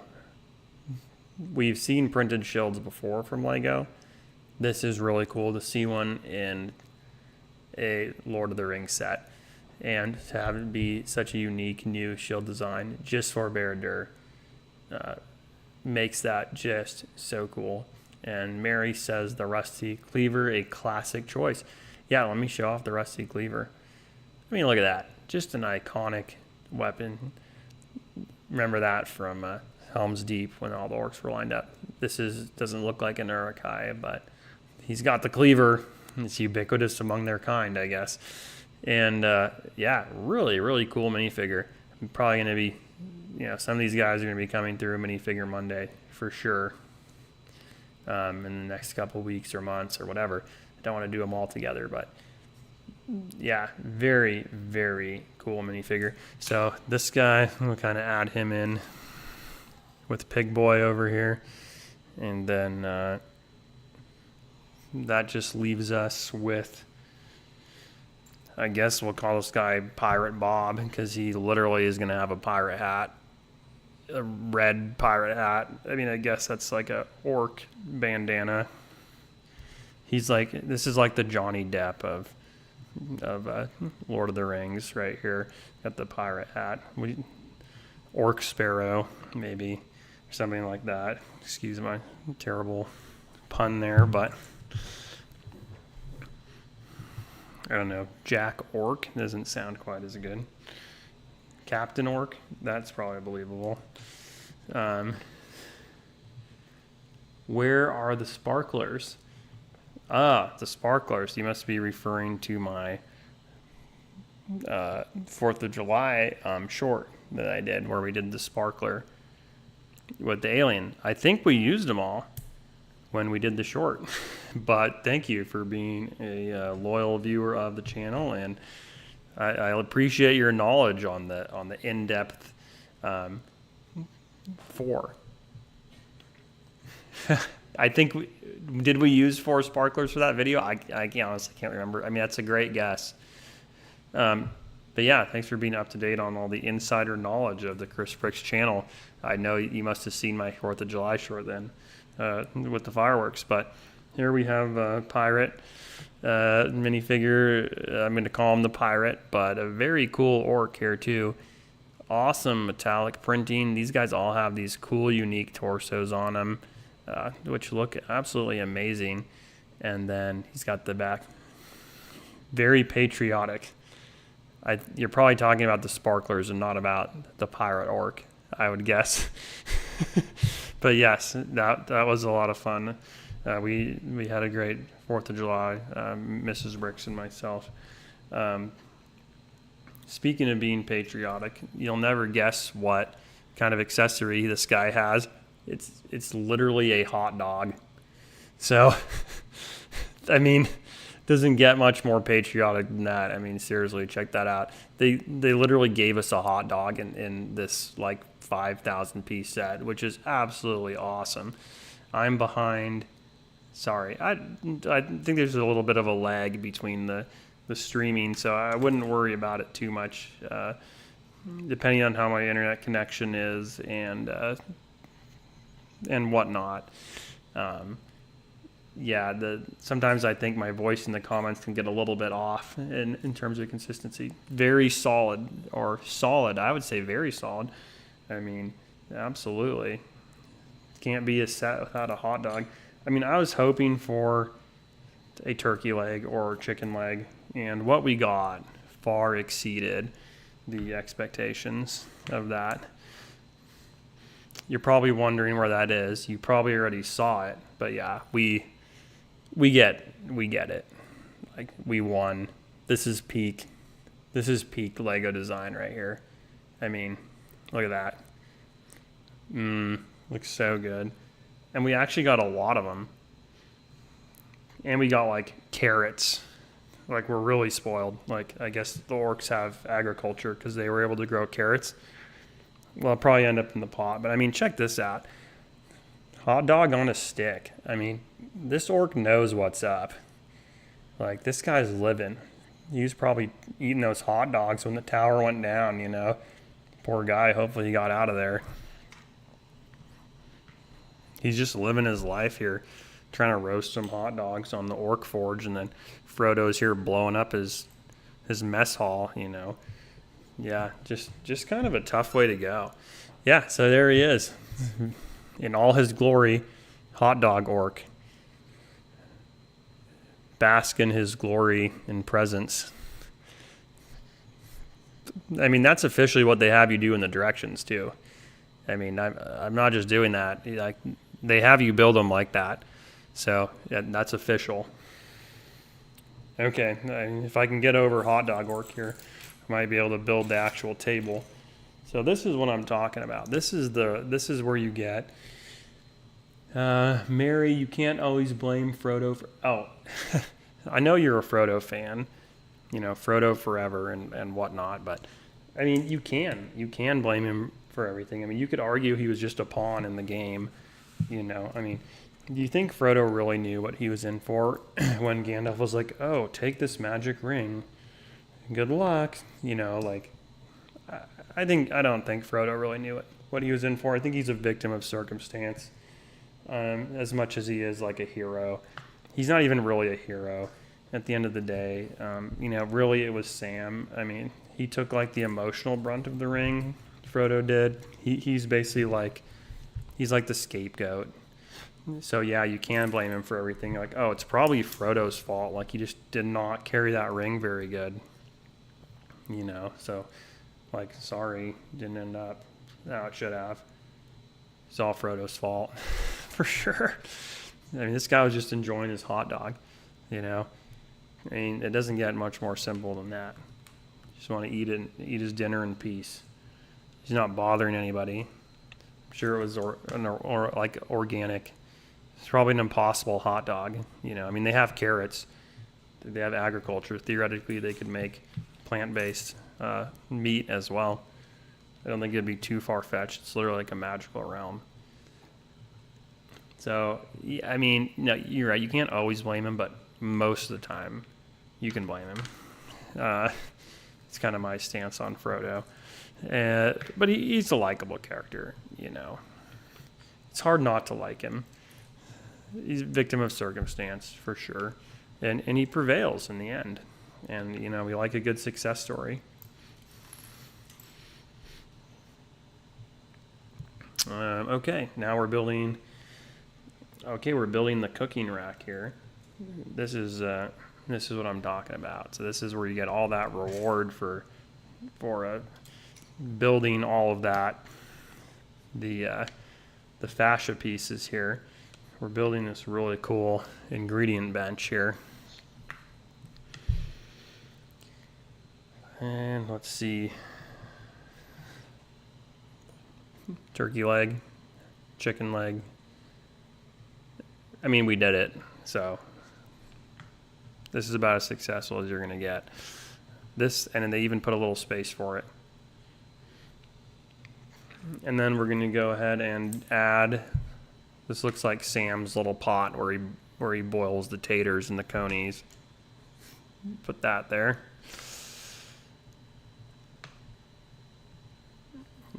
What a spectacular little bench here. We've got a bone. We're just going to put just a straight up bone. I mean, I guess I was wrong about the impossible hot dog. I guess they do just eat bones. Maybe it's for their soup. Goblet. I'm going to assume this is an onion. What's taters, precious? Yeah, exactly. I mean, I think Gollum would agree with you. But, you know, to be honest, there's no Lego potato included.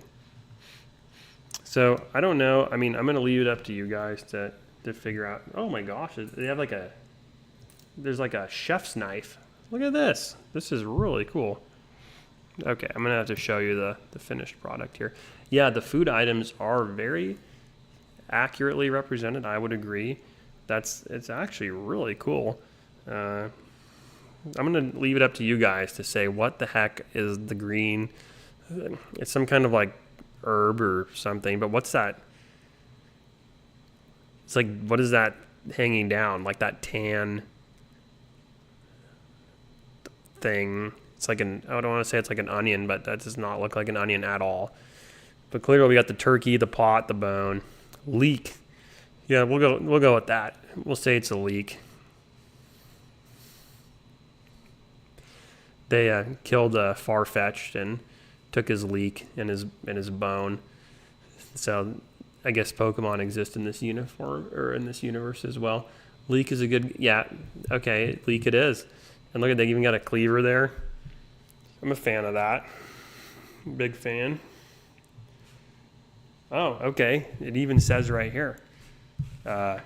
Just like they use lava to forge weapons, orcs utilize it to prepare food in their dining hall. So, I mean, it's really full circle here. And let's see, I'm going to get this bench in here. The tan thing is probably some type of root or tuber. Yeah, we'll go with, it's a tantalizing tuber. That's what it is. I think you're spot on there. They built a little bench in here for it to sit on. I'll have to show you once it's securely in place. Goodbye, my orc friends. Let's make sure I got it in the right spot. Oh yeah, and then we got the menu in there. Heck yeah. I just can't help but show this off because it's so cool. There's the little food bench against the back wall there with the menu. And then you can see kind of that dark barbecue. Lighting's not super good in there, but you can kind of see it.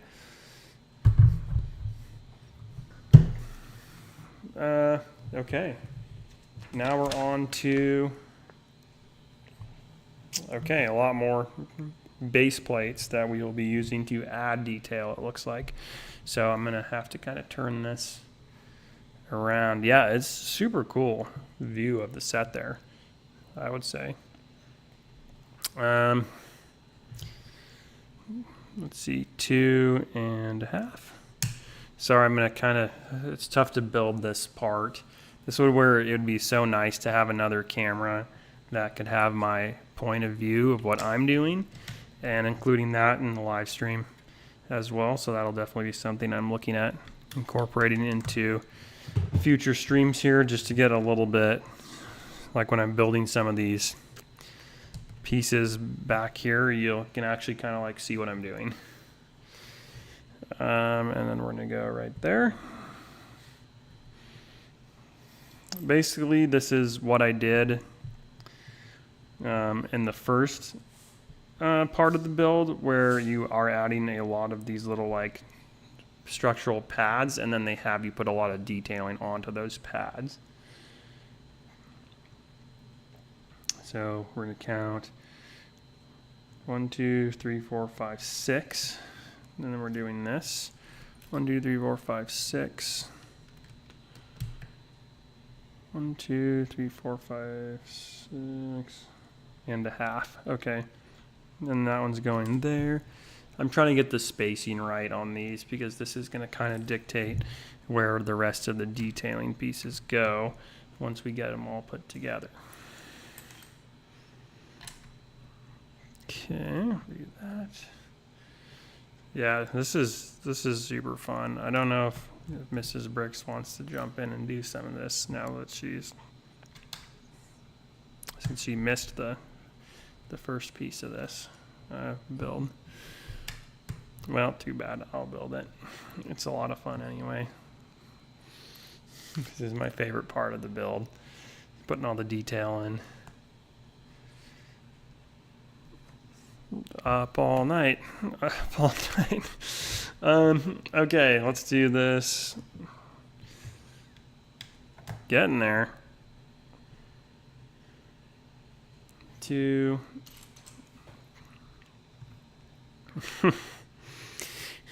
There we go. Mm-hmm. Mm-hmm. Mm-hmm. Mm-hmm.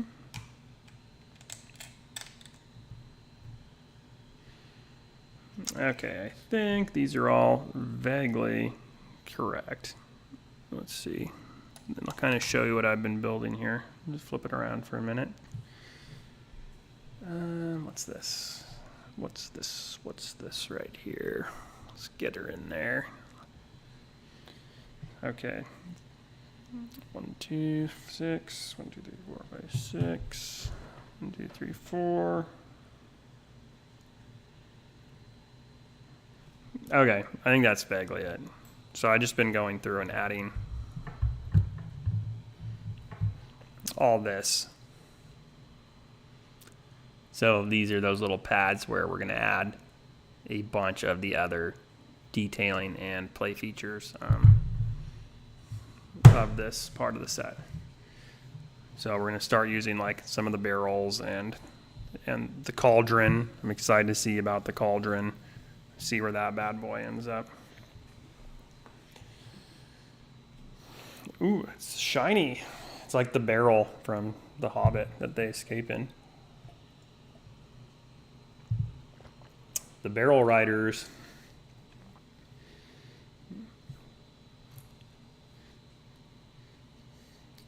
Wow, they have a lid for the barrel, but there's nothing in it. I'm going to see if there's any extra food. I'm putting that extra food in this barrel at the end if they gave us any extra, because it's kind of sad to have an empty barrel. You know, I want to put something in there. Let's see where they have me put that. Aha, the barrel goes on the barrel pad, obviously. Oh, I see what it is. It's grog. Grog is their drink that the orcs brew. It's like their version of beer or wine or something like that. It's called grog. It's like Redwall fans might remember grog. I'm building a grog cask right now. I never thought I'd be doing that in an official set, but here we are, and it looks pretty sweet. It's fun to have that kind of medieval, castle-y, fantasy type setting, so you can have a lot of these really cool accessories like the barrel with the tap, storage barrel, stuff like that. It's actually really cool.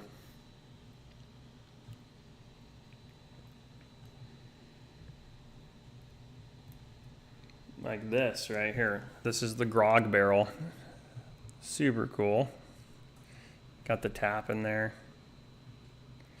This is gonna go ahead and grog. I'm so jealous. Yeah, you should be.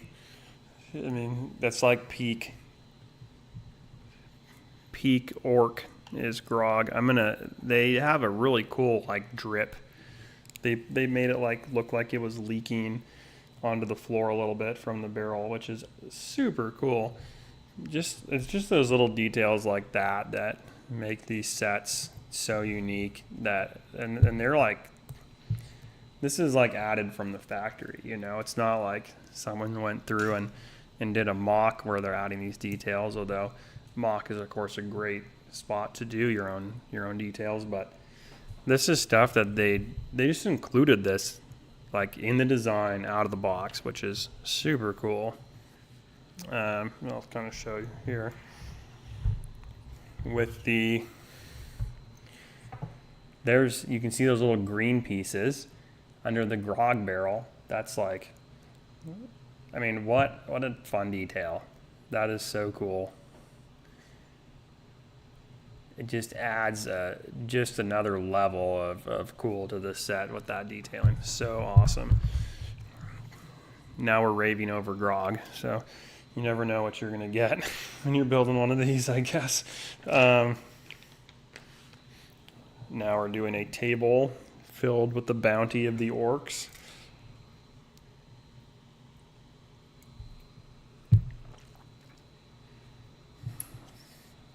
Good, and they're trying to trick me with all these fun alternating parts. They won't get me this time.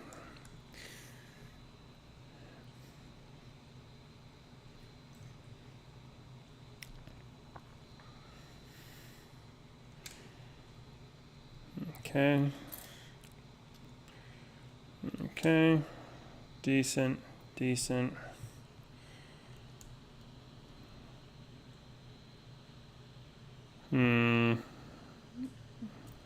Aha, got him.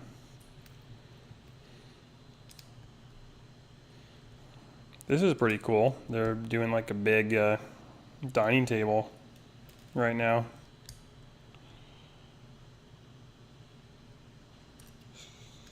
I'm anxious to see the bounty that we put on the table here.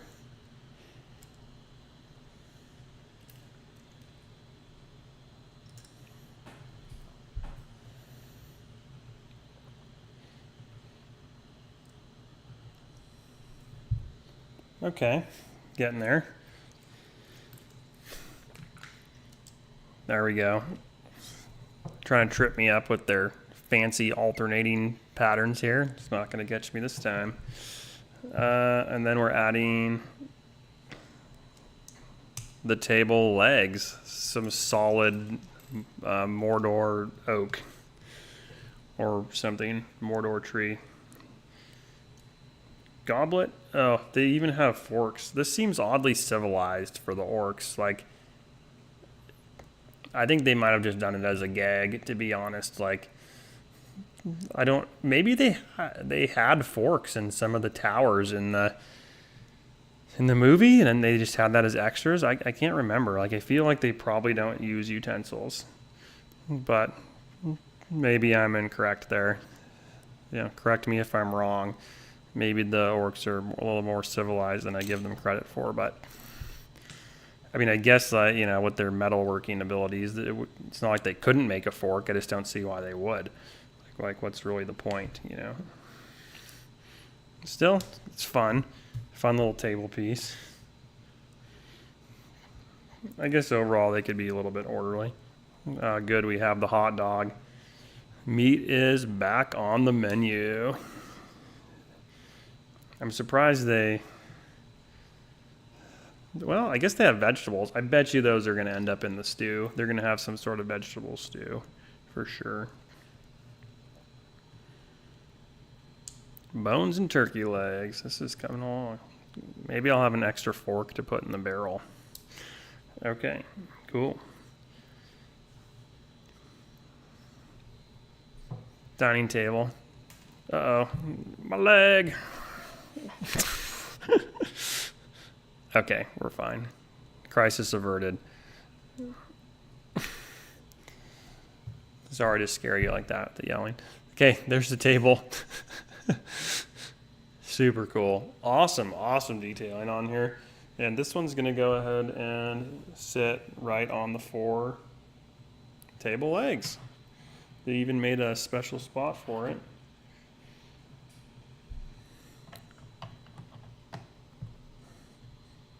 Right here.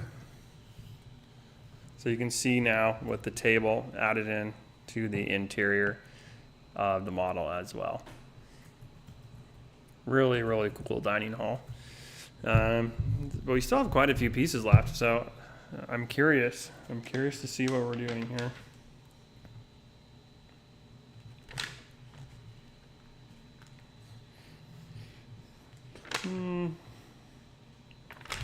Okay, a little more coffee here.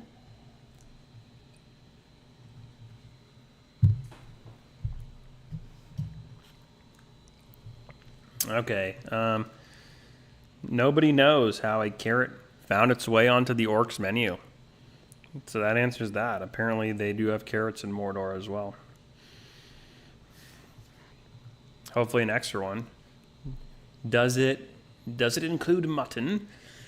Yeah, gosh, I would think. I mean, you would think they would have any sort of meat they would want. Whatever the orcs would want, The table, it probably has roast mutton. I guess we could go with that.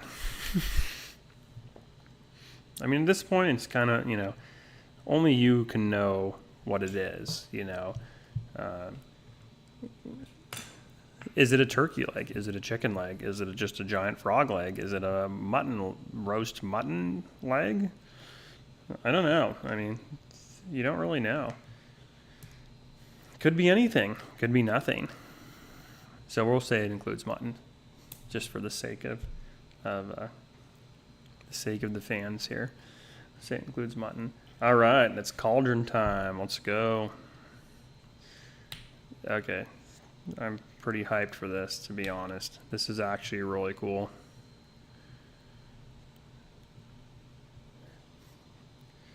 This is basically the best thing you could hope for right here. And then they want you to put a bone and a carrot in it. Okay, I can do that. I'm sure a lot of the extra bone pieces are going to end up in here. Just like a straight up carrot. in she goes, I guess. Yeah, there you have it. Cauldron. Boil and mash them, stick them in a stew. There they are. Carrot and bone stew. I like that. It's probably they're just making like chicken soup or something.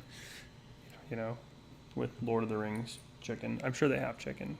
There's probably some in the Shire actually, in the opening shot. And I was totally right in my prediction way, way, way back in the day. Like an hour ago, that we're gonna hang this cauldron over the fire. Okay, that's actually pretty cool. I've probably been saying that a lot now because it is cool. Cauldron on the fire. Closer look on the inside there.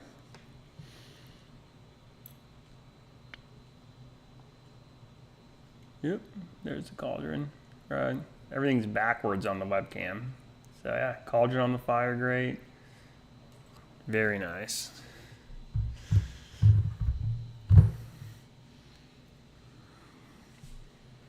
Oh, nice. They even put a place to put a shield on the ground. That's actually pretty cool. So you don't have to worry about a loose piece flying out here. So let's see, we got the cauldron hanging up. We'll go ahead and add a shield. Very, very cool shield. I wish they would include an extra one in there for me. That'd be nice. Cauldron on the grate. We got it. Shield. Okay. All right. Now that might be most of the interior detailing, and now we're just building the last exterior piece here. Or perhaps this is no, it doesn't look like a staircase. I think it's some sort of other inside. So cool. Oh yeah, it is actually really cool, especially in person. You know, I love those little details. Something like this is such a fun build, and then really fun display too. So you kind of get that dual functionality out of it. And then for fans of the Lord of the Rings movies as well, just some really fun little details thrown in. You can tell that somebody was a big fan who designed this, I think, and that's what I really find so interesting about it is you can tell they put some passion into the design and trying to make it fun and entertaining, having some little jokes and gags in there, callbacks to the movie, stuff like that. Because it's still a Lego set, so there's going to be limitations to what you can put. And then it's of course a commercial Lego set, so even more so to what you're actually able to include here. But I think they did an excellent job with it. Okay, and then I'll just cap off this. And we're finishing up one more horizontal piece. Well, I guess what's one more after 50, 500, 1,000? I don't know. We did a lot of those.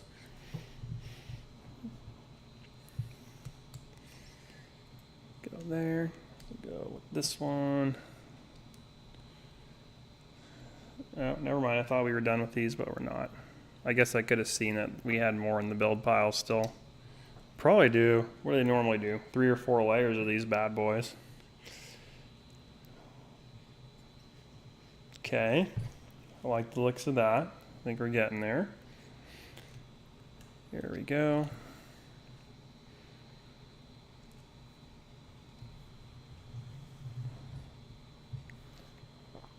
Here we go. One and second one. And another one. Yeah, this has got to connect somewhere. I'm just not quite sure where. That's fun. It always kind of keeps you guessing. So you're building something, but you don't quite know how exactly it's going to fit in the grand scheme of the set.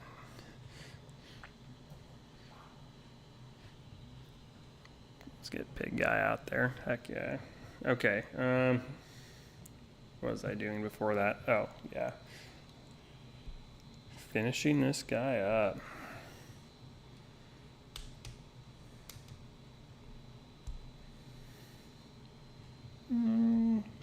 Looks like another vertical.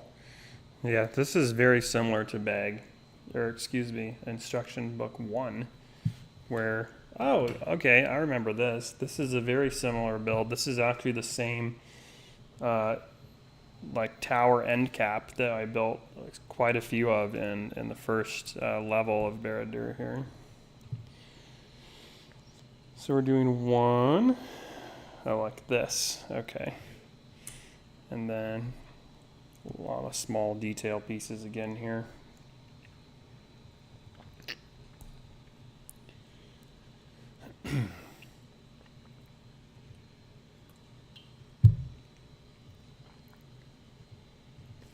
Okay, let's see. Looks good. Looks good. Yeah, I built quite a few of these because these are the end caps on all the towers. So this is what we end up building a lot of in the first bag here, which that one took way more time because I'm getting this one done in one night here, and that first one took me, I don't know, a month to build the first level probably. Of course, I wasn't working on it this much in one go. And then we'll add. Is this the final horizontal piece? Could it be? All my dreams just came true. Oh gosh. Very sturdy. Bad boy's not going anywhere. And then what else are we doing here? One. Just kind of fat fingered that pretty good. Two. Oh, good. We're adding a special fire piece again on the top here. I try, Benjamin. I try my best, to entertain. Let's get that up. Two. Yeah, this is basically how the towers look on the first level right here, just in a very like miniature version, which is kind of fun. And then I believe, yep, they're gonna have us add these extra little pointy pieces.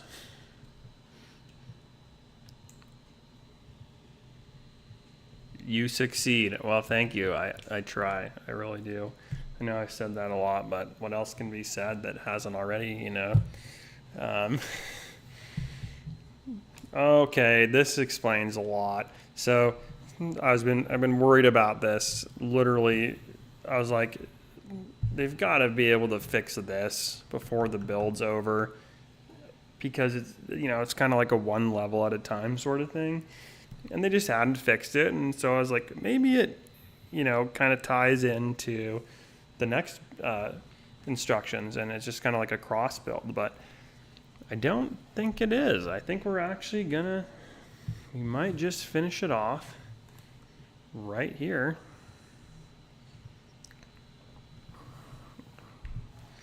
We'll go ahead and make this hole here. Boom. Oh yeah, look at that. This has got to tie into, oh, I know where this ties into.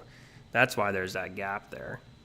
Because it can be there, because it's going to sit. Yeah, that's going to sit right on top of the first layer, for sure.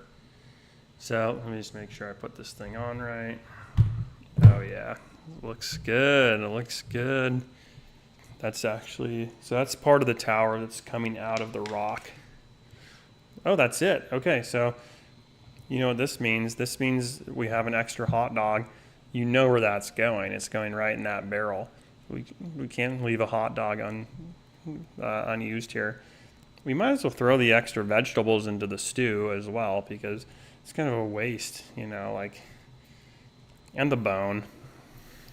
It'll just be a really hearty stew. You know, why do we waste these ingredients that we have so readily available to us? All right, let's add these bad boys in the.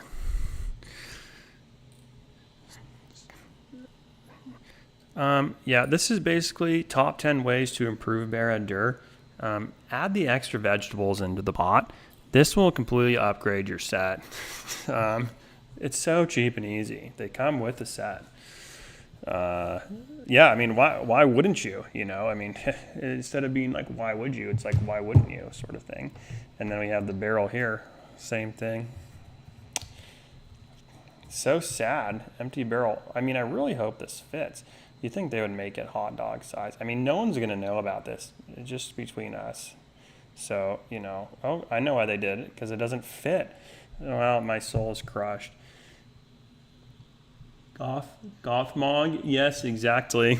That's what I'm all about. Well, my soul is crushed. My day is ruined.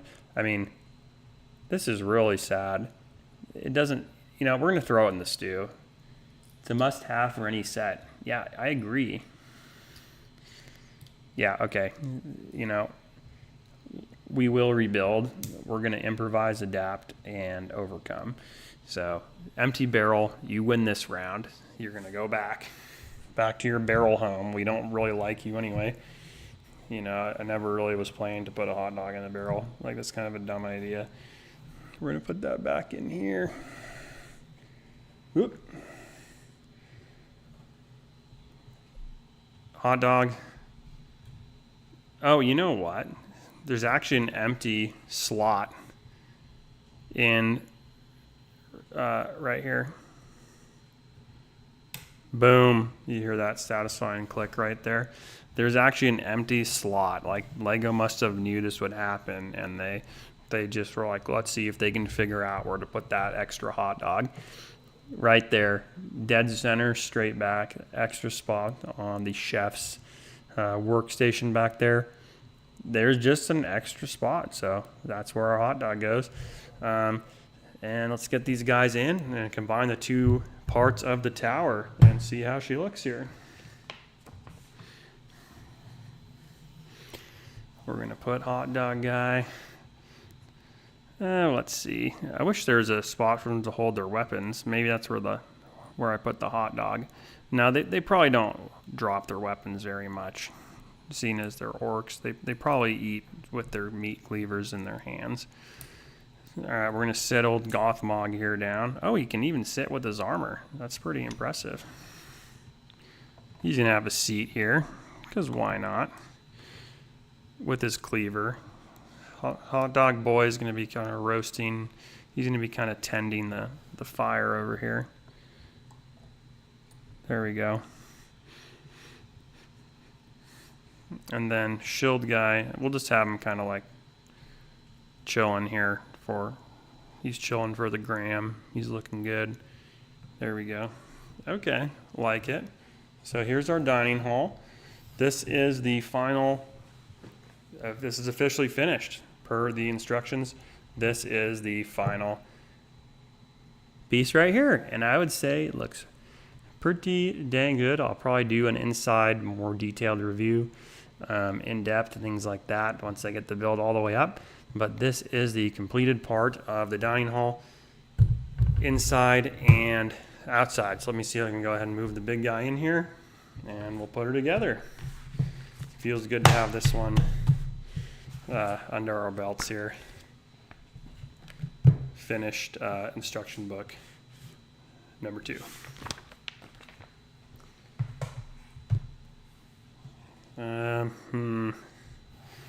This other piece, so you think this is pretty big, it's really not. This is where we're at right here. Oh, hello. Gigantic. Oh yeah, super cool. I'm actually really excited to put this together. And there's actually a spot for them to slot together. So yeah, we probably won't see too much right away from here, but we'll just go ahead and finish it up, and we'll do a little bit in-depth look at it. It looks like we just, oh yeah, it's almost too big. I'll try to move it back as far as I can here. It looks like, well, it's supposed to slot into place, but maybe we did something wrong. I don't know. Oh, I got my guys on the top. We're gonna have to get rid of them. There we go. Oh, I see. So the front, like right here, you probably can't see it as well. Right there, this piece slots in. So that's where that opening was in the front of the dining hall. And I was like, I wonder where that opening goes. And that's where it goes. It kind of clicks in right here. There you go. Very satisfying click. See if I can get this going for you guys. But yeah, there you have it. Thanks everybody for checking out my stream here. We have just built there it is right there, pretty much in all of its glory. This is both levels of the first 2 levels of the Barad-dûr set. And then I'll just do a quick peek right here. So many cool features to be found in this play features and multi-level designs, everything. There's so many things I couldn't even cover from the first video. So everybody will go ahead and I think I'll go ahead and wrap up the stream here. Thank you everybody who tuned in. We hope to see you next time on the stream, and I think the new microphone was a huge success as well. Hopefully we'll be continuing to improve our quality stream by stream here. So thank you everybody. Have a good night. We will catch you later here on the Chris Bricks channel.